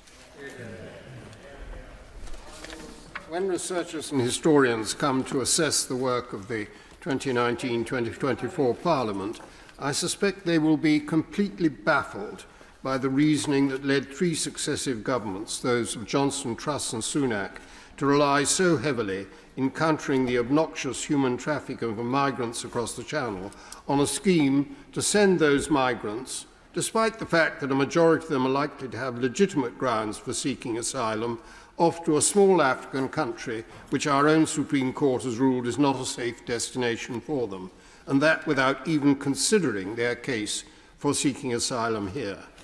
This scheme, the third legislative iteration of which is before the House today for a second reading, is deeply flawed on the grounds of practicality and of value for money. It requires the upending of the unwritten conventions which have governed the relationship between the legislature and the judiciary for centuries by barring our courts from the Supreme Court downwards from intervening. And it makes a bonfire of a large number of this country's international legal commitments and puts others at serious risks of following them onto the fire. Quite a score for one relatively short bill. Now, I don't want to dwell too long on the lack of practicality arguments. We now know that the Prime Minister, when he was Chancellor of the Exchequer, set them out to number 10 pretty cogently. It's argued by the government that this year's Illegal Migration Act has already proved to be an effective deterrent and has reduced the 2023 Channel crossings by 1/3. But that assertion is completely unproven. A substantial part of that reduction has in fact resulted from the very welcome agreement with Albania, which enables nationals of that country to be returned as economic migrants. Nothing to do with the Rwanda scheme. Another unquantifiable but also substantial part of that reduction is due to the equally welcome intensified Anglo-French police and intelligence cooperation. It must be, or else we're paying an awful lot of money for nothing. And while the government refuses to say whether there are any limits on the numbers who could be sent to Rwanda under the scheme, they must fall a long way short of those still being brought across the Channel. So the deterrent effect of the Rwanda scheme is moot, to put it very politely. As to the constitutional propriety, others have spoken about that, and I will not extend my remarks on that. And then there's the bonfire being made of our international obligations by the present bill and its predecessors. The Refugee Convention is first among them, as the Supreme Court recognised in its recent ruling. Then there is the Convention Against Torture, the Convention on the Rights of the Child, and other international legal instruments we took pride in signing and ratifying. And that's without taking account of the risk that the bill would empower the government to step out onto a slippery slope which could lead to our departure from the European Convention on Human Rights and from the jurisdiction of its court, so rightly said by the previous speaker, not a foreign court. I am aware that the government asserts we are doing none of these things, but to assert that unilaterally in the face of strong views to the contrary by the bodies set up to interpret and to safeguard those commitments, and on that a reading of the testimony of the UN High Commissioner for Refugees to the Supreme Court, and more recently on this bill, is really salutary. To do that is to make a mockery of the government's otherwise admirable championing of a rules-based international order. So there's a large amount to criticise in the present bill, and little, if anything, to commend it. It is surely a case of the cure being worse than the disease. Cures there are, and they're not simple. All require much closer, more effective cooperation with our European neighbours. They could also be helped if we were prepared to process swiftly and offshore claims for asylum. That's the approach which Italy, Germany and Denmark are said to be contemplating, not the government's choice of denying migrants across the Channel any consideration at all of their asylum claims. My Lords, I'm in favour of the amendment and opposed to this disgraceful and odious bill. Other speakers have and will address the bill's many faults, moral and constitutional. I will try and explain why it is right and necessary for this House to refuse to consider it further. In making the case, I will echo the speech I made on the second reading of the equally abhorrent Illegal Migration Act. Now, we all agree that the House of Commons has a democratic mandate and is entitled to pass whatever legislation it wishes. The issue before us today is the role of this second chamber when presented with legislation such as this bill that is so dreadful and unacceptable. Now, as my noble friend Lord Grocott reminded us earlier, we are a revising chamber. But the reality is, and we all know this, that there is no way this bill can be revised to make it acceptable. And anyway, the government is opposed to any meaningful amendment. This bill is not here as a serious attempt to address the issues raised by immigration. It's here as a cynical political fraud. So we are not just a revising chamber. We have the power, as set out in the provisions of the Parliament Acts, to also act as a delaying chamber. Ultimately, we cannot veto the proposed laws sent to us by the Commons, but we can delay them either for a year or until after an election. So a government that has a majority in the Commons can overrule this House, but that does not require us to always accept their proposals. And in cases like this, I believe we have the constitutional duty to use our powers of today. Now, in support of this view, I again refer, noble lords, to the words of Sir Winston Churchill on the 11th of November 1947, speaking as leader of His Majesty's opposition in a debate on a fatal amendment during the debate on the second reading of the Parliament Bill. His words set out clearly why and when, in accordance with our Constitution, this House is entitled, even under an obligation, to refuse to consider a bill any further, even when it has been passed by the Commons. He argued the case for this House to take such action on the grounds of democracy. He said, "The spirit of the Parliament Act and the purpose of that Act were to secure the intimate, effective and continuous influence of the will of the people upon the conduct and progress of their affairs." He also said something which is particularly relevant in our current circumstances.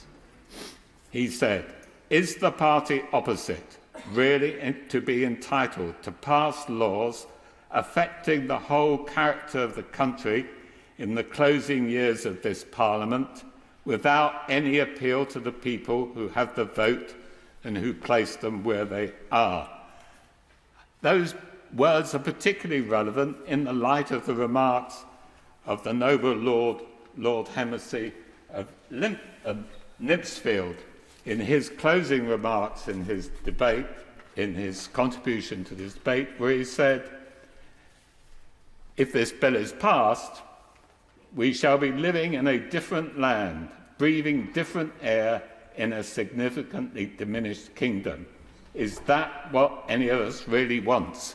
That is exactly the circumstances identified by Sir Winston as to when this House should say no and no further.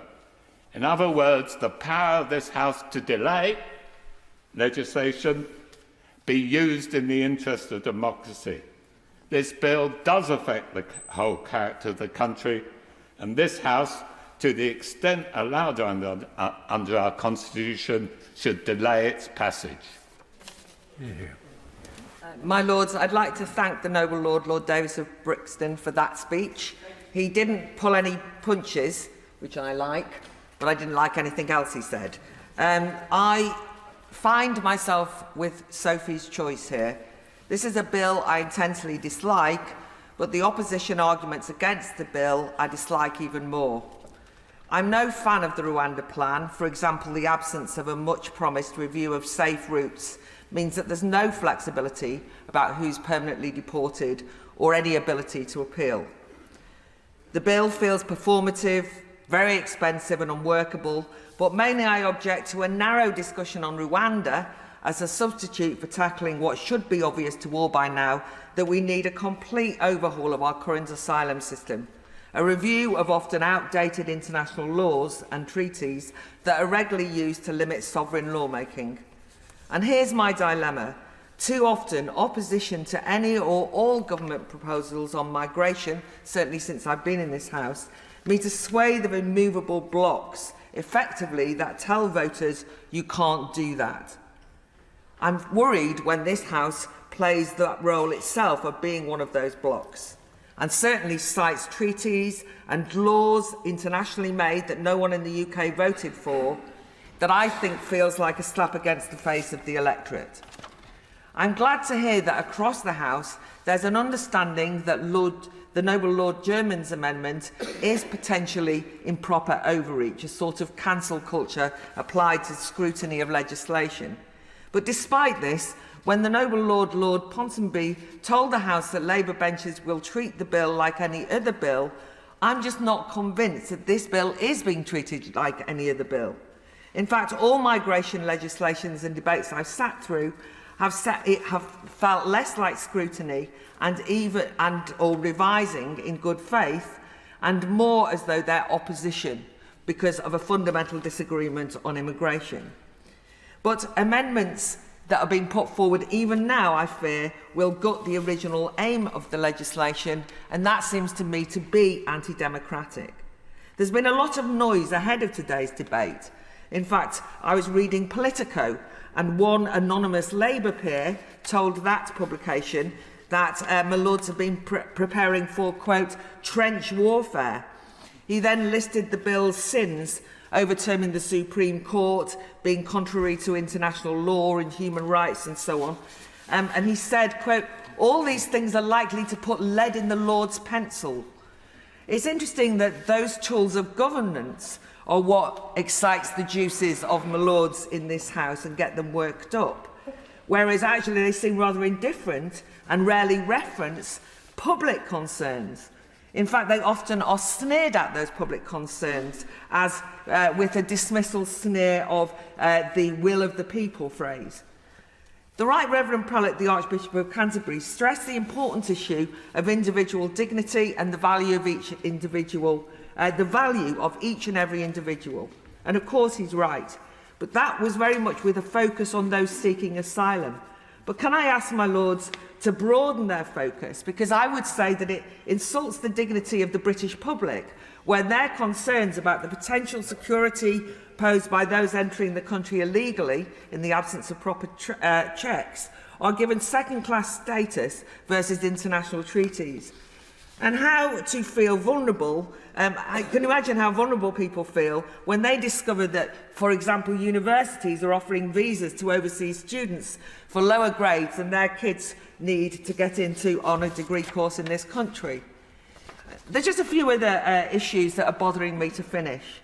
Here we are trapped in hours and hours debating the particular safety of one African country, but I feel uncomfortable reading the plethora of briefings sent out by NGOs detailing horror stories from Rwanda, full of human misery, even accusations of torture. But I seriously worry about demonising a country for the purposes of opposing a UK policy and defeating a bill. And maybe I'm being too cynical, but I can't help notice that many of the same NGOs and commentators were cheering on only recently and lionising another African country for taking Israel to The Hague. So why did they then turn a blind eye to South Africa's horrendous record of corruption, massacres for its own workers, a country that has stood by during pogroms of Zimbabwean immigrants and so on? It just seems to me a bit picking and choosing. And then there's the focus on whether the bill will damage our reputation with international institutions. But are such institutions to be treated as sacrosanct? Much play has been made of the UN Commissioners on refugees' condemnation of the bill, and the fact that the UN Commissioner denounced any UK lawmaking that, quote, wants to keep people away from your borders, that will always meet the UN's disapproval, would mean we would never be able to control our borders. But I just object to taking moral instructions from the UN on refugees after the weekend's expose that one of its agencies was implicated in the October the 7th anti-Jewish pogrom. I'll leave it there.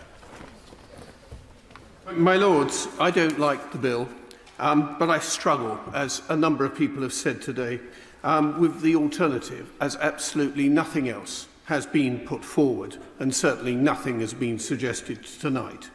And I do know that the government is sincere in its desire to crack down on illegal immigration. We have an absurd situation at play in which criminal gangs and people smugglers are taking advantage of individuals, facilitating continued violation of our borders, endangering lives and costing the taxpayer significantly. And when the people of this country switch on the news, they are rightly horrified to see small boats crammed with people and clips of small children being held dangerously in those boats. The British people have proven throughout history, and indeed more so in recent times, that they are hospitable to the most in need and supportive of genuine refugees. However, my Lords, the goodwill of the British people has been gravely exploited by the criminal gangs who rely on an outdated legal practice and loopholes to run a mockery of not only our immigration system, but the very goodwill and generosity of the British people. As has been said already, illegal immigration is a danger to race relations and a danger to our society.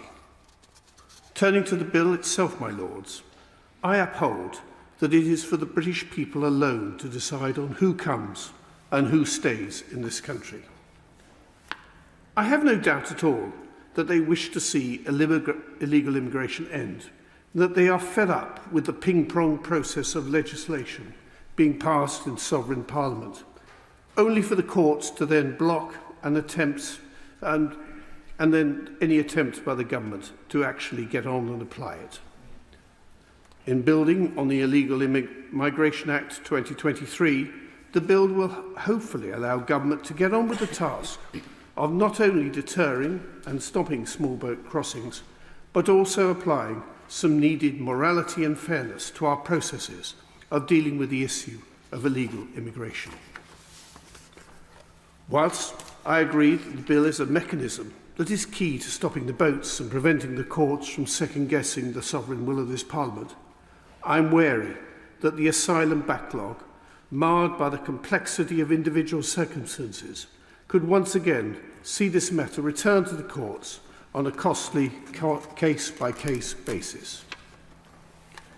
The International Agreements Committee, of which I am a member, raised a number of concerns over the agreement. These concerns are the ones that will arise when the bill is challenged in the courts, so they need resolving, and they need resolving quickly. And I don't think this point has been made at all tonight. Rwanda itself wants to see these safeguards in place and resolved and operating, because they need it for their own reputation, and indeed because they are presenting themselves, and rightly so, as a modern leading African country. Would my noble friend the Minister be able to provide reassurance and clarity how the provisions of this bill, which provide limited scope for individuals to raise challenges based on their individual circumstances, that this will not be exploited as a delay tactic, rather than being a sound legal provision to protect the rights of individuals? Further still, my Lords, I'm encouraged by the action taken by the Government in recent times to secure agreements such as the UK-Albania joint communique, which has been talked about already today. Working bilaterally in this case, the government has proven that the return of over 5,000 people who have no legal right to be here to their safe country of origin is a powerful deterrent, which has seen illegal Albanian arrivals to this country drop by more than 90%. I have, my lords, in other addresses to your Lordship House, called on government to direct their efforts in perfecting and creating additional bilateral agreements like this, which surely must be the most sensible way to curb the flow of illegal immigration. In this ever destabilised world, we need a pragmatic and diplomatic avenue for the UK to continue working bilaterally with other nations to collaboratively address the growing complexity of illegal migration, and I would therefore welcome an update from the Minister on how the government is seeking to further their work in that area. That said, my lords, the challenges that we face today are impacting the people and security of the country and require us to act swiftly, and therefore for that reason I support this bill. My lords, were it not for the thousands of human tragedies and broken lives that are part of the problem which this bill attempts so clumsily to solve, we'd be looking at surrealism on the point of becoming comic. A scriptwriter suggesting this scenario would be told to go away and come back with something a little more credible. But alas, we are faced with a proposal to put legal fiction into statute. My learned predecessor, John Lee, Clerk of the House of Commons in the middle of the 19th century, once said, "To hell with precedent, the House can do what it likes." And 200 years ago, so it could, perhaps. But now we have an infinitely more complex and nuanced relationship between Parliament and the courts. Still, a key element of our constitutional settlement and the protection of our freedoms is the rule of law, not what from time to time the government of the day uses a Commons majority to say what that is, whatever the courts may have said or may say. I fear that over the next few weeks, if there are continuing disagreements between your lordships and the House of Commons, we will hear an awful lot of nonsense talked about the Salisbury-Addison Convention, and I immediately exclude from that possibility the lapidary contribution of the convener earlier on in this debate. Other noble lords have spoken and will speak about the legal complexities, but in the short time I have, I thought it might be worth taking a moment to look at the relationships between the two houses. The Salisbury-Addison Convention, as it became known, wasn't invented in 1945. If it had a progenitor, it was the third Marquess of Salisbury in the late 1880s. In an age of widening suffrage, he said that your lordship's house had an obligation to reject and so refer back to the electorate, especially contentious bills, usually involving a revision of the constitutional settlement. We've come a long way since then, of course, enacting the Parliament Act 1911 en route. There's no doubt that a manifesto bill has a special significance in the relationship between the two houses. But this animal has become elusive. The Labour Party manifesto in 1945 was, with Atlean brevity, only 8 pages long. It was a clear and specific checklist of intentions.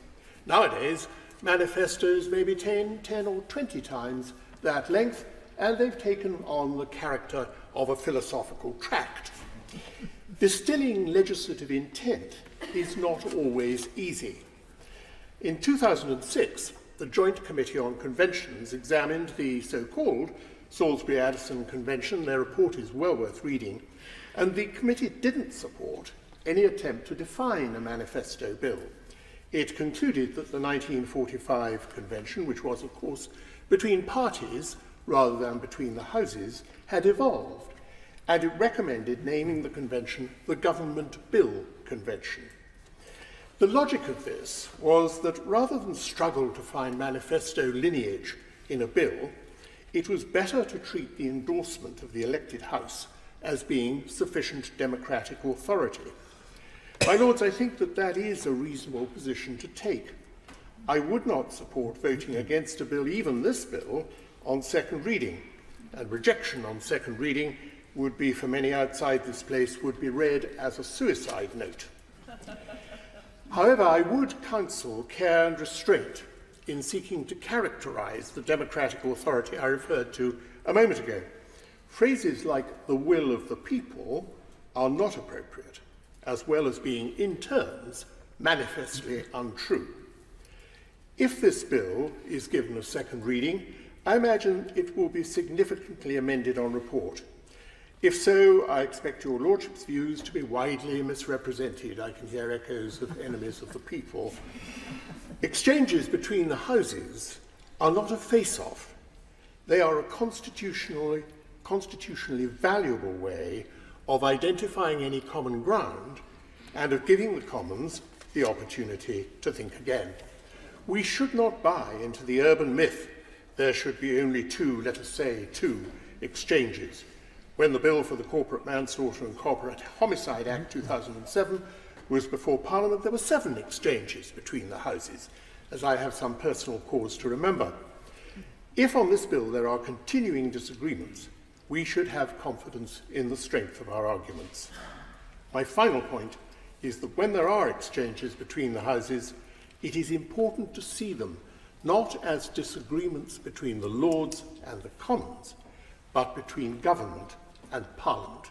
And that, I think, puts them in their proper context. Lords, listening to the speeches this evening, a number of noble lords state their opposition to this bill on what they say are moral grounds. I'm not qualified to comment on the international legal aspects, but I do not accept that those who oppose this bill can claim the moral high ground. And let me just make 5 quick points to explain that.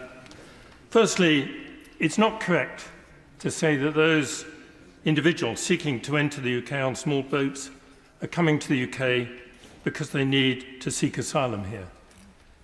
Of course, many originally may have come from countries where they face persecution, but once they arrive in France or Belgium, they are already in a safe country.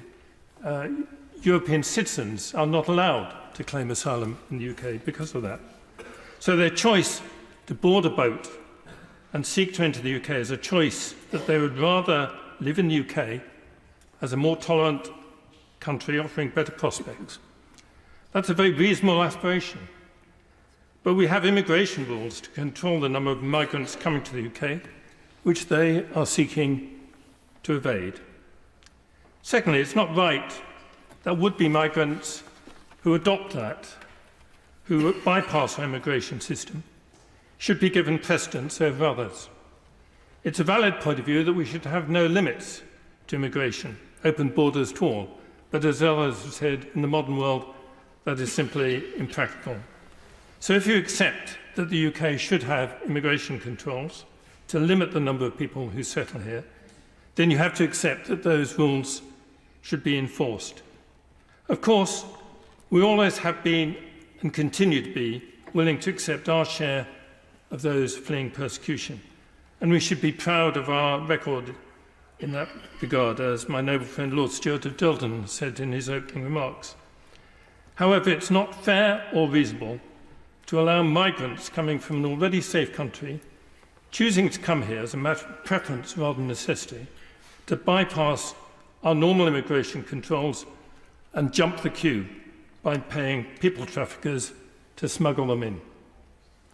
Thirdly, while many in this House have argued that Rwanda may not be an attractive location compared to remaining in the UK or France, if we pass this bill, it will be those who choose to get in the boat to be smuggled into the UK who are making their choice to go there.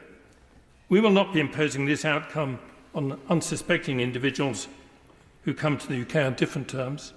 Anyone seeking to bypass our immigration system will be making that choice in full knowledge of where they will end up. It will be their choice about how comfortable they will be in Rwanda, not ours. If they're not comfortable, they can safely stay in France and apply to migrate to the UK in the normal way through our normal procedures. And then there are the numbers arguments. Some argue that the policy cannot work because they say thousands of migrants cannot be accommodated in Rwanda. My Lords, that misses the point. If the policy is successful, it will be very few individuals who are actually sent to Rwanda, because the certainty of being removed from the UK will remove the incentive to come here illegally. In fact, the most successful policy would be if no migrants are sent to Rwanda. Finally, there are those who argue the magic bullet, that there's a better solution. But the only alternative offered to stop the flow of small boats is to crack down on criminal gangs. Well, my Lords, while it may be possible to do more to disrupt the large criminal gangs, you do not need much organisation to procure a small dinghy and sell it to those who want to make the crossing. We cannot patrol the whole French coastline. So, my Lords, this alternative is simply not credible. So long as the Channel crossing remains a viable route into the UK, people will keep coming. So, in summary, I simply do not accept that it is the moral high ground to allow a situation to continue where people smugglers will put more lives at risk through dangerous Channel crossings, or migrants who bribe their way onto these boats to evade our immigration controls can jump the queue over others who may have a better claim to settle in the UK. My Lords, that is not moral, but that is what will happen if we block this bill. So I'll support this bill on the basis that stopping the boats is the moral high ground, and I urge other noble lords to do the same. My Lord, so finally we have it here. We've been waiting quite a long time for this bill, and it's very irritating that it's so misleadingly named, because of course the Rwanda Safety Bill is the opposite of what it is, and really it should have been called the Rwanda Not Safe at All Bill. And what it amounts to is a stupid, messy, inhumane, cruel, immoral and idiotic way to actually think that you can solve the problem of migration like this. The government has created this problem by not putting in, for example, better, safe, legal routes. There have been lots of answers coming from these benches about other possibilities. And, sorry, did somebody speak to me? Because that's not on. So the government's created this problem, thrown together something they call a solution, which isn't a solution at all. It's Viscount Hailsham who keeps talking. Can the whips have a word with him, please? And then this government has dishonoured both houses by tabling it and bringing it to us to debate. It was wrong to bring this bill to us. It was wrong to develop it at all. So first the title, Rwanda's not a safe country. We've heard that again and again from the courts. The UK has just accepted for asylum Rwandans who were in fear of persecution if they stayed in Rwanda. That doesn't sound very safe. And just because this government says it's safe doesn't make it safe. I've heard some ridiculous things from that side of the chamber. I've also heard some very good things, by the way, but some quite ridiculous things about how Rwanda is safe. It really isn't. Secondly, we'll be in violation of an international treaty. Do we want to be seen as a country that can't be trusted, that signs an agreement and then backs out of it, doesn't stick to it? I would have thought not. This is an exceptional bill that needs us here in your Lordship's House to take exceptional action. Stopping a government with a track record of introducing draconian laws from overruling our courts is what we're here for. It's our job. Today we're talking about the rights of refugees, but if you accept this bill going through, then what's to stop a government with a big majority from disapplying other human rights? The path to a totalitarian state isn't just the government banning strikes and affected protests or restricting the right to vote, all of which have happened. It's ministers pushing through laws that say this group of people deserve no human rights, and the courts are banned from helping them seek justice. Today it's refugees, but tomorrow there'll be another scapegoat to target. Some of them will be vile people doing horrible things, but that's the point of human rights. Human rights are for all of us. They are there to defend everyone's right to justice, whether they're saint or sinner, whether the government likes them or hates them. And Convention is on the side of rejecting this bill. The Labour front bench doesn't like the Lords blocking what MPs have voted for, and I understand that we should use this power sparingly, but Labour, as we have heard, has done it. They had their own successful fatal motion 11 years ago, and so I think they could support today's fatal motion if they just held their noses. Going back a year before that, we rejected, last year I'm proud to say that all the opposition joined together to beat the government on the water pollution rules. And going back a year before that, we rejected outright the 18 pages of government amendments restricting the right to protest, and we forced the government to come back with new legislation. The Rwanda bill wasn't in the Conservative Party manifesto. Disapplying the Human Rights Act was not in the party manifesto. Convention allows us to reject it. And of course, there is the point which someone else did make, that it's going to take us hours. We are going to be sitting here a very long time. And many of us, I think, probably don't have that many hours left. And we really should think, is that how we want to spend them? Fighting this government and not winning and having all of our amendments sent back because that end of Parliament doesn't understand what we're here for. And if the Prime Minister genuinely believes that this is the will of the people, then he should call a general election. Please give the public a chance to have their say about this and about the PPE, corruption, about the mess they've deliberately made of the NHS.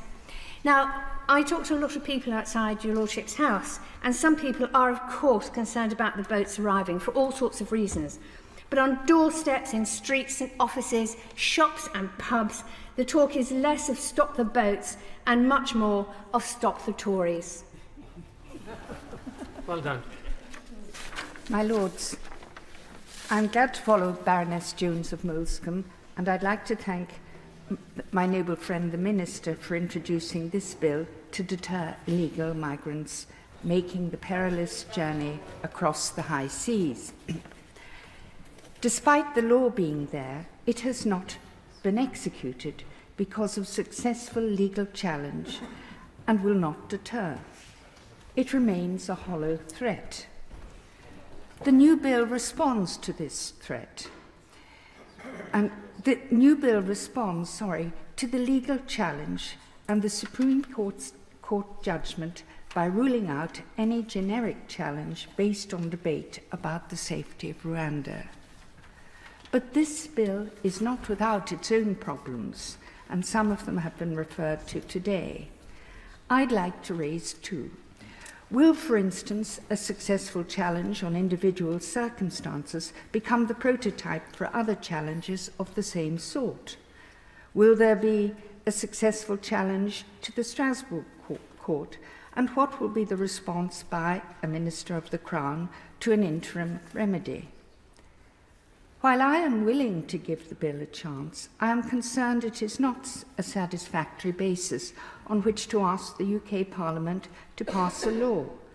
I'm concerned about an attempt to have it every way, to be within international law, yet disapply certain parts, so that the UK somehow avoids its parameters. I would urge my noble friend to ask the government to exclude clearly and categorically, for the purpose of this bill, the provisions of those international treaties which make it impossible to honour the mandate to the electorate as to control the UK's borders. The attempt to run with the hare and run with the hounds is bad for politics, it's bad for the courts, and it's bad for the constitutional arrangements where Parliament makes the law and the courts interpret it. We have a sea border, we have our own Parliament, we have the finest judiciary in the world. It is time to capitalise on these facts. We need to make our law clear and, if need be, exclude clearly those parts of international law which bind this country and replace them with our own law. Otherwise, we shall reap the constitutional and political instability faced by many Western countries because we seem to be failing to honour the promise the electorate sees as its priority. Across Europe, settled governments are crumbling, political systems have been undermined, constitutional stability and order have been threatened. and voters have lost confidence in the politics of business as usual. The EU is now proposing another measure to control illegal migration, which involves quotas and fines on countries which don't take their quota, and is not set to come into law for I think, a year. That is no answer, and nor do the people of nor do our neighbouring countries consider it sufficient. In Germany, the left coalition seeks control over migration. France finally passed its own immigration law, and within weeks, the Constitutional Court of that country has challenged parts of it. Denmark is trying its own scheme, and in Holland, Geert Wilders was elected because he promises to combat immigration and may undermine the stability of the Rutte government. The UK government should clearly and boldly reject those elements of the existing international treaties which make it impossible for it to act against illegal immigration as the electorate wishes. In my view, it should aim to return to its initial proposal of the coalition years to introduce its own Bill of Rights, which cover these things with the generosity we have always shown to asylum and protection claims from people in need. So far from making itself an international pariah, the UK would show itself to be a leader, the one country brave enough to face today's facts and open the way to solving a problem that concerns almost every developed country. My Lords, I want to start by emphasising that this bill is unlawful. It contravenes international law, it contravenes our own laws, it is unworkable, it is unaffordable, and in my view it is immoral because it involves taking incredible risks with human life.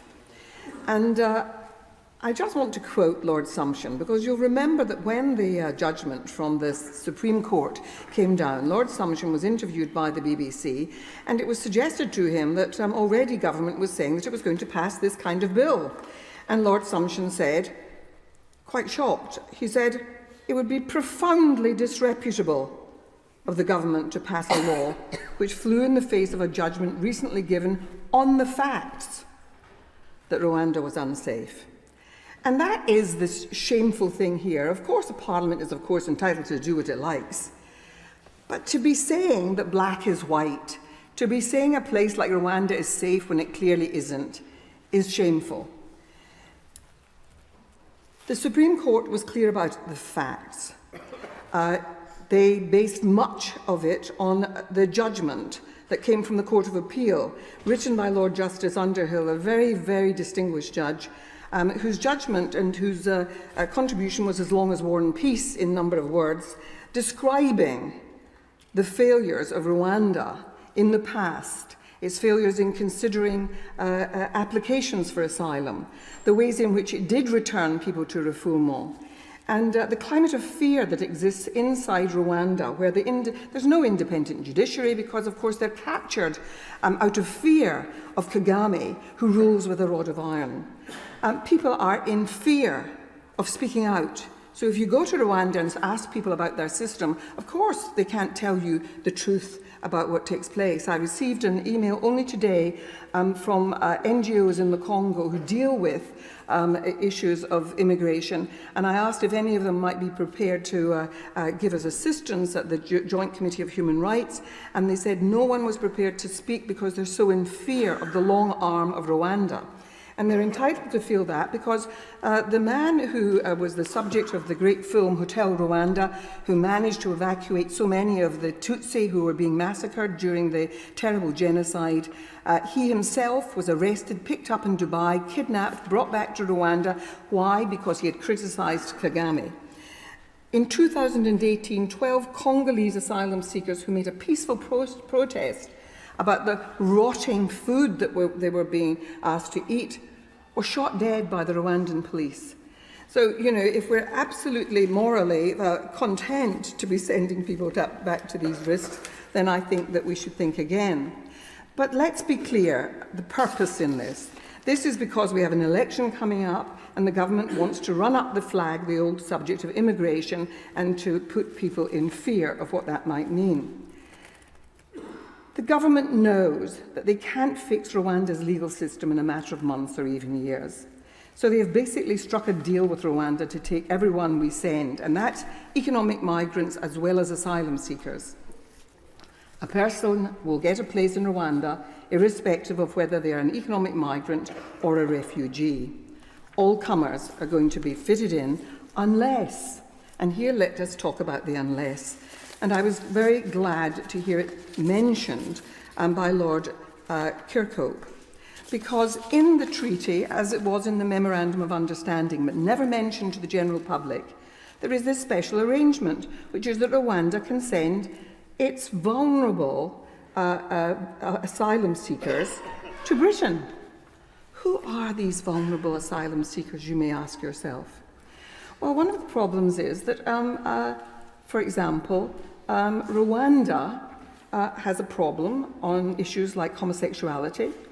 Not that they have a law against homosexuals, but a homosexual would have great difficulty getting by and living a life as a homosexual if people were to know that in Rwanda, and the persecution of homosexuals is very real. There is a whole issue about, for example, the Hazara, the Afghani Hazara, who are a minority within the Shia tradition of Islam, totally persecuted by Sunni Afghanis.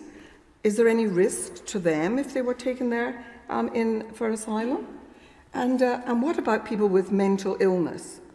There are very few psychiatrists in the whole nation of Rwanda, despite there having been a genocide 30 years ago. And 25% of the population suffer from mental illness which cannot be treated. So the vulnerable people who are going to be sent here to make use of our medical treatment are going to be those poor asylum seekers. So it's costing 400 million for very little. But of course, it's all about performative politics, to use the term Lady Fox mentioned. Performative politics at the expense of human lives. We should be ashamed. We had a proud tradition of the rule of law, which I hold to my heart. Let's not forget it, but we are forgetting it here. My Lords, we've had many excellent speeches today. I will therefore speak briefly. My Lords, I'm sure we all support the purpose of this bill, to prevent and deter unlawful migration. However, as Lord Hailsham argued so strongly, this bill will not achieve that objective. Secondly, our UK immigration policy must not involve the UK breaking international law or human rights. This country has a proud history of upholding at all times international law and human rights, as a result of which the UK has a priceless reputation, enabling us to play a key part in seeking to persuade rogue nations to reform their policies in line with their international obligations. Only when Rwanda is a safe country, and truly a safe country, and when the UK Parliament has endorsed this position, can persons be removed from the UK to Rwanda in compliance with all our obligations under international law. In order to satisfy the definition of a safe country, all the provisions of the treaty with Rwanda must be implemented by Rwanda, including the establishment of a non-refoulement commitment, strengthening the monitoring arrangements and strengthening Rwanda's end-to-end asylum process. And all these matters must be bedded in. If this highly questionable policy is to be pursued, and I really have picked up fairly strongly, it is highly questionable, the vital need is for this bill to be delayed until Rwanda has implemented all the provisions of the treaty, and those provisions are bedded in, as I've mentioned. Only then can the bill legitimately refer to Rwanda as a safe country for immigration purposes. My Lords, delay is the role of your Lordship's House in this situation, together with a request to the government to think again.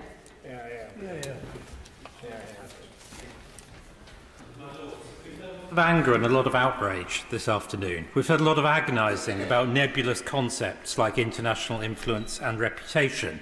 We've heard much effort to side-slip away from our dualist system of international and domestic law. We've heard a lot of advocacy of a purist view of separation of powers that has never actually applied in this country. And if I may say so, we've heard a surprising degree of deference by this sovereign parliament to a Supreme Court that did not exist 2 decades ago, which is simply not a constitutional court in the US or European sense, much as many people seem to wish it was, and which has decided it is the fount of wisdom not just on law, but on complex issues of foreign policy. Indeed, when it comes to the safety of Rwanda, it seems that the government's facts are just judgments, but the Supreme Court's judgments are facts. Maybe it's useful to get back to the essentials. Perhaps it's old-fashioned, but I believe it's the job of a national government to set terms for who may enter the country and to control the border accordingly. Indeed, I think that proposition would be widely agreed in this country, but seemingly not here. Here it's suggested by many noble lords that in significant areas the terms of entry have to be set by international conventions agreed decades ago, by a European court that seems to believe it has the right to define the extent of its own powers, and of course by the people, traffickers and criminals who make it possible for large numbers of people to take advantage of these terms. We're told, in other words, that the British government should not in practice be able to set the terms under which people can come into this country. And I put it that starkly because we can then see that that's not a proposition that would command widespread assent in this country. Now, this current situation cannot, in my view, be sustained in modern conditions.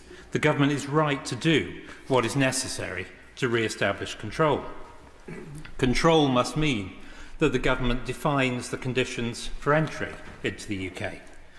That one of those conditions is that if you arrive illegally, you don't have the right to stay and must therefore go somewhere else. And that we have no obligation to take in just anybody who shows up and can claim asylum in whatever numbers. And it may well also have to mean that if international law, whether it's the ECHR or any other agreement, says anything different, then so much the worse for international law. Now, all these things may be unpalatable, and I know they are unpalatable to many in this chamber. It's much easier to avoid thinking about them. But if you don't do those things, you don't have control. Now, to the extent I understand the alternatives most widely advocated by noble lords, they seem to involve establishing so-called safe and legal routes for the many people who currently show up here illegally. In other words, to acquiesce in the reality that we don't control our borders and to give up trying to do so. For the truth is that safe and legal routes will be rapidly overwhelmed by the numbers and illegal arrivals will continue. Now, the Most Reverend Primate, the Archbishop, who's in his place, reminds us that all human beings are of great value, and of course I agree with him, and for the same reasons. Of course we should welcome the stranger, but in my very humble view in this area, you can't get from that undoubted existential truth to a political proposition. A proposition that large numbers of people from many, many countries around the world, if they can persuade a criminal trafficker to take them, have the de facto right to settle in this country. Those are propositions, in my view, of a completely different nature and kind. Now, to conclude, it follows logically from all this that, of course, I support the bill and its deterrent purpose. I do admit some doubts as to whether the bill in its current form is going to be robust enough to achieve the desired end.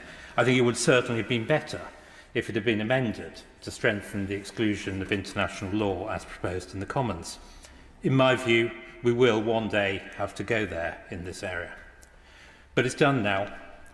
The Commons debated it fully and has now spoken.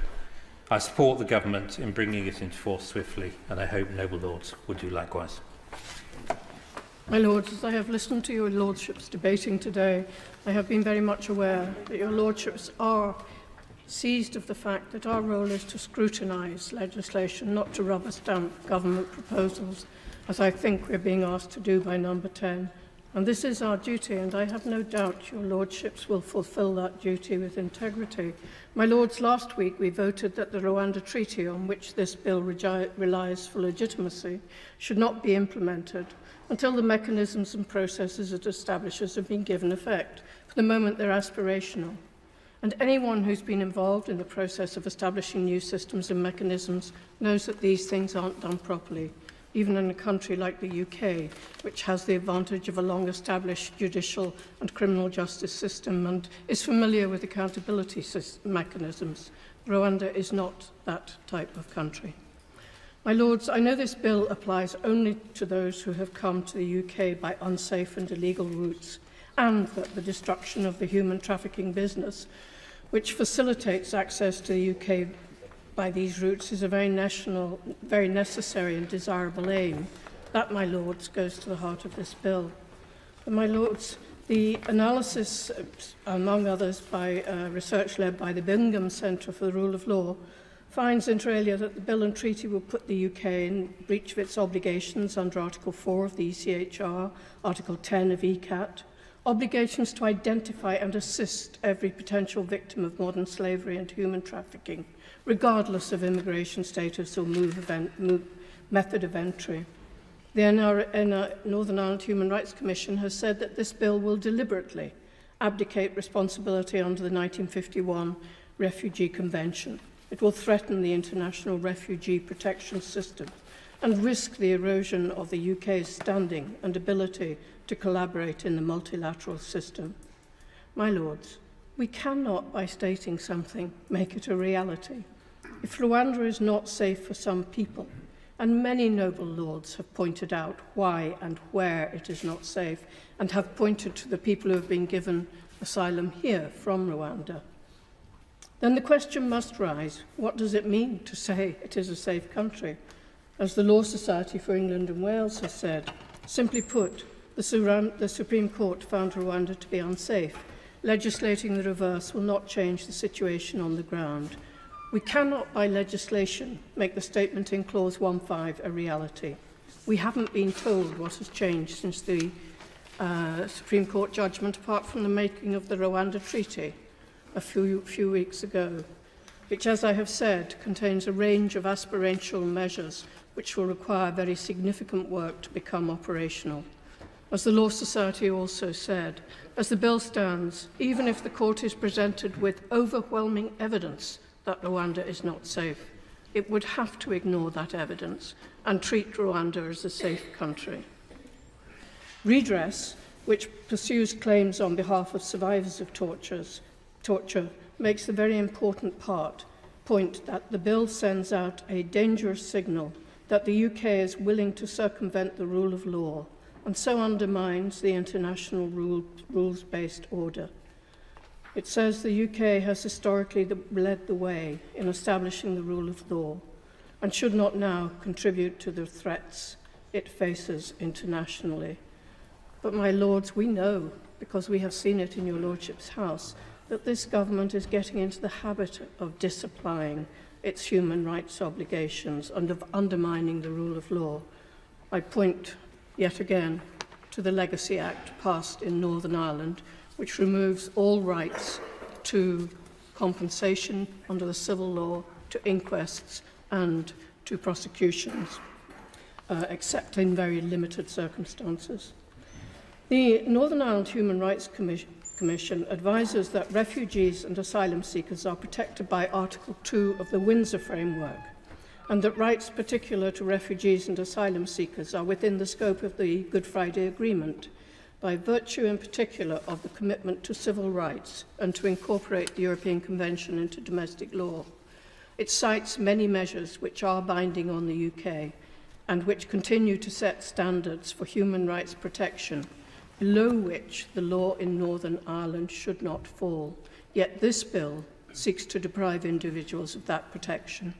It suggests that the current relationship between the UK courts, UK Parliament and international law is balanced, but this bill will create an imbalance. My lords, we've heard so many voices articulating the dangers and indeed perils of this bill. Undoubtedly, we have to find ways to resolve the problem which gave rise to the bill, and to dismantle, if possible, the highly lucrative businesses which are profiting from the plight of those who seek a safer and better life. And my lords, I don't think there are many of us who could live in Syria or Afghanistan or anywhere else on a salary of about £10 a month, which is the average salary. My lords, this bill is not the way forward. At the very least, until Parliament can be assured that the mechanisms and institutions of the Rwanda Treaty are in place, and that there is consideration of each asylum seeker and of any particular vulnerabilities they have, Parliament should not exercise its sovereignty. It should exercise its sovereignty and decline to pass this ill-thought-out bill. As the noble Lord Carlisle pointed out, Government have yet to respond to the decision of your lordships on the Rwanda Treaty, which is so fundamental to this bill. This bill does not stand alone. My lords, we will appear ridiculous if we pass a bill saying that Rwanda is safe, simply to overrule our independent Supreme Court, which has said that it could not be considered a safe country. My Lords, I refer to the Register of Interests for support from RAMP. I'll start by simply noting, rather than repeating, the concerns I raised in last week's debate: the incompatibility of the treaty and bill with our international obligations, the treatment of LGBTQI plus asylum seekers and children, and the widespread scepticism about claims of a supposed deterrent effect. Today, I want to focus on Clause 3's disapplication of the interpretive and remedial provisions of the Human Rights Act, in part because of this clause's contribution to the bill's incompatibility with our international obligations as advised by the UNHCR, with implications for the Good Friday Agreement, as the Northern Ireland Human Rights Commission points out in its very critical advice on the bill, but also because of what this means both for human rights and for how asylum seekers are seen and treated. And I'm echoing here some of the points made by the Right Reverend Prelates, the Bishops of London and Durham. A briefing paper from the Joint Committee on Human Rights chair warns of the significance of disapplication, to quote, "Human rights are meant to offer a fundamental level of protection for every person on the basis of their humanity alone. As noted in a previous report, if those protections are disapplied when they cause problems for a policy goal, they lose the fundamental and universal quality that characterises them. This is arguably particularly the case when they are disapplied in respect of a particular group." End of quote. While, as just has been said, the government is beginning to make a habit of disapplication to marginalised and unpopular groups, the briefing points out that disapplication of Section 6, which places the obligation on public authorities to act compatibly with human rights, has never before been attempted and represents a significant inroad into human rights protection. These concerns are echoed in numerous briefings, including from the EHRC, the Law Society and Amnesty. My Lords, let us stop and think what this breach of human rights universality means. In effect, it's saying that asylum seekers are treated as less than human. To quote the noble Lord Singh of Wimbledon, as a lesser form of life. Their humanity is not worthy of human rights protection. Stop the boats is the government's mantra, but what about the human beings in these boats? Do they somehow stand outside the universality of human rights? The government have paved the way with the dehumanising language they have used to talk about asylum seekers, the language of invasion, breaking in, cannibalise, language which has helped to induce the public concern that the government cites to justify its policy, a point made by the UN High Commissioner on Refugees speaking to the BBC last week. Words matter, as the Migrant Rights Network stresses. Their significance is brought home by Irfan, an asylum seeker who writes how he came to realise, I quote, "These are not just words. They build a completely new identity, which then justifies how you will be treated, seen and talked about. The language that dehumanises people makes it seem acceptable to place them in inhumane conditions and cut off from society. My Lords, this language now makes it seem acceptable to deny human rights protection. A statement from Min Voices, a group of refugees and asylum seekers, some of whom are from Rwanda or neighbouring countries, ends, "We are human beings, wanting and seeking a safe future." By King, a young client of freedom from torture who fled persecution, asked in a recent Big Issue piece about the Rwanda plan, why is the UK government refusing to treat refugees like human beings? Perhaps the noble Lord the Minister could give her an answer. Instead of an approach which, to quote the British Red Cross's Voices network of those of lived experience, disregards the well-being and dignity of vulnerable individuals seeking refuge, we need, in their words, a more humane and compassionate asylum policy. My Lords, I hope we can help achieve such a policy, because if the current bill passes unamended, I will feel nothing but shame. My Lords, I wish to make 3 points, points which have already been made several times within the context of this debate, but which will not suffer from repetition and which will also allow me to contribute to later stages of this bill. My Lords, I think it is unreasonable that this bill asks parliamentarians to override the rulings of the Supreme Court, thereby touching on a constitutional convention of the separation of powers. I think it's equally unreasonable that this bill insists that Rwanda is safe, not could be safe, might be safe, but is safe. I think it is also unreasonable that this bill asks parliamentarians to vote to undermine very important international conventions and much UK domestic law. My Lords, this bill needs radical scrutiny and amendment, and thereafter what it needs is a steadfast resistance to the pressure of government to accept what is, to my mind, a very bad bill. My Lords, I'd like to refer, noble Lords, to my interest in the register. I am an immigrant, the daughter of immigrants and the granddaughter of immigrants. My grandfather came to this country in 1938. But I support the government on this bill because I do firmly believe that when we have spent millions of pounds in aid trying to help countries like Rwanda become more accountable, have greater governance, become safer and more transparent, then to vilify them like we are doing here today really does make me quite sad and upset. I work a lot in Africa and I see the progress that countries in Africa are making.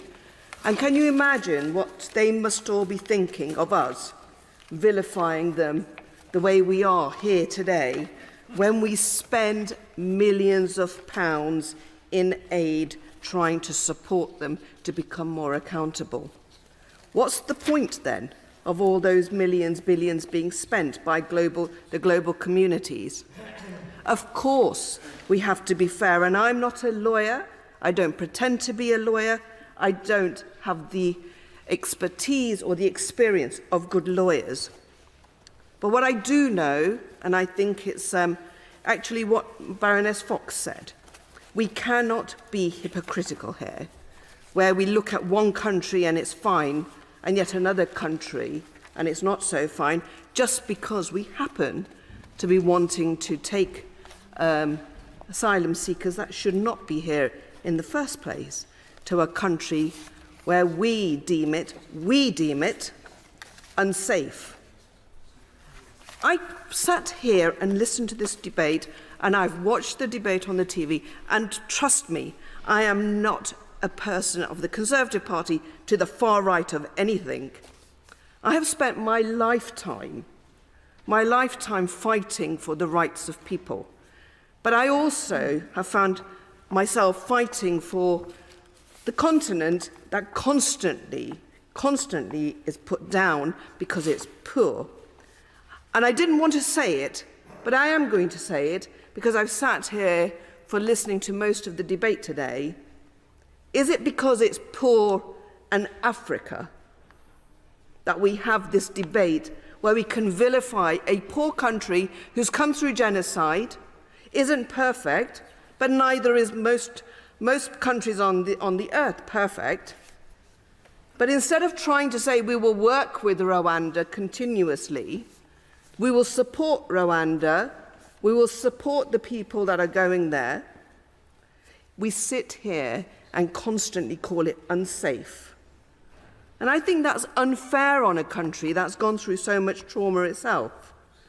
And to the people that have actually, I was looking at the statistics of Rwanda's economic growth. 6.6% GDP growth last year. So they're doing something right, and we need to be encouraging the fact that democracies are trying to become more democratic.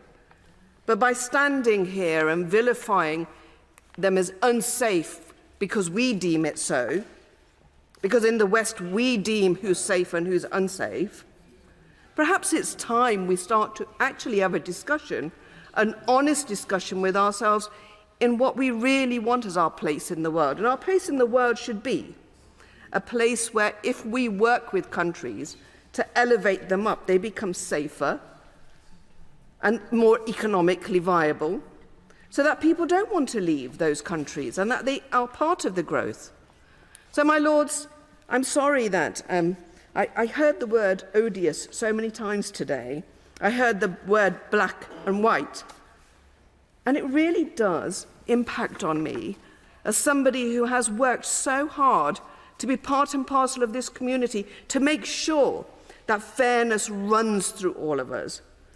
But that fairness has to then translate to countries that genuinely want to be on the path of growth. And we sit here in our lens and decide who's safe and who's unsafe without actually saying that we will be part of the solution to make them even safer.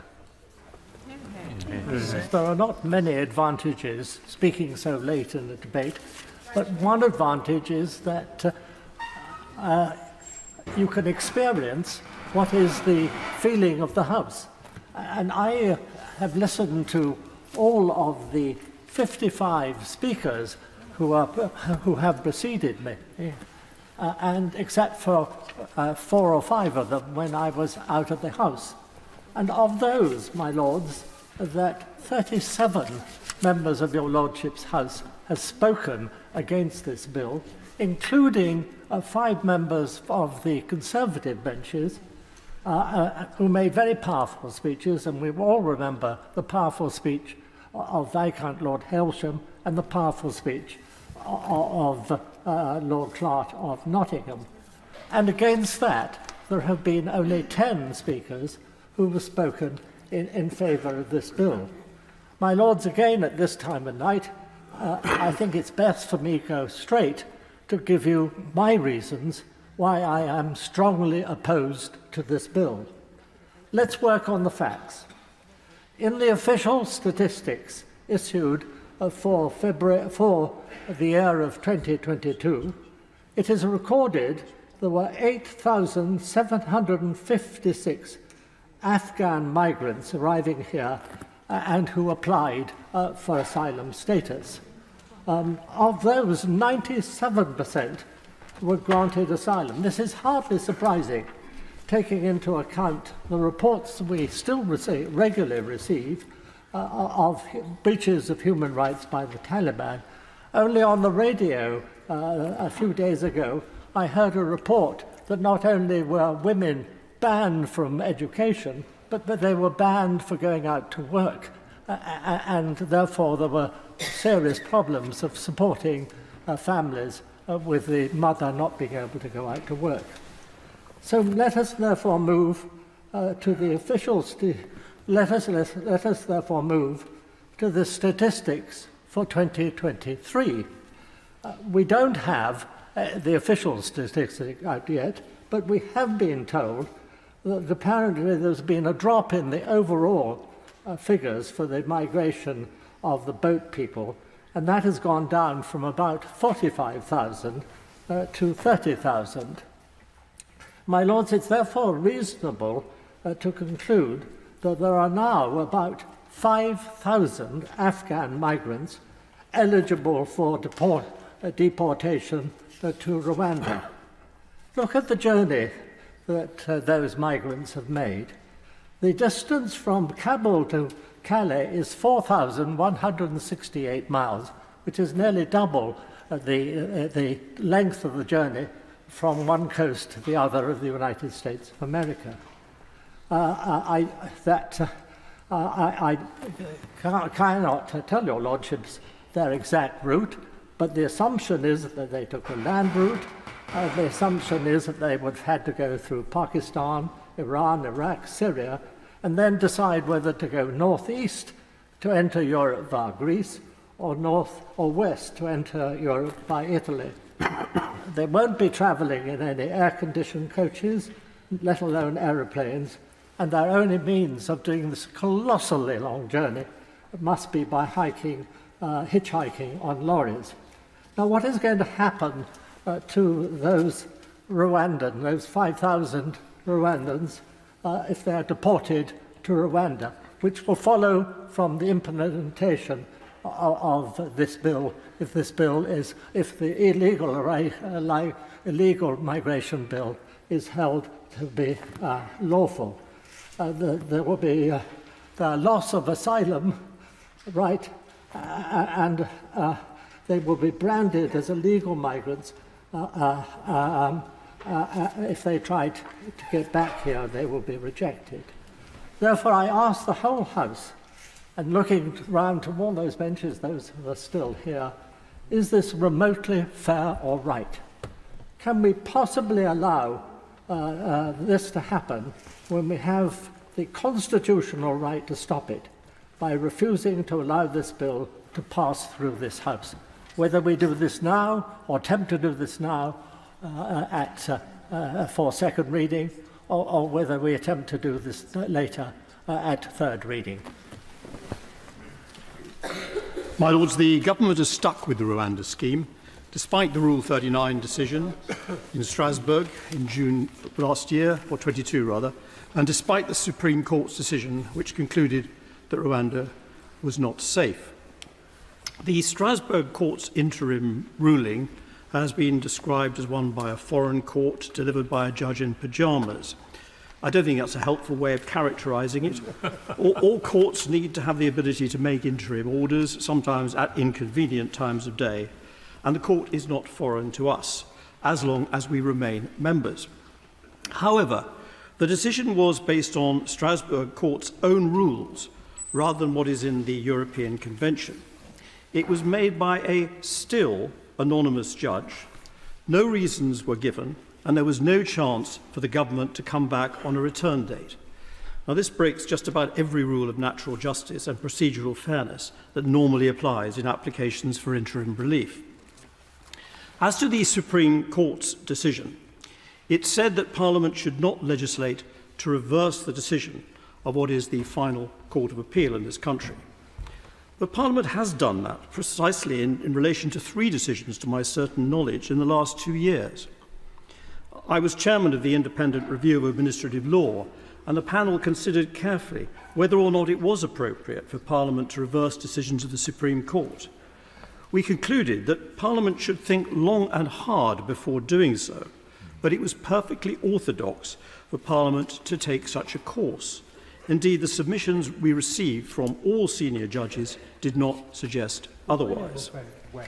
Of this point. Is there not a difference here? That there's a difference between disagreeing with a view and disagreeing with a finding of fact?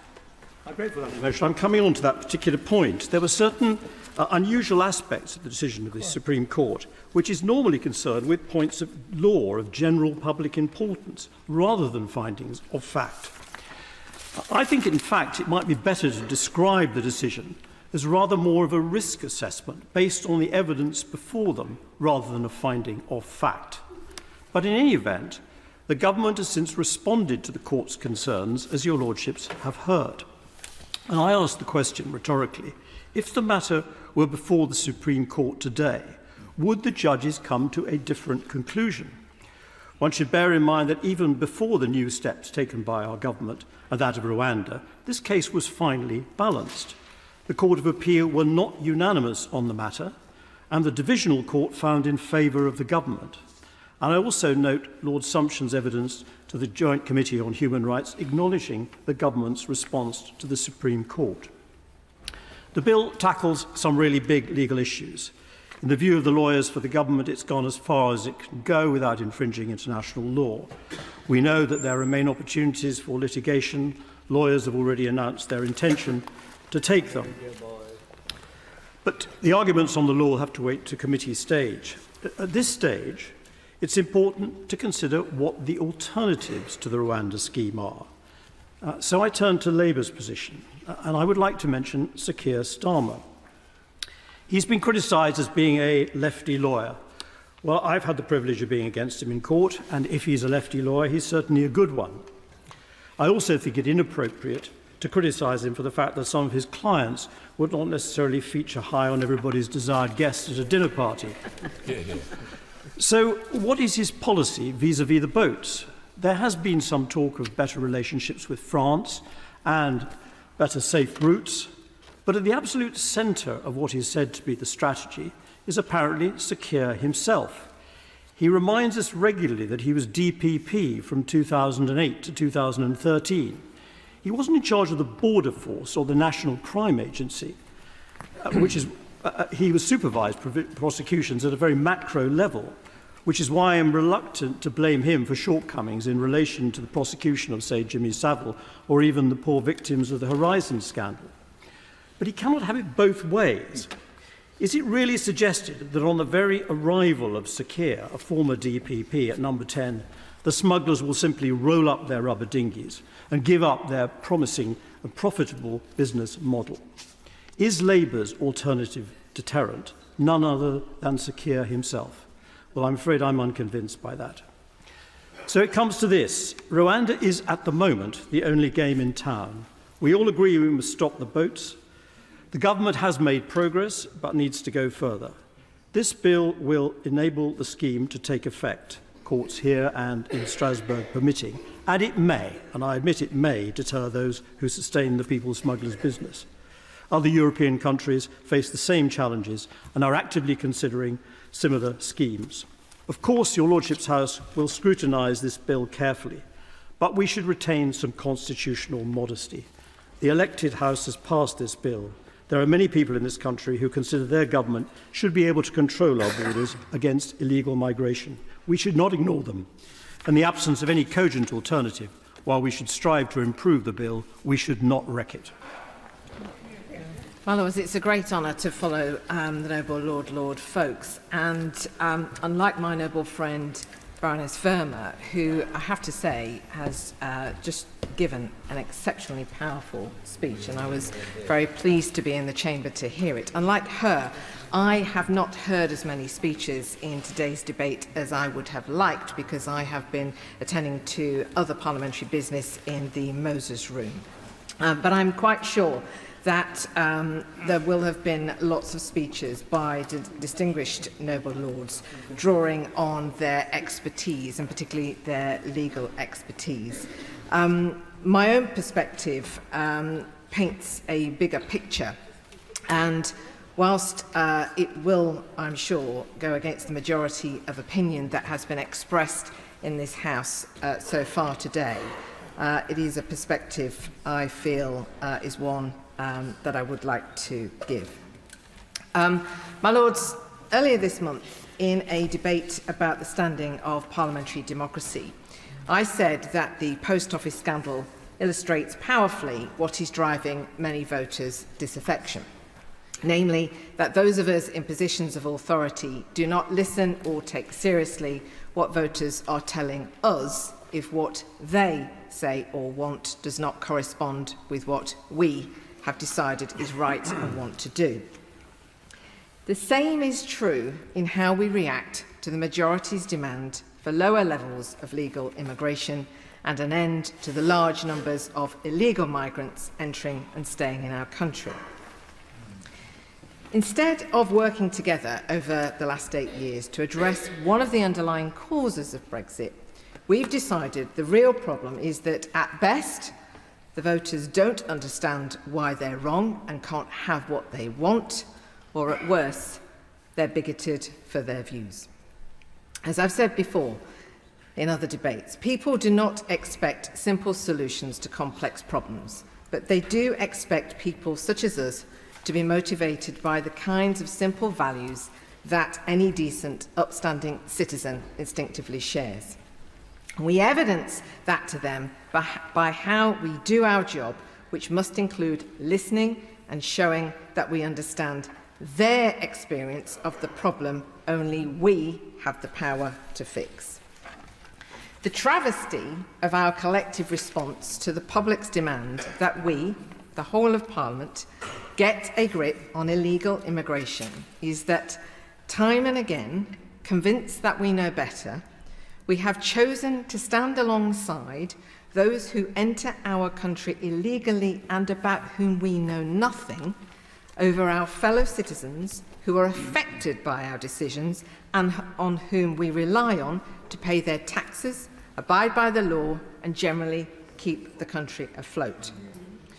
My Lords, when it comes to immigration, our repeated efforts to thwart what the majority have voted for is the clearest representation of the division between insiders and outsiders that led to Brexit and all the other democratic shocks that have since followed.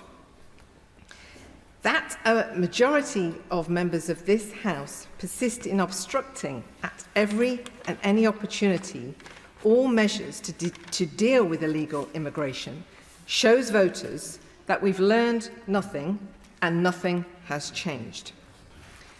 Now, to those who argue that a majority do not support this bill, I would argue that it's hardly surprising people who want tougher action to prevent illegal immigration are losing faith in our ability to succeed. We've done nothing to show we want to. And just to be clear, it's normal for people who are angry and want us to clamp down hard on illegal migration to be, at the same time, welcoming of those who come to this country via approved schemes. My friends and family in Beeston Rylands, the area where I grew up, and has recently become home to hundreds of people from Hong Kong, are testimony to that. Whether the Rwanda scheme is or not implemented will likely do little to change the Conservative Party's prospects come the next general election. And that's not why I support this bill and doing whatever it takes to deter people attempting to enter our country illegally. For me, this is about our duty to deliver what people voted for, regardless of our own politics. And the fact we are having to consider a bill which is causing so much angst amongst noble lords is, in my view, a result of our collective failure. People go on about populism and populist politicians and how they need to be counteracted. Perhaps those same people should consider why people are pushed towards populism and populist politicians in the first place. My Lords, unless we start listening and taking seriously what the majority of voters want and work together to improve conditions for them, because they are the people who uphold all that we as a country say we stand for, we should not be surprised if they deliver for us yet more electoral shocks. My Lords, I would like just to begin with an anecdote which has some tangential connection with what the noble Baroness was saying.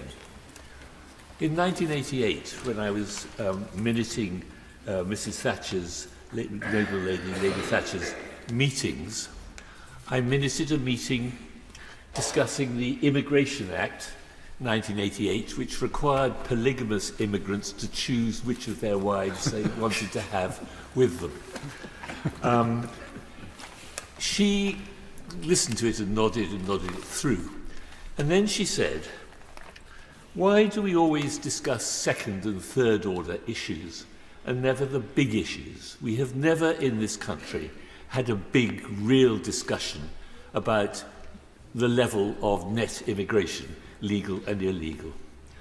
And it's the biggest change we've had over the last 30 years, and we've never put it to the electorate or heard their views or explained to them the policy we followed. And I thought today, as I listened to the Noble Minister's introduction, that is also true of this bill. It is an important part of immigration policy, but not of the biggest. The biggest issues are what are in the manifesto in 1919, which is the bringing down the net level of immigration. Yeah. And there's no context for this bill in that way. It's difficult politically because it takes you into issues like the NHS manpower, it takes you into issues about social care. But it nonetheless is where the real issues lie, and this is a kind of displacement activity, hectic, frantic activity to distract attention from the big issues. I'm also conscious, when I was Permanent Secretary of the Home Office, we had a discussion of the world trends in migration, and it was in 1996. It was a disturbing discussion, and we agreed that there was a coming storm. This is not a new problem. Governments have had decades to get ready for it.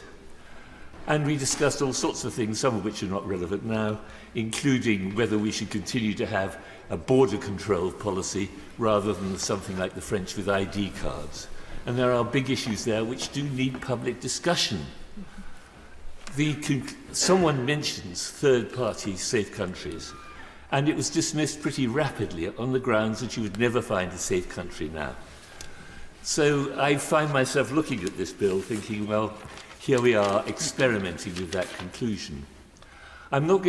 I am opposed to this bill. I think we've heard some very powerful speeches, which I support. I hope when we come to committee stage, because I think we will have to go through to committee stage, I don't think we'll pass the Noble Lord Jones motion. When we come to committee stage, I hope we can pursue some sort of amendment which requires the government not to activate the Act until the Supreme Court has certified that Rwanda is safe. I think there is scope there for some sort of deal. You can phrase it as you want. But in the meantime, I'd just like to ask the Minister, the Noble Minister, Noble Lord the Minister, a few questions. Would he please give a reply to my noble friend Lord Kerr about why exactly the Rwanda option is considered likely to be an effective deterrent? What is going on in the imaginary mind of the immigrant who's suddenly at the Channel changes his mind and stays in France? What is it that's putting him or her off after they've been through mountain ranges, plains, wars, famine, desert, goodness knows what? One small final risk before they get to their desired objective, the UK. What is it about Rwanda that is likely to put them off? That's the first. I think we need to get inside the mind of the imaginary immigrant. Secondly, I am disturbed deeply by the constitutional implications of this bill, which have been put out far more adequately than I could. I'd just like to know the limits in the government's mind of this new power, I think it's new, to declare fact by legislation, even where the facts are untrue. I mean, for instance, would it allow the government to pass or propose a bill which said that every returning officer in a general election must conclusively treat every vote for the Labour candidate as a vote for the Conservative candidate? I mean, or the other way around, if you wish. There's a sense in which you cannot use legislation to tell lies. And I think it's a very worrying, and it's a lie in the sense that nobody knows whether Rwanda is safe or not. And I think it's very worrying new innovation. And finally, does the Minister think that ministers should be able to instruct civil servants not to comply with international law?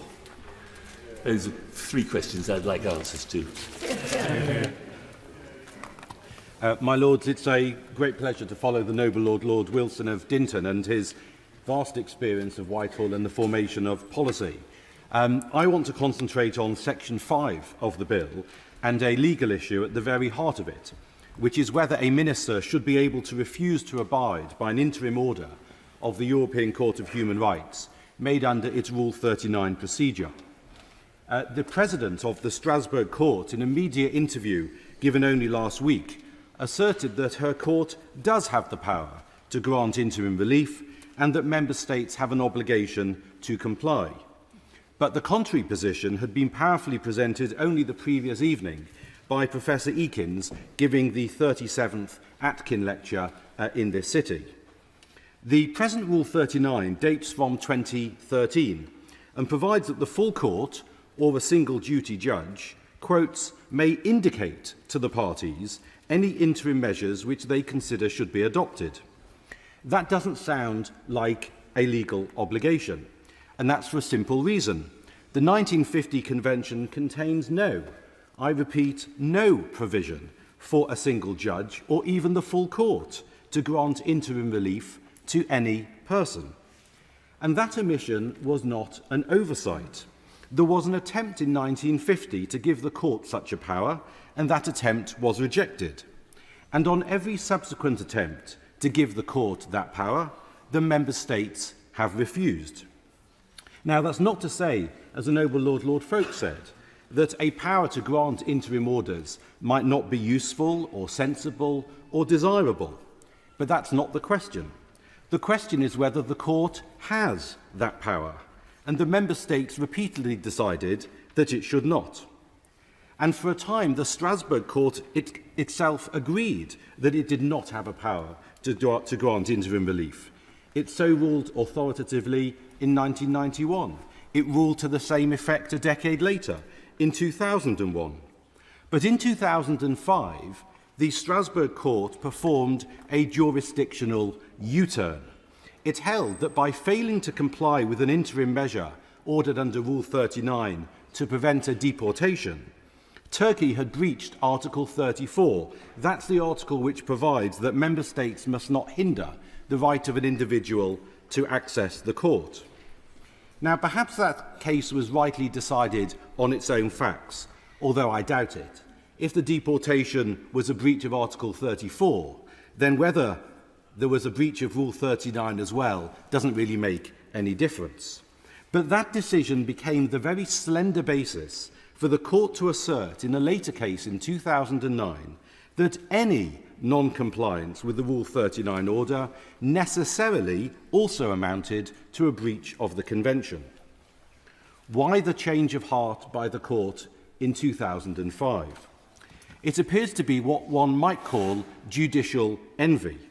The International Court of Justice had held a few years earlier, in 2001, that states had to abide by its interim measures, and it seems that the Strasbourg Court decided that what was good enough for The Hague was also good for Strasbourg.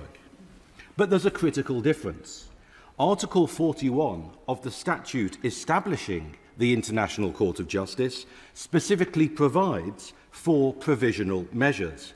In other words, the ICJ statute contains in terms precisely the power which the Member States had consistently refused to agree to give to the Strasbourg Court. Now, as the noble Lord Folks explained, there are also severe procedural problems with the approach the Strasbourg Court takes. Those problems are not my concern this evening. I welcome the fact that the Strasbourg Court is trying to address those procedural problems. But none of that addresses the underlying jurisprudential issue, which is whether the Strasbourg Court has the legal power to issue binding interim relief in the first place. In the absence of locating that power in the Convention itself, it's been suggested that over the years, state practice has given the court this power. I do not find that argument persuasive. I don't have the time now, but that state practice is neither uniform nor consistent. The details are set out between pages 35 and 41 of Professor Eakin's paper on this topic for Policy Exchange, which repays reading in any event. I'm sure we'll come back to it in committee. So far as the UK specifically is concerned, we have said, rightly and for good political reasons, that compliance with Rule 39 orders is our usual policy, and all other things being equal, so it should be. But accepting compliance as our usual policy is quite different from accepting a Rule 39 direction as a legal obligation, which we should not do because it is not. Noble friends, Lord Jermyn and Lord Thomas, told us that we have a bill in front of us that the government is asking us to support, which compels decision makers to treat as facts things that have already been found to be false, and to bar courts and tribunals from considering any evidence or arguments to the contrary. I've listened carefully to every contribution in this debate. They have not been contradicted. In addition, these benches can't support a bill which states in Clause 1 that both Houses of Parliament considers a country to be safe, when actually one House of Parliament last week conclusively stated we cannot yet make that judgment and refused to do so. So it's not only that we are asked to consider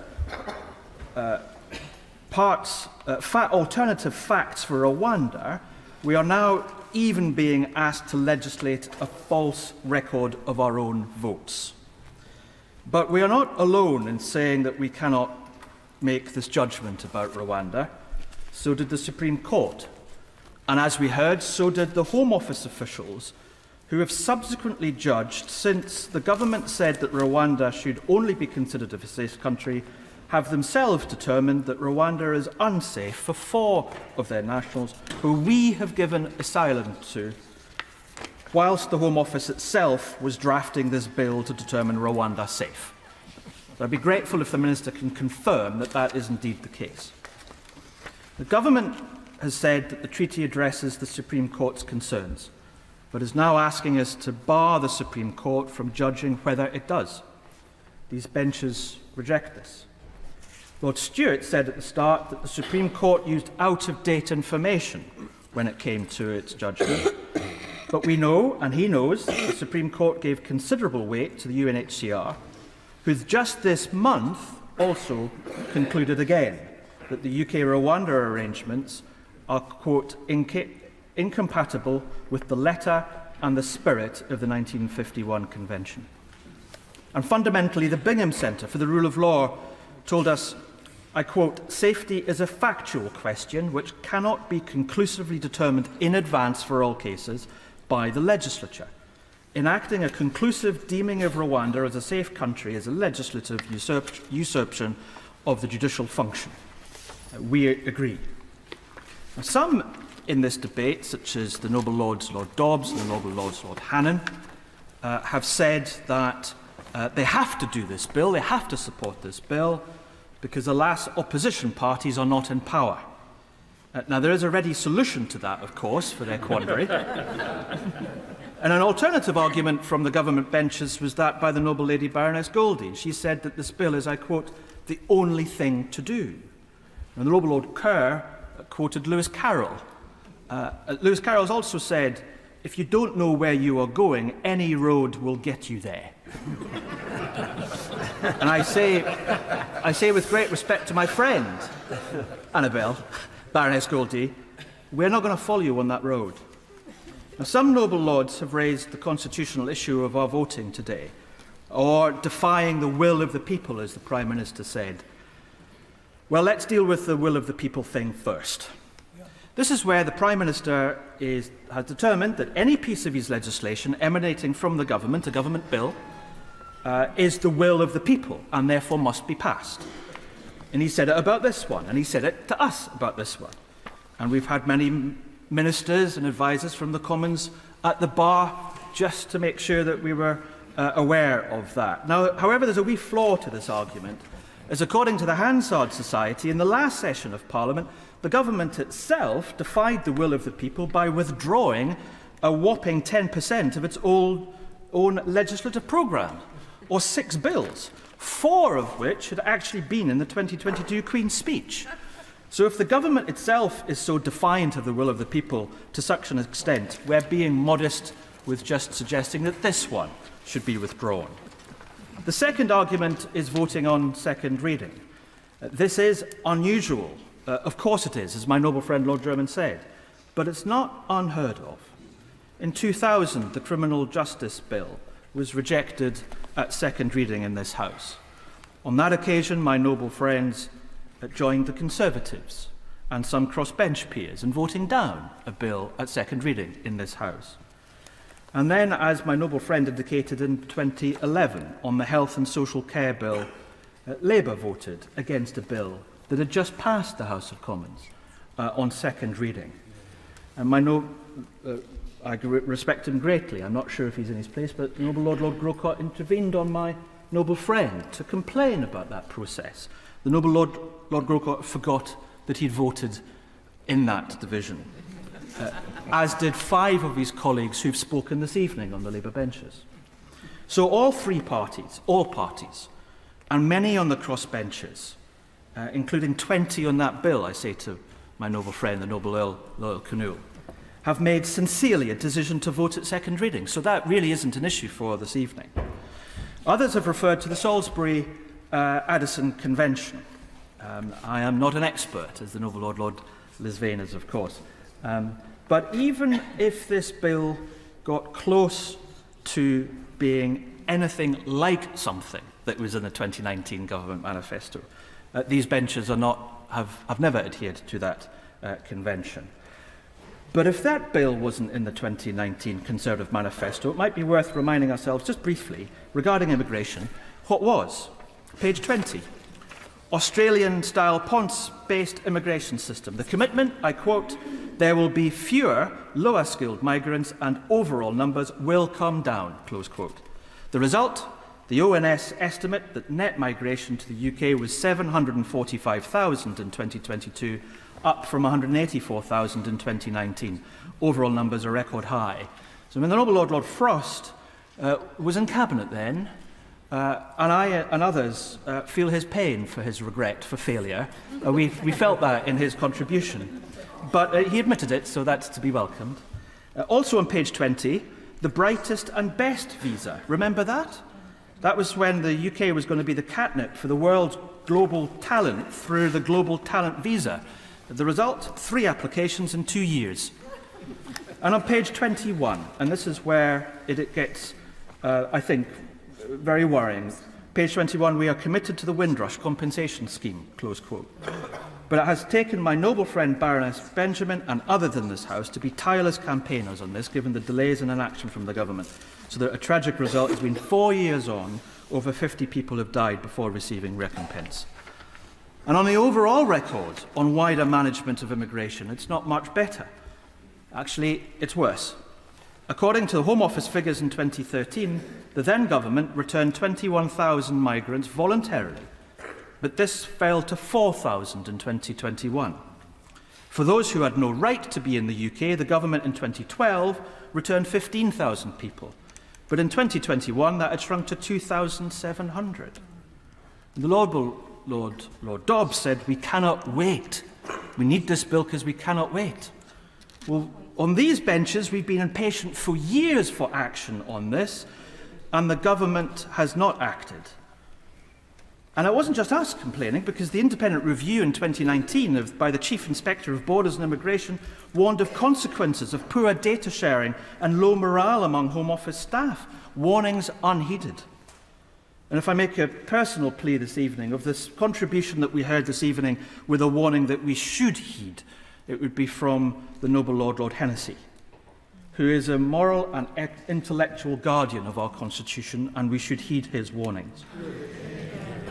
But the government now seeks to present the whole issue as that of just for those seeking asylum. We know that there is a much lower share of failed asylum seekers as part of returnees. 8% in 2021 compared to 2010, where it was 23%.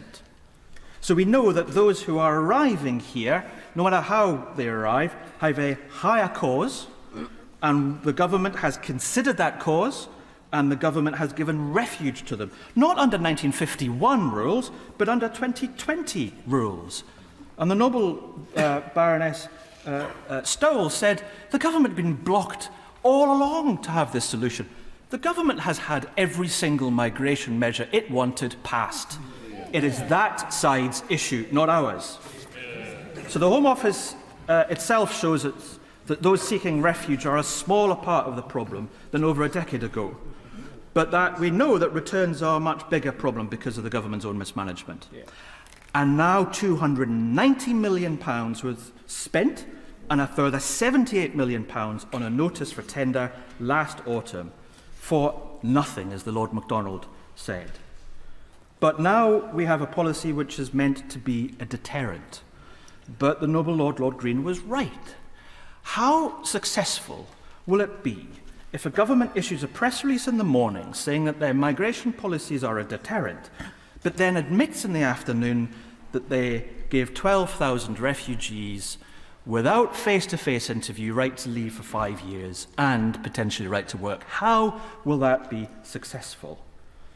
Now, a perfectly legal and acceptable returns agreement with Albania is working, but the government has failed to agree other legal return and resettlement agreements. The very agreements that the noble Lord Bellamy said in the illegal migration bill proceedings would be necessary, the noble Lord Hannan said would be desirable, but the then Minister Lord Murray told me was not a silver bullet, and we've not seen any progress since.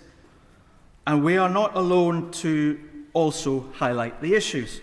The National Order Office report on immigration enforcement ended with the words, "The Department's success in meeting its mission to prevent illegal immigration through greater compliance with immigration laws is unclear." But on this bill, the government's position today depends on the treaty to sufficiently conclude that there is no risk of Rwanda deviating from its terms. But the Supreme Court found obligations which Rwanda had previously breached were already contained in its agreements and in binding international law. But as the noble Baroness Fairhead had said, we don't then set aside the ability to question this in any other treaty that we have signed, including a trade treaty that we've said. Not only that, we've not made any concerns unchallengeable. Parliament is being asked to judge Rwanda safe in a primary legislation in perpetuity, but the government's own admission is that it will only be in that situation when the treaty is fully operational. But the Minister opening this debate was not able to answer the simplest question from the noble Lord Carlisle. When will it be operational? The Minister told us that we have to have no doubt Rwanda is to be a safe country, but the Minister had plenty doubt in answering when. So how will we in Parliament know? We've been told time and time again that treaty making and treaty keeping is a prerogative power, not a parliamentary one. Now apparently it is our power. And given that a key part of the Supreme Court's ruling was that Rwanda had agreements already in place but didn't adhere to them, how will we know? The government says it's a monitoring committee, but the monitoring committee in Article 15 of the treaty has no powers of enforcement. It can simply report to the joint committee, who only has advisory powers itself. My Lords, before I close, I just wish to pick up on a point from my noble friend Baroness Northover and the Bishop of Durham with regards to trafficking. In 2022, 2,658 people who arrived in irregular routes successfully were referred to the National Referral Mechanism for report. But the US State Department Trafficking in Peoples report for Rwanda for 2023, which the Home Office itself cites as a gold standard, and the Home Office operates on that TIP report, said, I quote, "The government of Rwanda did not meet the minimum standards in several key areas. The government continued to lack specialised standard operating procedures to adequately screen for trafficking amongst vulnerable populations and did not refer any victims to services. The government provided support to and coordinated with the March 23 movement armed group which forcibly recruited and used children." And it concluded, Scarce resources, lack of training, limited capacity, and conflation of human trafficking with other crimes hindered law enforcement efforts. And we are now expected to send a trafficked woman by a British gang arriving undocumented, who cannot even claim that she's been trafficked here in the UK, but we're going to send to another country, who will then somehow operate on a system where the TIP report has said is not even meeting minimum standards. But before I close, I do wish to pick up on the points that Baroness Verma made with regards to what is the UK doing with our reputation for Rwanda. We're seeing it through the lens of vilification and ignoring development partnership. Well, it is the government that is saying that being sent to Rwanda is a deterrent, not the opposition. And before the MOU was agreed, even before the MOU was agreed, in this chamber, I raised my alarm that the government/development partnership support from £85 million in 2018 to less than £16 million. And now the financial partnership relationship with the government of Rwanda is almost exclusively that of migration. It is the government's lens, if you're looking at the relationship with Rwanda, not ours, and I regret it. So let me close, my lords, with quoting from the debate that we had in 2000 when the House did take the decision to defeat the government at second reading. And I could quote from Lord Williams of Moston, who opened it. He said, "I recognise that most of those who will speak tonight are my personal and professional friends, and that will feel unable to support the bill. I recognise that their motives are entirely honourable. It is not their motives I question, but their conclusions." My lords, equally, I do not question anyone's motives in this chamber of how will they vote this evening, but the conclusions that these benches have made, for all of the reasons that my noble friend indicated and my noble colleagues have had, this bill should go no further. My lords, it's a real privilege to join with everyone and to speak after Noble Lord Purvis, but also to join with others in the debate that we've had throughout most of the afternoon and well into the evening. Can I just start with a context here for this particular debate? And just to say, for the avoidance of any doubt, this is not a debate between those who think we should control our borders. It's not a debate between those who think we should have an immigration policy. It's not a debate between those who think we should stop the small boats and all of the rest of us who don't think we should have any policy with respect to immigration, with respect to controlling borders, with respect to stopping the boats. Everyone accepts there's an issue around all of those particular challenges for us. But the context of this debate is what is the right way to go about dealing with that particular problem. And therefore, that is what is before us today. And I think that if we get to a point where you're either in favour of stopping the small boats or you're not, it does nothing for the legislative progress that we would all wish to make. I want to say from the outset that we've opposed this bill at every stage in the other place, and we continue to oppose the bill and the measures contained within it. We don't think they'll work, we think they're unaffordable, and they have real questions with respect to the rule of law. But let me also say that we, as His Majesty's opposition, believe that it is not appropriate for us at this stage to pass a fatal motion and to support the fatal motion, and we will not do that, because we do not think that that is the appropriate way for us to act. And Lord Purvis has laid out, as he's quite obviously entitled to do, and said he respects everybody's opinion. And of course we respect everybody's opinion, but we do not believe that at this stage it is appropriate for the House of Lords to do that.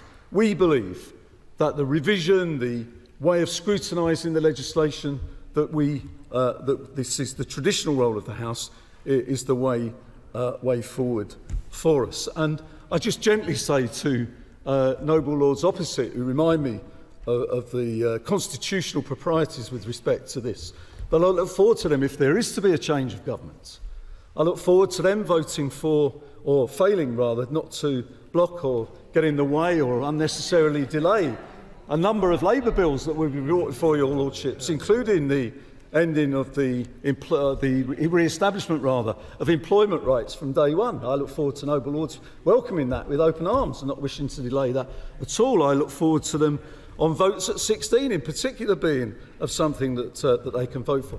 But the serious point to be made is that there is a proper role for this House, and we believe that that is to scrutinise and to amend, but not to block. And can I just say, I thought Lord Baker's point was the one that we take on board. The opinion we want to change, the battle we want to win, and the vote we want to win is at a general election where we can vote for a change in government. And that's what where we want to win that particular battle, and we will do whatever we can to do that and to win with that. So here we are again, and some noble lords have pointed out, I think Baroness Stoll pointed out about the fact that there seems to be this House seems to be getting in the way of immigration legislation for the government, preventing the government from tackling a very real problem. Well, I didn't notice that with the Nationality and Borders Act. We had that passed 2 years. If that was supposed to solve the problem, nobody blocked that. We made suggestions about it, but nobody in this House blocked it. We only had the Illegal Migrants Act a year or so ago. That was supposed to solve all the problems. Nobody blocked that, but we passed amendments and opinions and said that things needed to be done with respect to that. And as I've said from this front bench for His Majesty's opposition, we do not intend to block this particular bill. Our proposition is not just the proposition that we say. Former Prime Ministers, former Home Secretaries, the current Home Secretary perhaps, the current Minister maybe, but certainly the previous Immigration Minister themselves have all questioned the bill as to whether it's unworkable. Robert Jenrick MP said it's both legally and operationally fundamentally flawed. That's not anybody, that's a member of the governing party, a former senior member who's got other aspirations, I think, should it work out for him. But he said, he raises also a number of questions. £400 million spent, not a single asylum seeker sent to Rwanda. And what is really remarkable is the Rwandan government says that it will take a couple of hundred, 200 or 300. You could ask the question, what on earth are we doing spending all of this time debating Rwanda when it's dealing with a couple of hundred of the asylum seekers? Perhaps the Minister could tell us what's happening to the other 27,700 that came in under the... Where are they going? How does the Rwanda policy work with respect to that? And that's if they can find them, because we now understand that the government have lost thousands of them. They don't know where they are.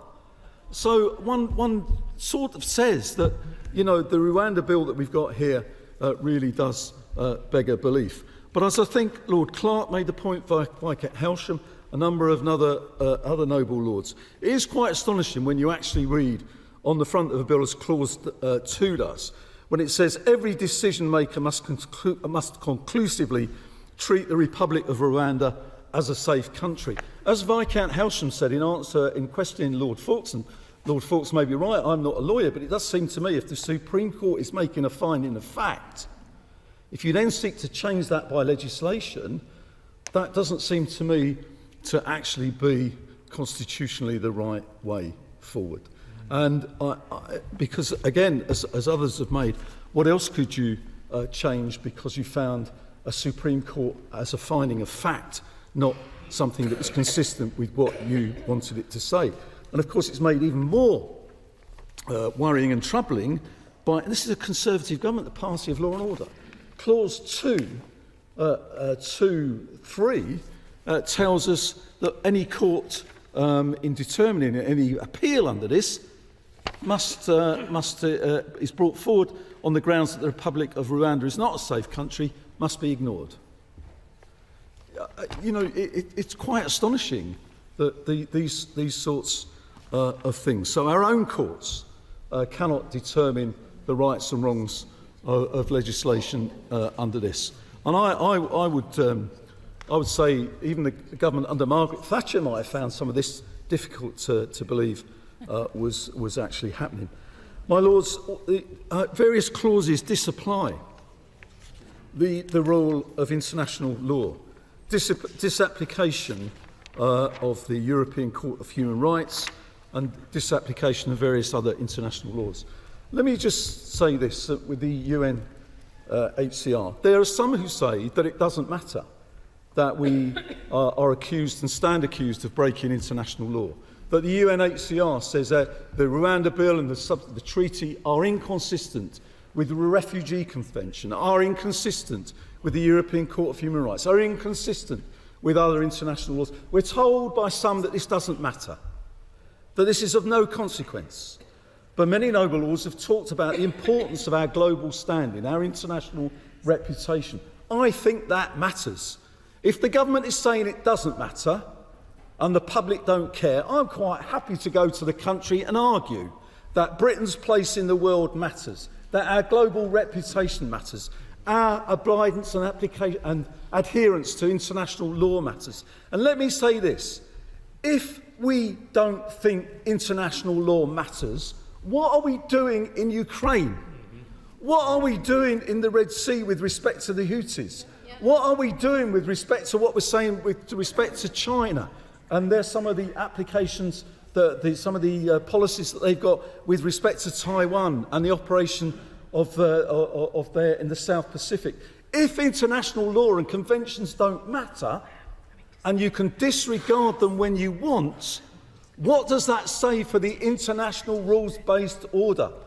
And our country, of which we are all proud, is a country should be and is right at the forefront of actually standing up for that as a senior member of the United Nations, of NATO, and so on.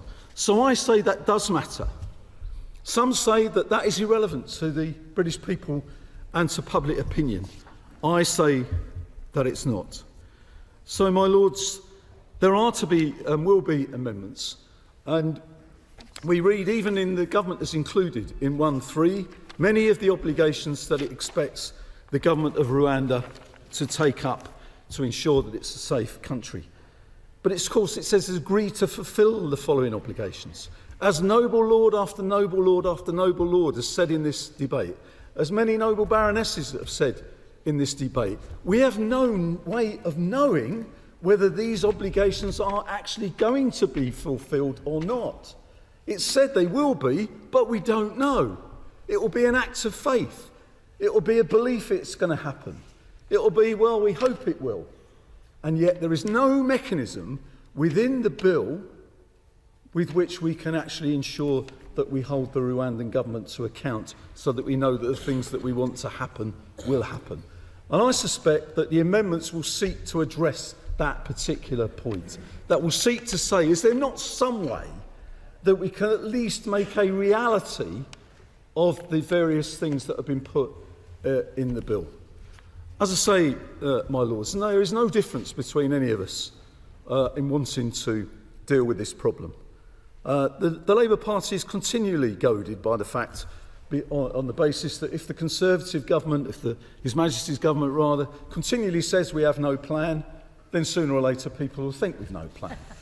Now, it may be that you don't agree, that noble lords don't agree with what we're saying, but time after time, I've said in this chamber, and my noble friend Baroness Smith has said, and many others have said, that we believe that there should be tough measures to tackle the criminal gangs. We do believe we should establish new agreements with other countries. We do believe in the establishment of safe and legal routes. We do believe that the asylum system and process should be speeded up so that applications are dealt with speedily and effectively. And as the Archbishop continually points out, we also believe that it's necessary for problems to be dealt with at source through a new way of looking at that together, so there's a sharing of the particular problem. That's the plan. If people don't agree with that, argue about it. Say it won't work, as we say about the governments that it won't work. But I'm quite happy to go and put before people that 5-point plan as a better way of dealing with those problems than what the government lay before us. My lords, what we have, we need to ensure that above all, my lords, we have a system that is built on our traditions of fairness, of openness, of recognising that this issue needs cooperation and sharing, not the offloading of responsibility to others. It also needs a system rooted in a system of international law and respect, a system our great country helped to establish. This bill deserves to be amended to protect those principles as far as possible. The government will get its bill, as I say, even if amended, but the reward will not only be an unworkable system, but with a cost to our international standing and reputation. Now is the time not for us to panic, not to ditch our principles, but to put forward an asylum system and an immigration and asylum law that will work and be based on the principles on which this country has always been proud. Yeah. My Lords, I'm grateful to all noble lords who've spoken today and have shared their thoughts on this legislation. We've heard many thoughtful speeches from many noble lords, but I particularly welcome the valued insights of my noble friends, the Baronesses Goldie and Verma, and Lords Wolfson, Dobbs, Horam and Murray in particular. It is clear from across the benches that there is common ground in needing to find a solution to the challenges that we are facing. And can I, just for the record, I would like to say that, of course, I agree with the Most Reverend Primate, the Archbishop of Canterbury, on the individual worth of individuals. Stopping illegal migration is an important issue for both the public and this government. Parliament and the British people want an end to illegal migration, as my noble friend Lady Stowell powerfully argued, and therefore we need a deterrent. As noble lords have heard me say last week, we made progress towards stopping the boats, but we must do more to break the business model of the criminal gangs and deter illegal migrants. And I would say to the noble Lord Kerr, there is evidence of deterrence. There's evidence that it works. And I'm grateful to my noble friends Lord Udney, Lister and Horam for reminding us of Albania and the Australian example. The dangerous channel crossings are often made by young, fit men in search of better life opportunities. Many of those have travelled through safe countries in order to reach the UK, as my noble friend Lord Hannan set out. And they've paid substantial amounts of money to the criminal gangs to facilitate their journey. As the noble Baroness Lady Goldie highlighted, these criminal gangs could not care less about the safety of migrants. They only care about the money. And I think noble lords are in agreement that we cannot let this continue. The Most Reverend Primate, the Archbishop of Canterbury, and other noble lords were right to place this bill in its moral context. But proceeding with this bill is the moral course, as my noble friend Lord Blackwell powerfully noted. We must put a stop to the dangerous channel crossings that are putting lives at risk, and we must put an end to this mass trafficking of people to save lives. That is the humane thing to do, and it is the fair thing to do, as my noble friend Lady Verma argued. By delivering our key partnership, relocating those with no right to be in the UK to Rwanda and not allowing them to stay in the UK, we will deter people making these journeys and we will save those lives. We also need to ensure that we are meeting our international obligations. And so the treaty the Home Secretary signed in December last year sets out to Parliament and the courts why Rwanda is and will remain safe for those relocated there. This bill makes it unambiguously clear that Rwanda is safe and will prevent the courts from second-guessing Parliament's assessments. The Prime Minister has been clear that he will not let a foreign court block flights. We simply cannot let Strasbourg dictate our border security and stop us from establishing a deterrent. I will now turn to the matters raised in the debate, including the points addressed in the amendment moved by the noble Lord German. So a number of noble lords asked why the legislation seeks to confirm that Rwanda is safe when the treaty simply sets out the aspirations of what should happen and the measures are not in place. My lords, the Supreme Court recognised that changes may be delivered in the future which could address the conclusions they came to. We've been working closely with Rwanda on these changes. The partnership with Rwanda is now set out in a new treaty, binding in international law, with specific provisions to address the court's findings. Since the evidential position considered by the UK domestic courts in the summer of 2022, we have obtained further specific information, evidence and assurances from the government of Rwanda to explicitly address the challenges raised by the claimants and the UNHCR in the litigation, and the findings of the Supreme Court following its judgment in November. This primarily takes the form of detailed standard operating procedures, reviews of contracts for services the government of Rwanda have procured, for example with accommodation facilities and medical insurance companies, and new and revised training programs. My lords, the noble lords Purvis and Coker mentioned this all in the context of the UNHCR. Rwanda has successfully hosted over 135,000 refugees and asylum seekers in collaboration with the UNHCR and other organisations. That is not including the nearly 2,000 supported in Rwanda by the emergency transit mechanism to evacuate to safety refugees and asylum seekers trapped in or fleeing civil war in Libya. That is also supported by the EU, which will support the operation of the ETM until 2026. And the EU also announced a further €22 million support package for it. As recently as December 2023, the UNHCR evacuated 153 asylum seekers from Libya to Rwanda. And the European ambassador to Rwanda described the scheme as, and I quote, a crucial life-saving initiative to evacuate people facing major threats and inhumane conditions in Libya to safety in Rwanda. He went on to say, it is a significant example of African solidarity and of partnership with the European Union. We are grateful to the government of Rwanda for hosting these men, women and children. My Lords, regarding our own agreement with Rwanda, we have taken crucial steps forward to respond to the Supreme Court findings, which recognise that changes could be delivered to address their conclusions. Both the Court of Appeal and the High Court found that the principle of relocating individuals to safe third countries for their protection claims to be assessed was consistent with the UK's obligations under the Refugee Convention, and the Supreme Court did not disturb this. My Lords, it is imperative that we continue to work at pace to stop the boats, save lives, and break the business models of the evil criminal gangs. And the fundamental accusation that Rwanda isn't capable of making good decisions and is somehow not committed to this partnership is wrong, as Lady Verma pointed out. I disagree with that, my Lords. Rwandans, perhaps more than most, understand the importance of providing protections to those needing it. I would at this point say to the Noble Lord Coker that the monitoring of all of this is of course dealt with by the treaty, which we debated at some length last week. My Lords, turning to the early intervention from the Noble Lord Carlisle on the motion set down by this House not to ratify the treaty. My Lords, you'll be aware that a resolution made in this House of the treaty does not necessarily stop its progress. The International Agreements Committee report did not fundamentally find anything objectionable in the treaty itself. The report was about implementation, not any flaws within the treaty. The treaty will therefore follow the usual processes with regards to scrutiny and ratification. Ultimately, the minister responsible can decide to issue a statement declaring the treaty should be ratified in any event, and the Home Secretary will confirm the government's position in due course. The Noble Lords Carlisle and Purvis also asked about the timings of the bill. This reflects an answer I gave also last week. Both the treaty and the bill need to progress to their respective paths through Parliament in the usual way before they can be ratified or receive royal assent, respectively.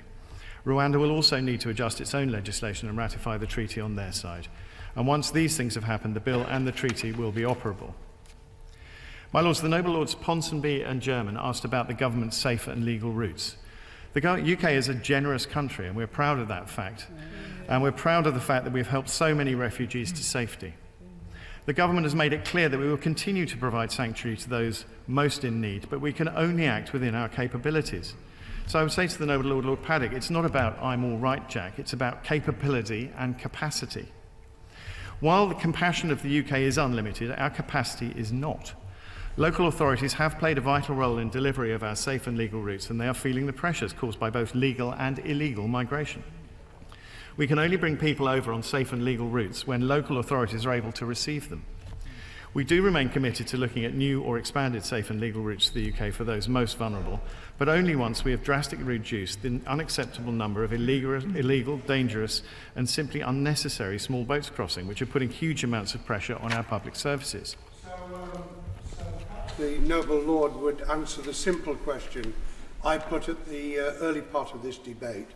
If that is true, why does the government not accept that those who are accorded refugee status through the process that this government wished to apply in Rwanda should be allowed back into the United Kingdom? My Lords, I will come back to that. On the 20th of October 2023, the Home Office launched the consultation on the cap on safe and legal routes to understand local authority capacity. This consultation closed on the 9th of January 2024. Home Office officials are currently reviewing those responses and are planning further engagement with the respondents through a series of regional dialogues to validate responses and to determine a capacity estimate. We will produce a summary of the consultation by the spring, and in the summer of 2024, the government will lay a statutory instrument in Parliament, which will then be debated and voted on, before the cap comes into force from 2025. So in answer to the Noble Lord Blunkett, I would say we have to wait for all of those things to take effect, and I have no doubt that this matter will be up for debate again after 2025. The Noble Baronesses Lady Whittaker and Lady Brinton asked how we can deem Rwanda to be safe if we are granting Rwandan nationals refugee status in the UK. My lords, Rwanda is a safe country, which is what this bill asserts, and the meaning of what it is to be a safe country is set out in clause 1.5. However, our obligation when an asylum claim is lawfully lodged and admitted to the UK asylum process for consideration is to carry out individualised assessment of a person's particular individual circumstances. If after that assessment there is found to be a reason why a person, based on these individual circumstances, cannot be returned to their country of origin, then it is correct that we grant them protection. It is important to stress that people from many different nationalities apply for asylum in the UK, and this includes... My Lord, may I ask this question?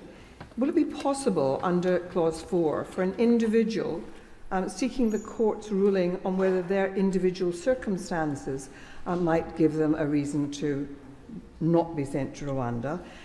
Is that because they are able to argue that it may generally be safe, but it's not safe for me? Will they be able to argue it's not safe for me? Meaning that they're homosexual, or that they are ill, or that it's not safe for me. My Lords, quoting from the bill in answer to the Noble Baroness, it is the person in question based on compelling evidence relating specifically to the person's particular individual circumstances, rather than on the grounds that the Republic of Rwanda is not a safe country in general. Pretty straightforward. My Lords, it is important to stress that people from many... My Lords, I did actually ask what were the grounds that people from Rwanda were given asylum here for. What was their well-grounded fear of persecution about? My Lords, each individual case is different. I don't know the particular circumstances of them. It is important to stress that people from many different nationalities apply for asylum in the UK. This includes nationals from some of our closest European neighbours and other safe countries around the world. So that is why there are a small number of cases where we have granted asylum to individuals from countries that we would otherwise consider safe. This is a reflection of our system working, my lords. An individual claim is not a reflection of the country as a whole, and this process also reflects the safeguards which the bill provides to individuals, which I've just read out from clause 4. Each case will be considered on its individual merits by caseworkers who receive extensive training. All available evidence is carefully and sensitively considered in the light of published country information, but I can't comment on the specifics of individual cases. My Lords, the Right Reverend Prelate, the Bishop of London, and the Noble Lord Blunkett asked what support will be available for those who are particularly vulnerable. Rwandan officials will have due regard to the psychological and physical signs of vulnerability of all relocated persons at any stage of the application and integration process. Screening interviews to identify vulnerabilities will be conducted by protection officers in Rwanda who have received the relevant training and are equipped to competently handle safeguarding referrals. Interpreters will be available as required to ensure relocated individuals can make their needs known, and all interviews will be conducted with sensitivity for the individual's well-being. The government of Rwanda has processes in place to safeguard relocated individuals with a range of vulnerabilities, including those concerning mental health, gender-based violence and addiction. All relocated individuals will receive appropriate protection and assistance according to their needs, including referral to specialist services as appropriate to protect their welfare. Article 13 of the treaty makes specific provision that Rwanda will have regard to information provided about a relocated individual relating to any special needs that may arise as a result of their being a victim of modern slavery or human trafficking, and shall take all necessary steps to ensure that these needs are accommodated. How will they know? The Illegal Migration Act prevents someone who may well have been trafficked from even starting the process of claiming that they've been trafficked here. So how will the Rwandans know? Because we are not collecting that information. My Lords, as I've just said, the treaty makes specific provision that Rwanda will have regard to information provided about a relocated individual by the United Kingdom. I'm grateful, but that's prohibited in the Illegal Migration Act. My Lords, I'll have to write to the Noble Lord on that very specific point. These are also detailed in the standard operating procedures as part of the evidence pack released on the 11th of January in support of the bill. Furthermore, my Lords, the UK is also providing additional expertise to support the development of Rwanda's capacity to safeguard vulnerable persons. The Noble Lords, Lord Cashman and Etherton, asked about the treatment of LGBT persons if sent to Rwanda. Rwandan legal protection for LGBT rights is generally considered more progressive than that of neighbouring countries. The Constitution of Rwanda includes a broad prohibition of discrimination and does not criminalise or discriminate against sexual orientation in law or policy. As set out in paragraph 36 of the government's published policy statement, the Constitution of Rwanda prohibits at Article 16 discrimination of any kind based on, amongst other things, ethnic origin, family or ancestry, clan, skin colour or race, sex, region, economic categories, religion or faith, opinion, fortune, cultural differences, language, economic status, physical or mental disability. The noble Baroness, Lady Brinton, asked about unaccompanied children who were deemed to be an adult being relocated to Rwanda. As the treaty sets out in Article 3, paragraph 4, we will not seek to relocate unaccompanied individuals who are deemed to be under the age of 18 to Rwanda. Any unaccompanied individual who, subsequent to relocation, is deemed by a court or tribunal in the UK to either be under the age of 18 or to be treated temporarily as being under the age of 18 shall be returned to the UK. Any person who has been relocated to Rwanda... I'm sure that the Noble Lord the Minister wants to be accurate. And is it not the case that he should recognise that homosexuality is illegal in Rwanda? The penal code criminalises same-sex sexual activity, and individuals found guilty of engaging in such activity can face imprisonment. If that is right, is Rwanda really a safe country? Well, my Lords, I'm not familiar with that part, I'm afraid. However, I have just read out the relevant clause in this particular bill, which deals with specific individual circumstances. Any person who has been relocated to Rwanda but who subsequently receives a court or tribunal order from the UK that they must be treated as a minor and are therefore a child who is in Rwanda without a parent or a guardian shall be provided with suitable accommodation and support that meets all of the requirements for families with children set out within the treaty under paragraphs 1.1 and 1.2.2 of Annex A, Part 1 of the treaty until the child is returned to the UK. With regards to concerns about the impacts of the policy on children treated as an adult, let me reassure my Lords that there are safeguards in place to prevent that from happening. The Home Office will only treat an individual claiming to be a child as an adult without conducting further inquiries if two officers, one of at least Chief Immigration Officer grade or equivalent, have separately determined that the individual's physical appearance and demeanour very strongly suggest they are significantly over 18 years of age. If doubt remains about whether the claimant is an adult or a child, they are treated as a child for immigration purposes until a further assessment of their age by a local authority or the National Age Assessment Board. This will usually entail a careful, holistic age assessment known as a Merton-compliant age assessment.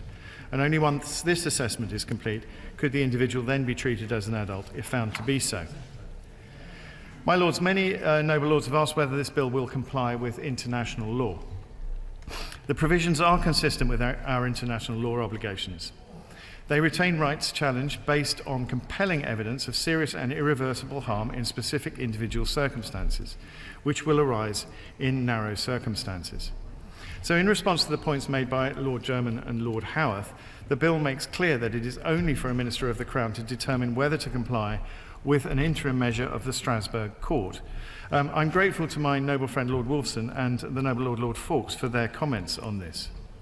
I'm not going to get drawn into speculation about hypothetical scenarios, but the international binding treaty agreed between the UK and Rwanda contains binding commitments to ensure the scheme is compliant with international law, including the ECHR.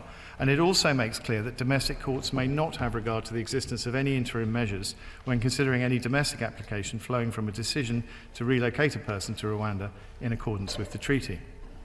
The Permanent Secretary for the Home Office has confirmed that if we receive a Rule 39, instead of deferring removal immediately, as the guidance currently indicates, officials will refer the Rule 39 to the Minister for an immediate decision.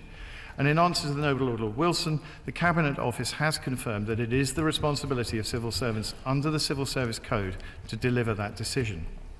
Consideration will be on a case-by-case basis, depending on the facts.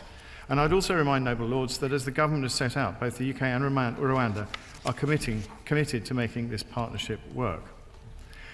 As my noble friend Lord Murray set out, the Section 19(1)b statement is not specific to one provision. It applies to the bill as a whole. A statement under Section 19(1)b makes clear in this instance that the Home Secretary is not able to state now that the bill's provisions are more likely than not compatible with convention rights. There is nothing improper or unprecedented about pursuing bills with a Section 19(1)b statement. It does not mean the bill is unlawful or that the government will necessarily lose any legal challenges on human rights grounds. Parliament clearly intended Section 19(1)b to be used as it is included in the Human Rights Act of 1998. It's an important measure to safeguard parliamentary sovereignty. Section 19(1)b statements have been used by governments of all stripes before. For example, the bill that became the Communications Act of 2003 included a provision banning paid political advertising on TV. The use in this case recognises the novel and ambitious approach taken by this bill and the fact there is room for argument both ways.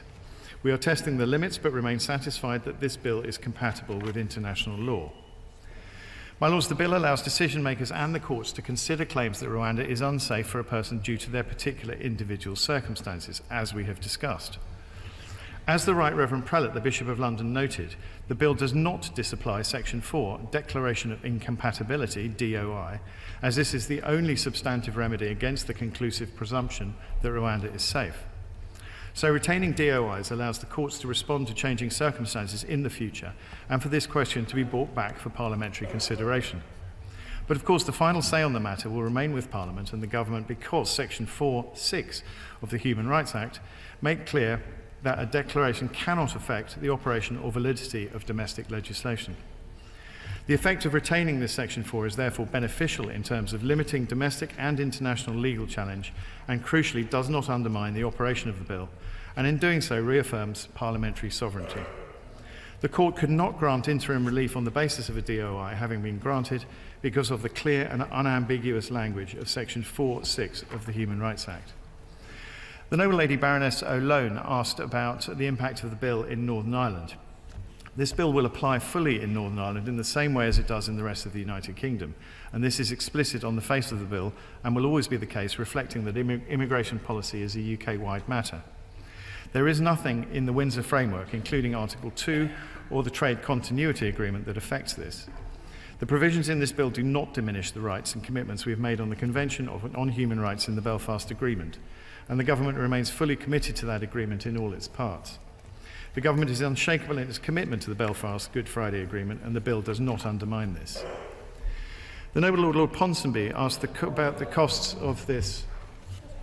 Noble Lord, if he'd actually read the Northern Ireland Human Rights Commission advice on this matter and has taken cognizance of a number of measures which he lists which are affected and the fact that it is an Article 2 obligation under the Windsor Framework. I've just set out to the noble lady, the government takes a different view from those opinions.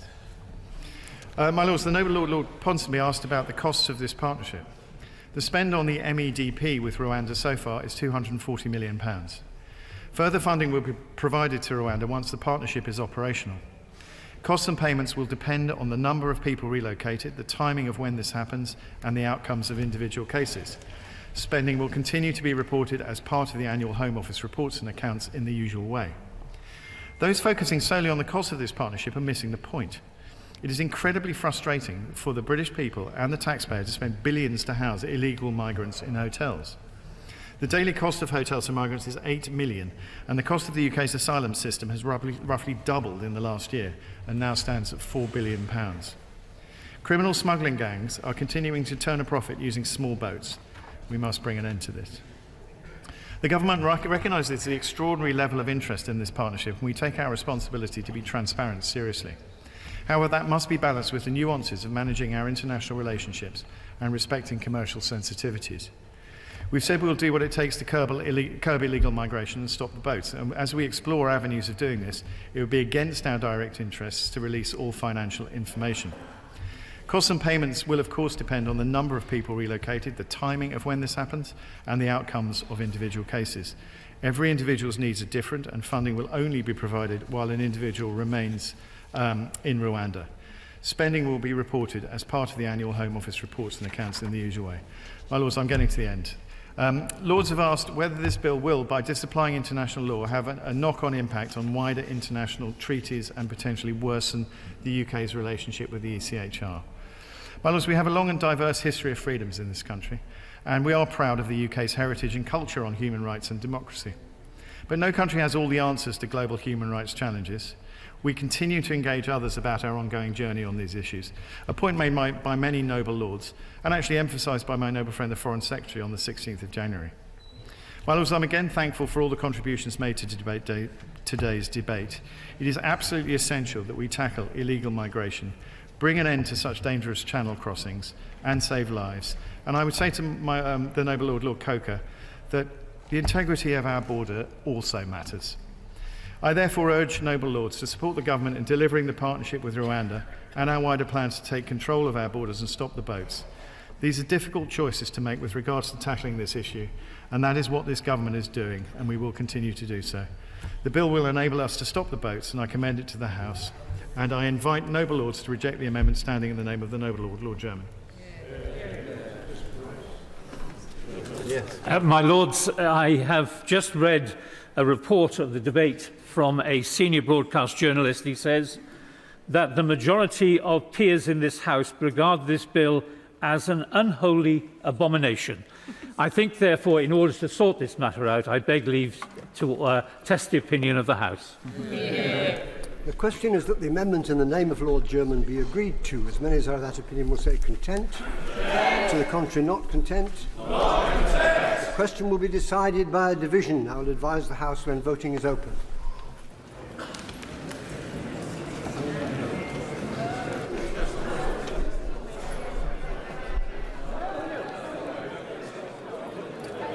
Voting is now open. Voting is now open. Clear the bar.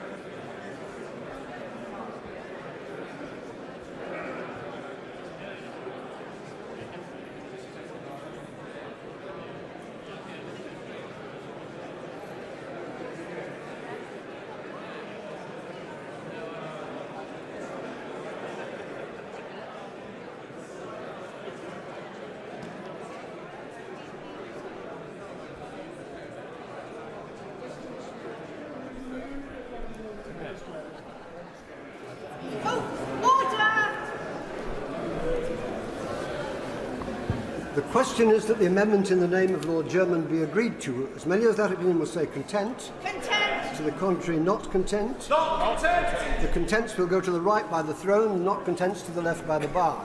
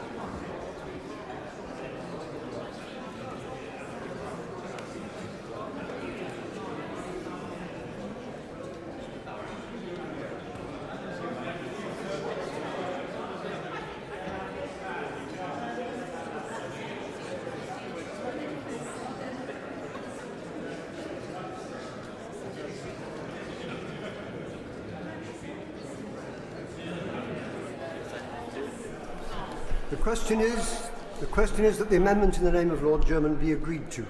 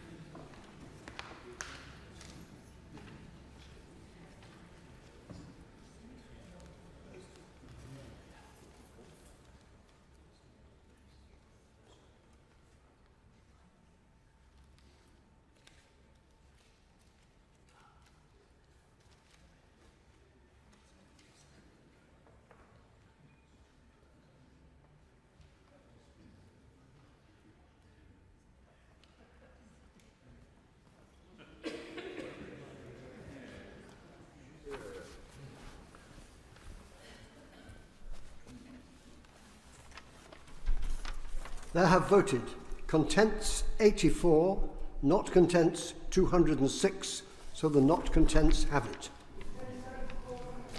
The question is this bill be read a second time. Many of that opinion will say content, the contrary not content. The contents have it. I beg to move the second motion in my name on the order paper. The question is that this bill be committed to a committee of the whole House. As many as are of that opinion will say content. The contrary not content. The contents have it.